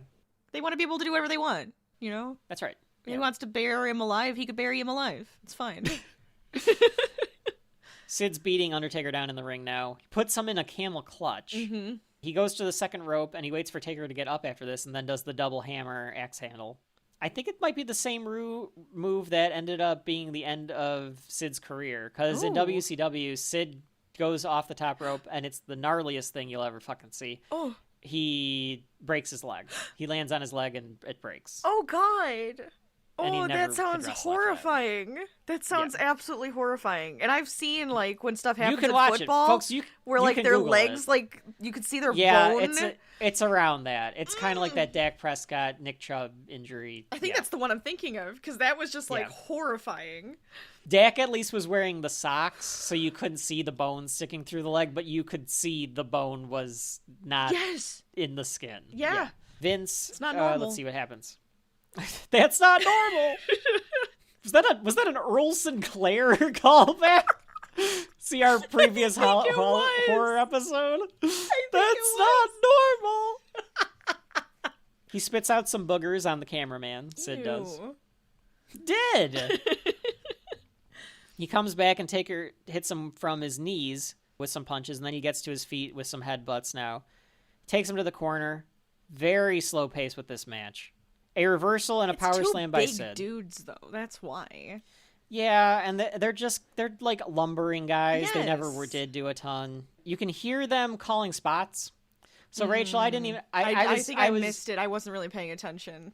I watched this in my media room, so if I watched it with headphones, I probably would have listened to it even more, heard it even more. But you can hear Sid just shouting to Taker what to do, like he's just Taker, clothesline. Like you can just tell he's just shouting. Like it's not that blatant, but like you can hear him just shouting what to say. You can justify it by like Sid's just crazy and just shouting yells. things. Yeah, but like he's clearly like saying what to do next. Yeah. Yeah, I could see it, like, with his lips and stuff moving, yeah. Yeah. Sid gets a 2 count, and he just goes, God damn it! It's very fun and in character. Sid thinks about what to do. He comes over and drops the leg, but he gets a 2 count. Vince gives an update on Stone Cold's leg being bad, but he refuses to get any help. Sid has Taker in the corner. Shawn says an update on Hart would be, he doesn't like me. Well, so, I think we all knew that. An Irish whip in the ropes. Taker comes back with a flying clothesline, which is always a nice move that Taker did, that flying clothesline. Both are down. Sid gets back up, though, before he does, and he puts Taker into the corner. Straight punch by Sid.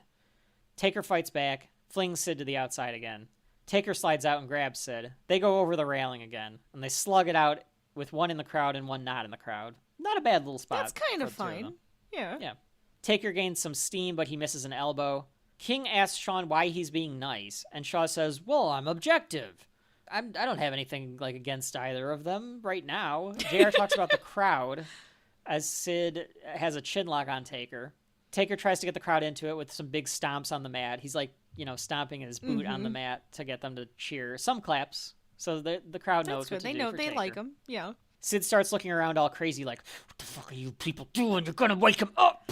And Taker gets his comeback. Taker with some punches to the stomach and an uppercut. Sid rakes the eyes, though, and then power slam by Taker for 2. A nerve pinch by Sid, and good God, guys, come on with the rest holds. You don't have to do this. Just shorten the match by a few minutes. Right. Sid fights to his feet and whips Taker. Goes for a boot. Taker counters to a clothesline. Another 2. And then they do the double boot move, where both of them go for a big boot at the same time, and they both knock each other over. Yeah. Yeah, very odd. I don't know how that was supposed to work, but there you go. Both men are down. Hebner starts to count, the referee. Yes. Sid gets up. Rachel's like, yes, I know who Earl Hebner is. Well, yeah. But some people might not know what I'm talking about if they're not used to wrestling. But yes, the referee. And then Sid goes to the second rope for the hammer again, and he hits it. And he just stares at Taker. And he goes to do the second rope again to do another one. And he waits again.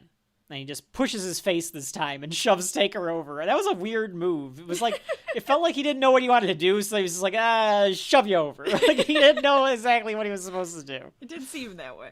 JR says, really only Mankind has had this much success as Sid against The Undertaker. So JR putting Mankind over a little bit there. That'll come back. Sid goes again to do the hammer onto Undertaker, but this time Taker counters with a punch, and then he hits a kick, and an elbow, and a rake by Sid, and then a body slam by Sid, but Taker sits up and crotches Sid on the top rope. Does he do the Undertaker sit-up, or is it just like a regular sit-up? No, he does the Undertaker sit-up. I think he does the Taker sit-up. Where he just kind of like whoosh up. P. Michael Myers is himself up. Yes. Taker flips Sid off the ropes, and then he goes to the top rope for a clothesline, does a flying clothesline, gets 2. Again, you hear Sid give some instructions. It's time for the end of the match, Taker. Do the end. Do the choke slam. So Taker signals for the end, picks up Sid, but Sid counters and puts Taker in position, and he tombstones the Undertaker. Yes. But that only gets a 2, and Sid is in shock. Someone threw something in the ring in anger, I guess. Did you see that? Yes, it was like they must have thought that Yeah, they like must have thought that was going to be the end and got pissed off, so they like threw it in the ring. So they got that guy to think that Sid was going to beat him with the tombstone. As this is happening, Hart comes back out, and he's got a chair with him, and he goes to hit Sid with the chair, and Jay goes, "What the hell's he doing?" And Shawn says he can't stand that the spotlight's not on him. And King says, "Well, that's the pot calling the kettle black," which I like that King got that in there. That's a good one. True. It's also true. Yes. And Vince goes, "What a loser Bret Hart turned out to be." So like a little bit of the Mr. McMahon coming through there too. Back in the ring, a chokeslam by The Undertaker. I don't know why they were protecting Sid this much. Like, just let Undertaker beat him. Why do you have to have Hart be the reason that Sid lost the match? It seems weird to me. It's an odd ending. Yes. Like, are you setting up Sid to fight Bret? Like, what? That's what it felt like. This? Like, I guess he was just so angry that he's like, no, I keep getting screwed over. I'm going to screw you guys over. I mean, I know that Sycho Sid had, like, a tendency to, like, know how to, like, play the politic game so that he always looked, like, kind of strong coming out of it. Like think about to the Rumble, where he gets a visual pin on Shawn. Mm-hmm. There isn't the referee is down, and like he powerbombs Shawn, and nobody's there to count it. So it's like, why are they always trying to make it look like Sid could beat these guys? It's okay for Sid to lose to these guys. Right. It wouldn't be that big of a deal. Right. Sid barely kicks out at 2. Was actually kind of a good kick out by Sid. It's very close. And maybe the reasoning is so that they're all even, because they're trying to make it seem like there's like 6 guys that could all be the champion. Sure. So like if they wanted to do like a fatal something or like a last man standing like, or there's something all like these that, different they really could challengers. just put them all in a ring because they're on an even playing field at that point. Sid gets out of the way of a flying clothesline and he goes for a powerbomb, but Hart is back again. Yes. So Sid goes to hit him and he does a jawbreaker or a neck breaker over the ropes to Sid, and when Sid bounces off, that leads right into a tombstone by The Undertaker. And Taker gets the 3. And Hebner does this extremely slow 3 counts so that the crowd can count along. It's like 1, 2, 3. Like, he wanted to make sure that the crowd could count, but he did it a little too slow. But I guess because also Taker was doing his eye thing and stuff too, so he wanted them to get to they wanted see to get it all. the visual. Like, that's the visual right there. This is the main event. You need that time for it. Taker wins with Hart assistance and becomes the new WWF champion. Taker walks around with the belt. Shawn doesn't sound sincere when he says he just wants to be part of this wild ride. So that little foreshadowing for Shawn's character there too. He's playing nice, but he really wants to be the man, and he's not happy that he's not right now. Right. But it is his own fault too for giving up the belt. Oh, so. sure. A lot of layers there to the hypocrisy of one Shawn Michaels, to say. It's a lot of setup for everything. It is. It is. 1997 was a very good storytelling year for the WWF. They were very good at it then. Right. Vince calls him a phenomenal athlete, and Taker stares at the belt and then does his pose where he gets down on the knee. You know what I'm talking about, Rachel, right? The Undertaker pose where he like lifts the one arm up, but now he's got the belt in one arm. Yes. He's like on one knee, and like the lights come down and it's like all purple and stuff. Oh, There's some annoying clapping going on as Undertaker celebrates in the ring, and I assume it's Shawn. Because, like, it's close enough that it's either, like, somebody in the front row that's close enough, or it's the announcers, because all you hear is, like, this constant clapping as Undertaker poses around. Mm-hmm. I probably just ruined it for somebody. It's like how I was going to ruin my favorite... I always love... He's going to ruin it now, for, guys, like, just so you know. I always love looking for, like, good people in the crowd to, like, kind of... They're just, like, in your purview on the hard cam the entire time. And there is a chubby Asian fellow that's like right on the aisle like the entire time. Oh, really? And he's clearly like a smart fan, like he knows what's going on, because he sits there the entire time just with like a grin on it, like a he's just smile, having fun. He's having a good time, just appreciating it. And I was just like, yeah, that guy's just like, I'm having fun. If you are that guy, let us know what your review of the show was if you were there. I mean, folks at home, if you went to WrestleMania 13, definitely let us know what it was like. That'd be so fun. And that is how the show ends. Rachel, we have come to that point. Finally come to that point. Of the program. Yes, very much so. It's going to be a hell of an edit job for Kevin. Good luck. Where I will ask you, it's a 3-hour show, so it's got bound I know, to be a I've done long. the other long ones that we've had before. Does WrestleMania 13 and or any of the matches have shelf life?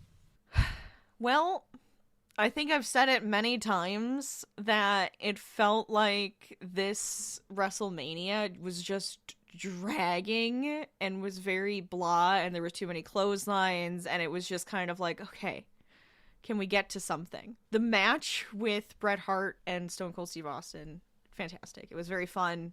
It was very enjoyable to watch. It had a lot of energy. That's what I wanted the entire time. But I didn't get it the entire time. Right. You had that match, and you had even the Nations match, which was just chaos, was at least fun, because there was stuff just constantly happening. The Mankind match, the Mankind Vader match, that one didn't push it far enough and was boring. And I was like, it shouldn't have been. So it's just like, I wanted more out of it than I got. Yep. Like, even with China being there, it was just kind of took too long there. To get there. It was just and everything just kind of felt like it just took too long. And because I'm taking too long to give you an answer, I'm going to say WrestleMania 13, it doesn't really have shelf life, but the Bret and Stone Cold Steve Austin match absolutely does. Yeah. I mean, that I story's can't really great. add It's to so that. fun. You said everything that I could possibly say. This is a bad show. This is an overall, it's a bad show, saved by one of the greatest professional wrestling matches to ever occur. Mm-hmm. Like, it just happens to be on this terrible show. That match itself has a special place in my heart and on my shelf, but the rest of this show is garbage. Folks at home, if you've never seen WrestleMania 13, don't see it. It does not have shelf life. But if you can find Bret versus Stone Cold submission match WrestleMania 13, and if I find it that they put it on YouTube, because I bet WWE has it on their YouTube page, I'm just going to put the link to it in the description for the podcast. There you go. Watch that match. And if you can, find a way to, like, add that to your collection somehow, probably a digital collection. That match has shelf life. Yes. It is one of my favorite matches of all time. It's the reason that when we were booking Volume 5, I was like, put WrestleMania 13 on there. I really want Rachel and I to talk about Bret versus Stone Cold. So that's where we ended up here. We never have to do another wrestling show again. Well, we have to do Bayley versus Sasha. No, I think there's some good ones that we could probably do. Yeah, there's plenty There's of good plenty. Ones. I have my druthers with WWE, and I always will. And I have druthers with a lot of corporate entities. As I've said in the past, wrestling is just more shameless than others. Although now the tech companies are getting there too. I will always have problems with the way that they conduct their business in one way or another. Sure. Because they're carnies and that's what they do. And I'll be lapsed and I'll be relapsed and I'll be this or that. But yeah, we'll come back to wrestling, I'm sure. Because for me, it is an art form where some of this stuff tells really good stories. Yeah. And that's all we're doing here is trying to collect these stories. So there you go. But yeah, Bret and Stone Cold tell a really good story. They do. And it's I jokingly did at the beginning of the show about the duality of man and the dichotomy of good versus evil and are you good or are you evil? But that kind of is what the story is about. That is. So, it's at a redneck, degenerate 1990s MTV trash level. That's fine. But it's done in about the best way you could do it. But you just have to add the flowery words and you're good to go.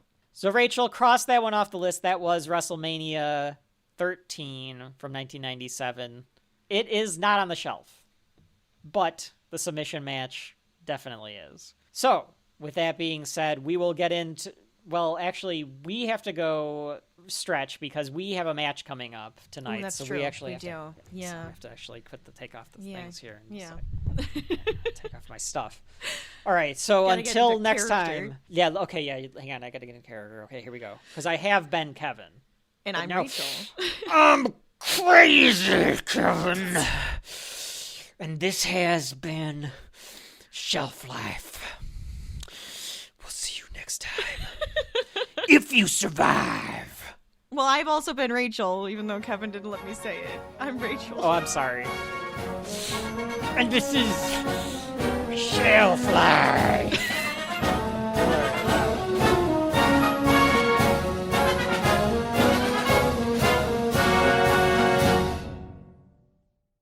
You phony little faker, why don't you all right, take your little pussyfoot injury? No, it's kind of that.